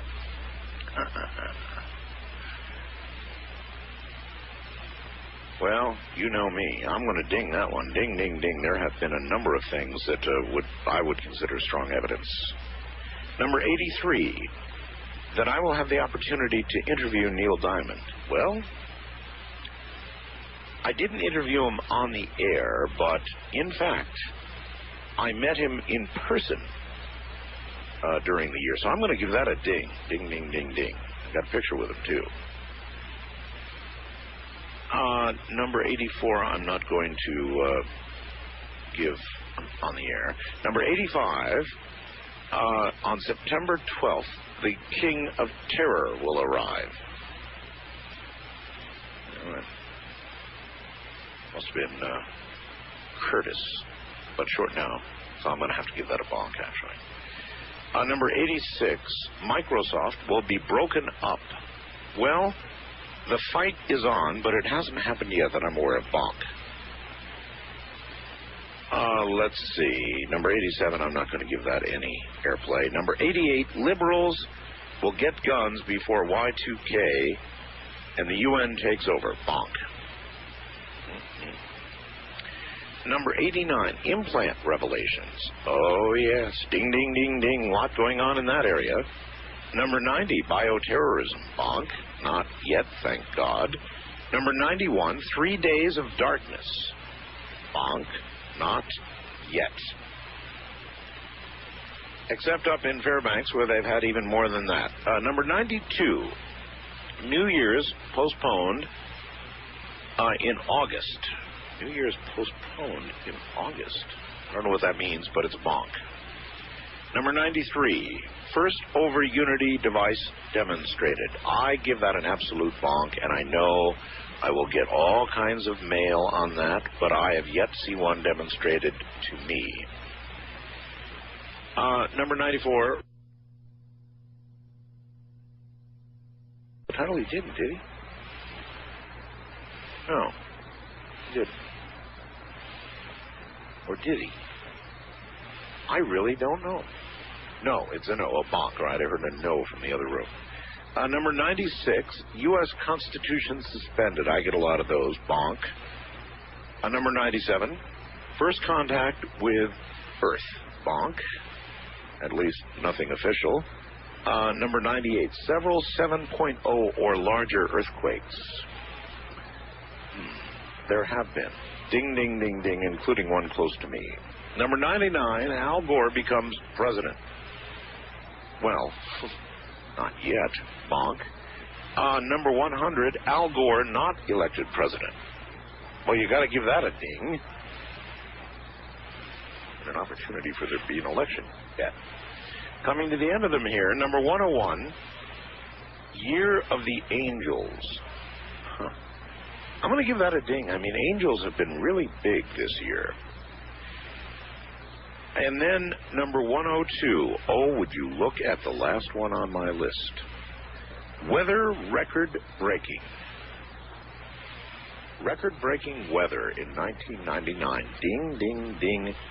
Ding, ding, ding, ding, ding. All right, that's it. That completes the list of predictions made in 1998 for 1999.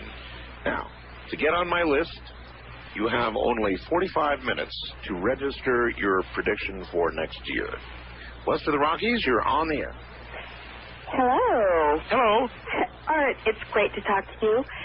And, oh, hello, Ramona. You know what? What?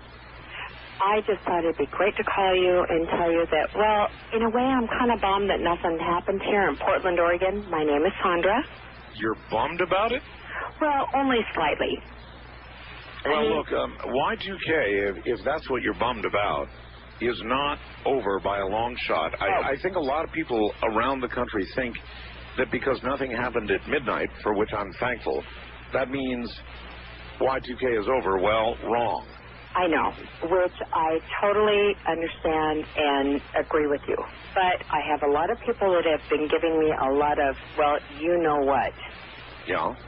And the thing of it is that I just kind of wish that at least the lights would have blinked a little bit here in Portland.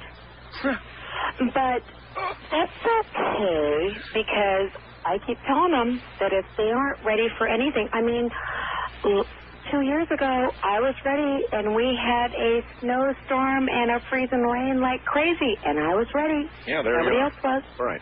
It's good. No, it's good to be ready, no matter what. That's right. Because inevitably, what you don't expect is going to happen. Exactly. So don't be bummed out. And, no, I'm not really bummed out. Actually, we should all be rather joyful that there wasn't trouble right at the New Year, because it would have been real trouble. Well, of course. Because I also have a daughter expecting a baby in another time zone, and so I was kind of getting a little hyper here. But other than that, you want to make a prediction? Yes, actually I would. Number 70. All right. I feel that more people are going to go to more natural, how should I put this? I keep trying to figure out how to put this. Maybe Ramona could help me. People will. I am into. How about people will become more spiritual? Oh, well, yes, but see, I'm into natural herbs, and I plant and I gather. Evelyn Paglini, when I heard her tonight, I was so excited. It was awesome. Well, she's awesome. She is. So, all right, fine. So people will gravitate more toward natural remedies and potions. Exactly. Okay. Thank you very much, Art. You're very welcome. And Ramona, you both, and your son, have a wonderful New Year. Thank you so much. Oh, you're very welcome. Take care. All right. First time caller line, you're on the air. Hi. Hello. You would have been. Wild card line, you're on the air. Hello, Art. It's Chris Yes. up in Fairbanks. How you doing? Oh, it's 50 below. out. Really? Yeah. 50 below. Yep. I threw coffee outside and it turned into brown snow. Yep. Let's see, at this time of night, there would be, at this time of year, there would be virtually no sun. Well, we got about 3 hours of sun today. 3 hours of sun, huh? And I'm giving it the benefit of the doubt. I don't know if it was the sun or the moon. Well, as I recall, the sun kind of comes up to the horizon and then quickly goes down. That's pretty much what it does. It waves as it flies by. Yeah, right. And it goes up 2 degrees and... Just about. Yeah. I got two things for you. One's a cat story I think you'll get a kick out of. All right. My parents picked up a 15-pound tomcat, an outdoor cat. Right. And about 2 months ago, it got attacked by 3 dogs. And so they took it to the vet because its rear end got torn up. Well, about a week or two ago, they hear this racket going on outside. My dad's outside looking around, and he sees this tomcat, O'Malley, jump on top of a full-grown black Labrador retriever and attack it. Oh, I like stories like that. Cats usually lose, but I'll tell you, if a cat can get on a dog's back, it's going to be a ride. Well, the vet said this thing is the size of a bobcat. So that gives you an idea of how big it is. Well, cats rarely win, so it's interesting to hear such a story. Yeah, my dad had to pull him up before he hurt the dog. I've got some pretty big cats, but nothing like that. Well, my prediction is that by the end of this year, there's going to be some new technology to replace fossil fuels for a power system. And it won't be solar and it won't be wind. It'll be something better. Really? Mm-hmm. I hope you're right. You better be right, because things are changing fast. Yeah. It'll be nice, too, when it happens, because it'll get us off. Everybody up here in Alaska is worried about oil and stuff, trying to base the economy on fossil fuels. Luckily, the university is trying to push it for, satellite launching systems. A lot of people in the lower 48 here don't understand that people who live in Alaska for a certain amount of time get a check every year, an oil royalty. Are they still doing that? Yeah, and thankfully, they've moved away so much from oil. Now they're investing in the stock market and investing in other markets. So most of the money now, they're trying to get it away from the oil. And put it into other areas so we can still get their residual income. Wow. Yeah, so they're actually starting to think ahead now, which is pretty impressive. They're trying to cap it this year, but they voted against it. It's really something. What's going on with population in Alaska? Is it continuing to increase or decrease or remaining roughly stable, or what's going on? Well, I guess Anchorage is increasing pretty much, but up here in Fairbanks, it fluctuates. 1 year it's larger, 1 year it's lower. Depends on how many people are at the military, how many are up at the college, that type of thing. Well, I would really like to come back to Alaska, and I told my wife I wanted to come to Alaska, and she said, well, fine, buy me a fur coat. And if you buy me a fur coat, I'll go. And so I bought her a fur coat, and I really ought to book a flight up to Fairbanks. Oh, you ought to, especially around... Actually, later this month or early in February, be the best time to come up here. When she's hovering around 60 or 65 below? Oh, no, it won't get down that low this year. No? This is kind of a fluke. We had a Chinook last week that got up to 34. I heard that. Everybody actually was complaining. Yeah. Well, it got up to 50 above in North Pole. A friend of mine lives 50 below, so he was kind of... Actually, upset. 50 above at North Pole is pretty scary. Yeah. I appreciate your call, sir. All right, thank you. Thank you, and that was prediction number 71. East of the Rockies, you're on the air. Hi. Hello, Art. Hello. How are you? Oh, quite well. Okay, first of all, I've got to tell you of some kind of freaky thing that happened here in Portland, Maine.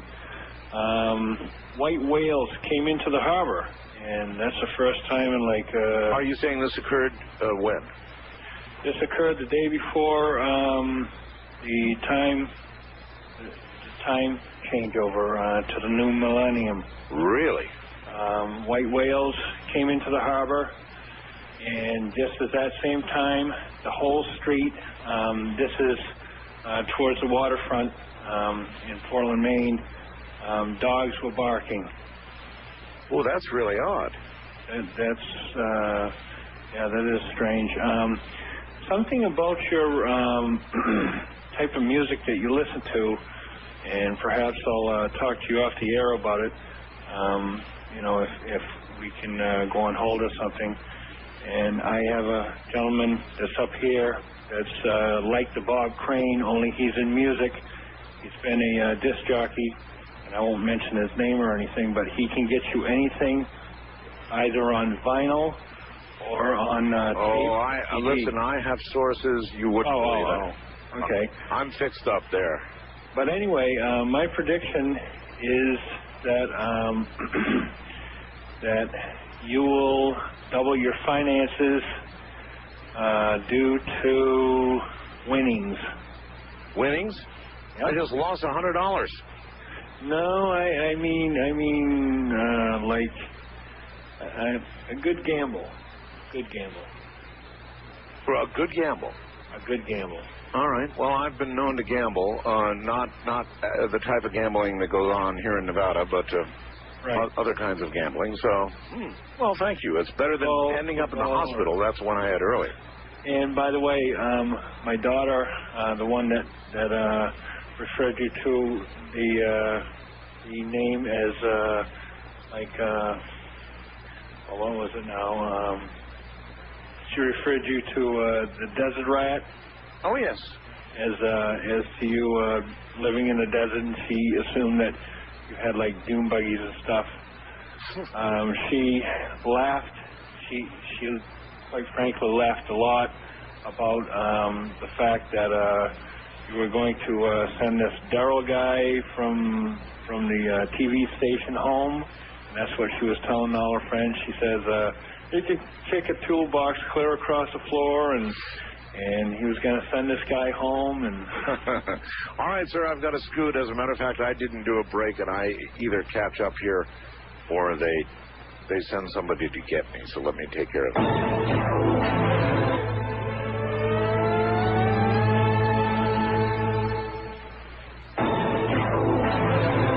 That reminds me, we just had a commercial by Larry King, the first one I've ever had. And I was on Larry's show, and he promised me he would come on my program.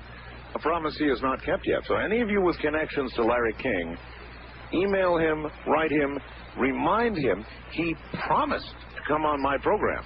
And he's been back trying to get me back on his program again. And I sent a message back to the producer, now a new person, and said, Larry promised to come on mine. So if you have any sway with Larry, remind him he promised to come on my program.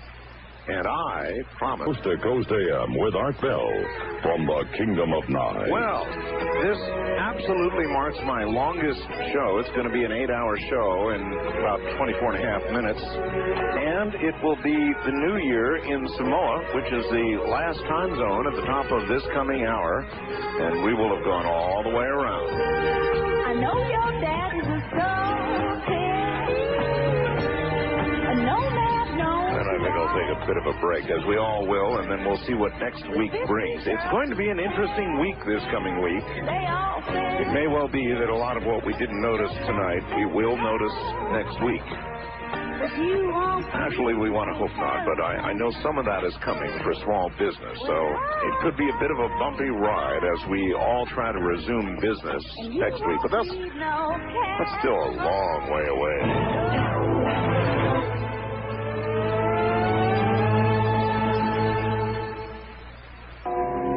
All these years. All right, here we go. The final segment and the Millennium racing toward its final destination on Earth, Samoa. First-time caller line, you're on the air. Hi. Hi, the impeccable Art Bell. How are you, sir? I'm reasonably well for a guy who just blew $100. Yeah, I heard about that. That's too bad. I'm sorry. This is Chris from Peoria, Illinois. Yes, Chris. A couple of different things. First, I'd like to convey a hope for the new millennium as well as a prediction. First of all, my hope is that the people of the United States will realize that the legalization of marijuana is a necessity. Oh, I think the people of the U.S. have long now realized that, or at least, I don't know about necessity. I'm not sure that's the right word. Well, maybe it is. Maybe it is necessary to revisit the whole question of marijuana. The trouble is, we came up with a president who, had that stupid remark that he made that blew any chance of. I thought the first Democrat that came along would legalize marijuana, and then Clinton comes along and says, "Boys, didn't inhale." Yeah. I see where you're coming from. Just from a medicinal standpoint, I believe that marijuana should at least be legalized from that point of view. Well, of course, the amazing benefits that there it have been ballot initiatives, as you know. True. And there probably is going to be more of that. I mean, eventually it's going to move that way. So we just can't seem to cross the line to get it finalized. Yeah, I hear you. Yeah. As far as the prediction, this may have been mentioned earlier. I'm not positive, but in the year 2000, I believe that the first human clone will be perfected. I don't think it's been mentioned. Okay. Somebody did predict that for last year, and I bonked it because we don't know about it. This will definitely be the year. But you're saying it'll be a public matter.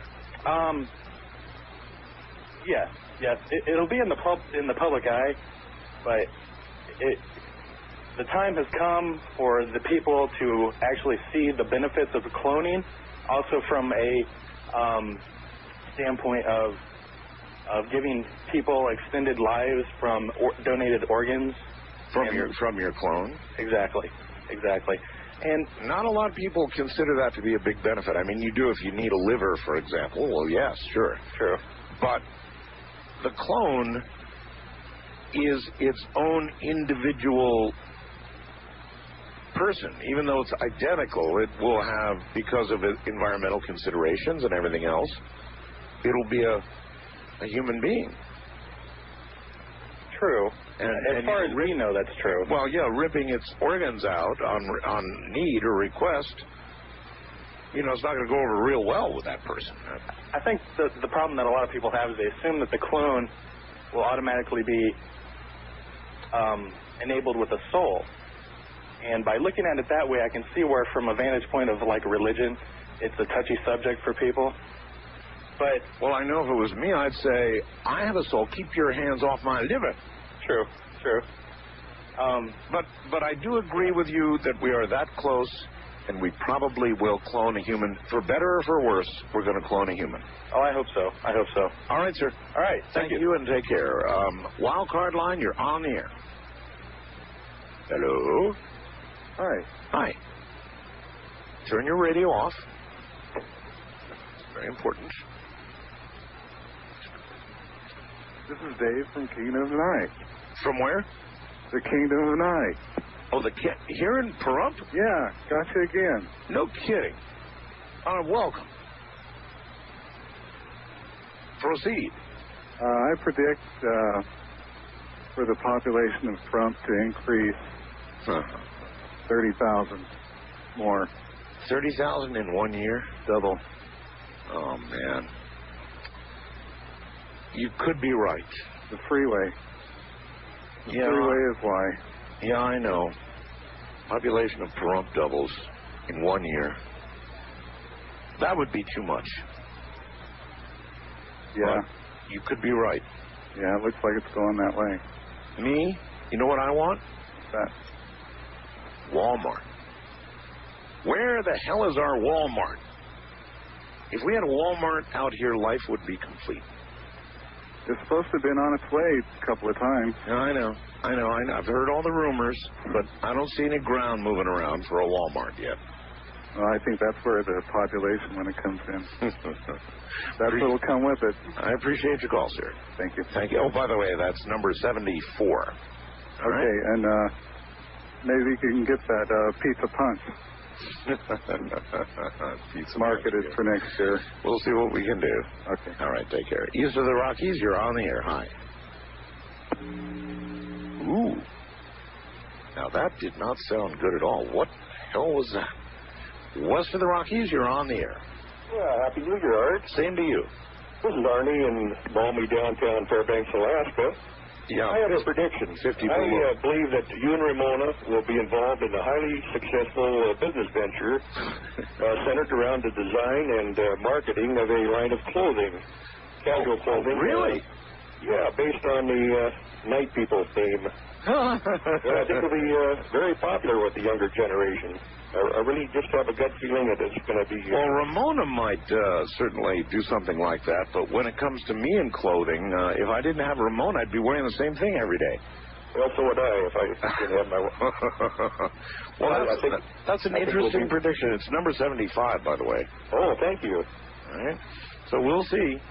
Thank you, Art. All right. Take care. Me? You know the pizza punch I do have? That's all over my clothing. First time caller line, you're on the air. Art, how you doing? Happy New Year. And same to you, sir. Where are you? Buffalo, New York. Buffalo. Yes. Hey, I was wondering, did you happen to hear about the reference to yourself in the February issue of Guitar Player magazine? No. What did they say? Well, it's an interview with Billy Gibbons of ZZ Top. Oh, yes. And apparently on their new album, CD, whatever, they have a song called Dreadman Boogaloo. They do indeed. I've got a copy of it here. Okay. And they use Ross Mitchell, my announcer, east of the Rockies, west of the Rockies, wild card line. Okay. Well, it says that the name of the song is based on the reggae expression dread, which means the feared or cool. So a dread man is sort of a dude in the know. That part of the title was inspired by Art Bell, who is the host of a late-night AM radio show we tune in after working in the studio. I know. I was so honored by that. I mean, ZZ Top, that's a sort of a way of being immortalized. Sure.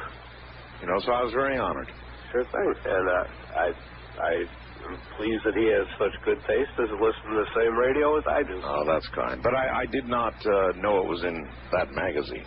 Oh, yeah. I'll be darned. Okay. Yes, sir. Thank you. Thank you. Thanks for the information. Wild card line, you're on the air. Hi. Hello, Art. This is Tony from Gary, Indiana. Hi, Tony. And I wish you a very, very good New Year. Thank you. And I hope none of this bad stuff comes up for you. All good. I'll get right to it.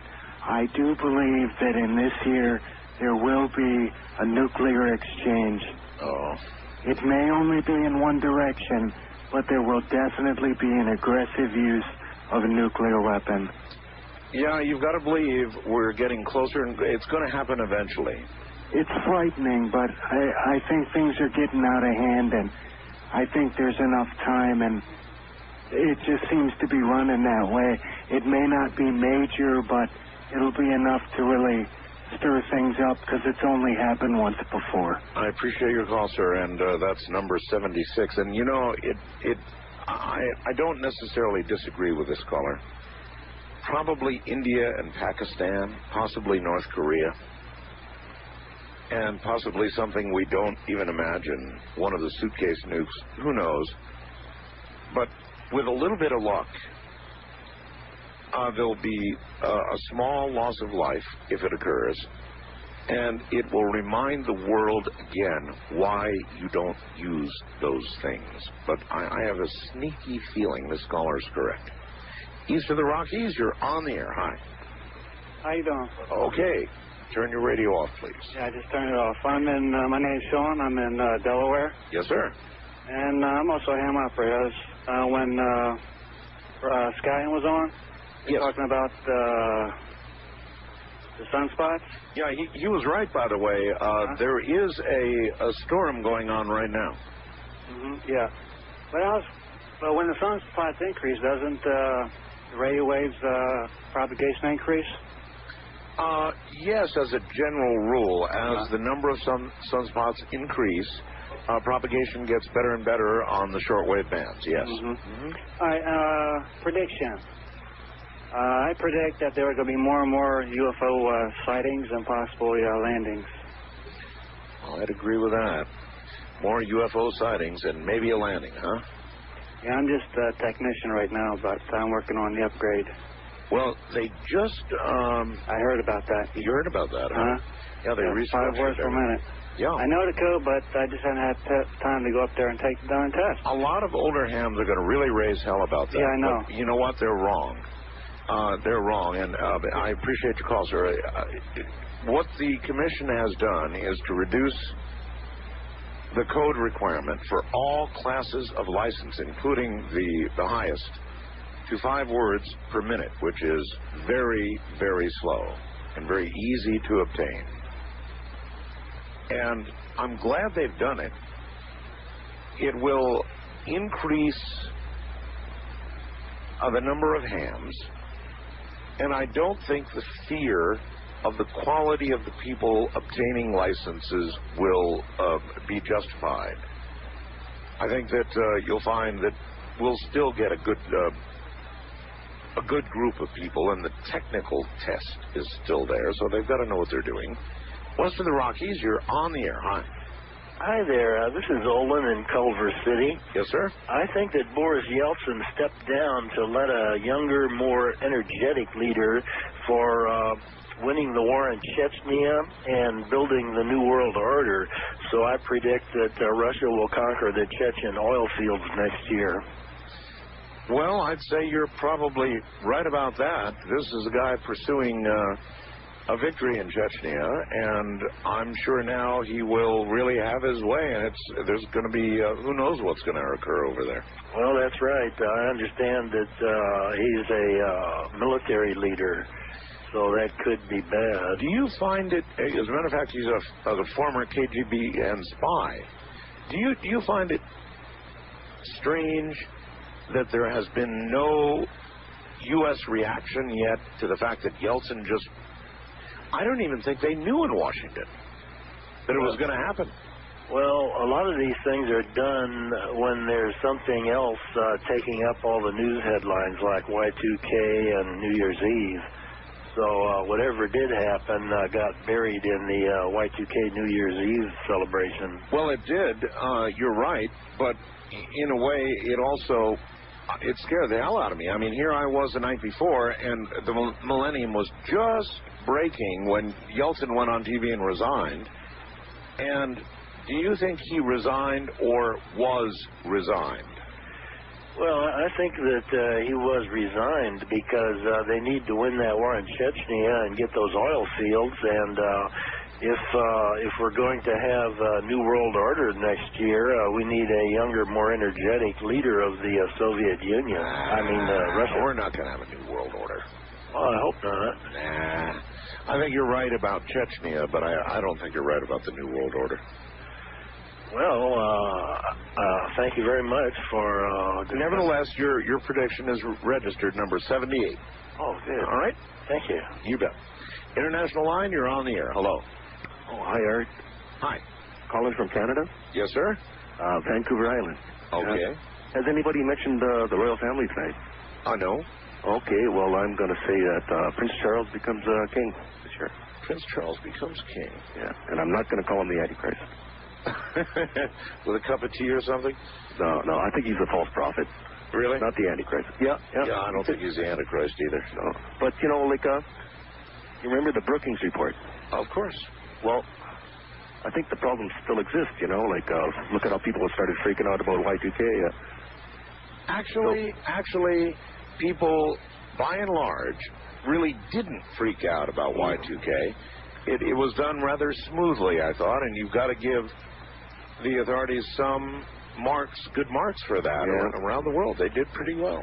Yeah, they handled it pretty good. And so what about the landing? What better person to tell the world that the aliens aren't that bad than a non-threatening person like the King of England? A lot of people respect him. A cup of tea. Yeah. Right. Have a good one, Art. Right, you too. First-time caller line, you're on the air. Yeah, Art. Yes. This is Ron from Dead Man Lake, Alaska. Hi, Ron. Hi. Boy, now there's a name, Dead Man Lake. Yeah, well, I sent you a video a couple years ago. I don't know if you remember getting it. I fly a skull and crossbone flag out in front. I do that, too. I do it in the back, but I occasionally fly it. I think we've got the French flag up there right now. You don't remember me sending you that video then? I vaguely do, but yeah. Well, anyway, we got about 62 below out here for the last 2 days now. 62 below. 62 below. Where exactly are you? We're towards Manly Hot Springs. That'd be about 80 miles west of Fairbanks. West of Fairbanks. Oh, man, yeah. You are out in the middle of nowhere. Yeah, well, I live on a fly-in remote lake. In fact, I don't have anybody around me right now for 10 miles away. So you're using what? You obviously don't have a telephone there. No, actually, I used to have a radio telephone, and I bought this cell phone, and I bounced off of the mountain and picked the signal up from the tower near Fairbanks. No kidding. Yeah, no kidding. Well, it's working very well. Actually, you sound better than a lot of people who are using portable phones down here. Yeah, isn't it amazing? Yeah, absolutely amazing. Yeah, well, it is. Well, I'll tell you, Art, if you ever get up this way, you'll have to come out to the real bush. This is the way to live. You're in the real bush, all right. No electricity, no running water. Chop a hole through 3 to 5 feet ice to get my water. And how the hell do you keep warm? Right now I got my wood stove 400 degrees. Just keep stuffing the wood in there. Me and my 3 cats. You have 3 cats? Yeah, 3 cats. I imagine they stay pretty close to that wood stove. They do. Yeah, they do. Cats love warm places, and cats. Oh, they do. And it's so great to talk to you, Art. I just, I know a lot of people out in the bush listen to you. And you'd never hear from them because most people don't have communication out here. But I hear you. Listen, I've got one last number 80 prediction if you would like to make it. Yes, I would. And I predict that the stock market is going to take a big rise. How big? I think it's going to go through the roof. I think it's going to be fantastic this year. Especially since this Y2K thing didn't turn out to be as bad as everybody thought. I think you're making a really, really good point. Yeah, in fact, another prediction, I predicted after this cold snaps over, I'm going to go to Hawaii for a week. In other words, even for a hardened Alaskan, 62 below is pushing it a little bit, huh? Yeah, well, I've been out here for 6 winters now, so it's as cold as I care to see it, I hear you. Well, listen, you qualify, I think, as my most remote caller of the night. Well, thank you, Art, and it's great talking to you, and keep it up. Well, listen, tell everybody from the middle of nowhere good night, because the show... Well, we were going to have a big New Year's party tonight, but everybody had to cancel because it was too cold for the snow machines and the dog sleds tonight. So that's cool. We were going to have a log cabin party about 15 miles from here, and my friends Bill and Cheryl canceled out. Well, tell them good night. Okay, Art. Good night. Good night. That's it, folks. That's 8 hours in a row. Boy, long haul. Long haul, but it was fun. Happy New Year, everyone. Happy New Year, everyone. Samoa? Yep, Samoa is about to welcome the millennium, and that will make it complete all the way around the Earth. That'll be, about 2.5 minutes from right now. For me, that's it. From the high desert, Art and Ramona, good night all.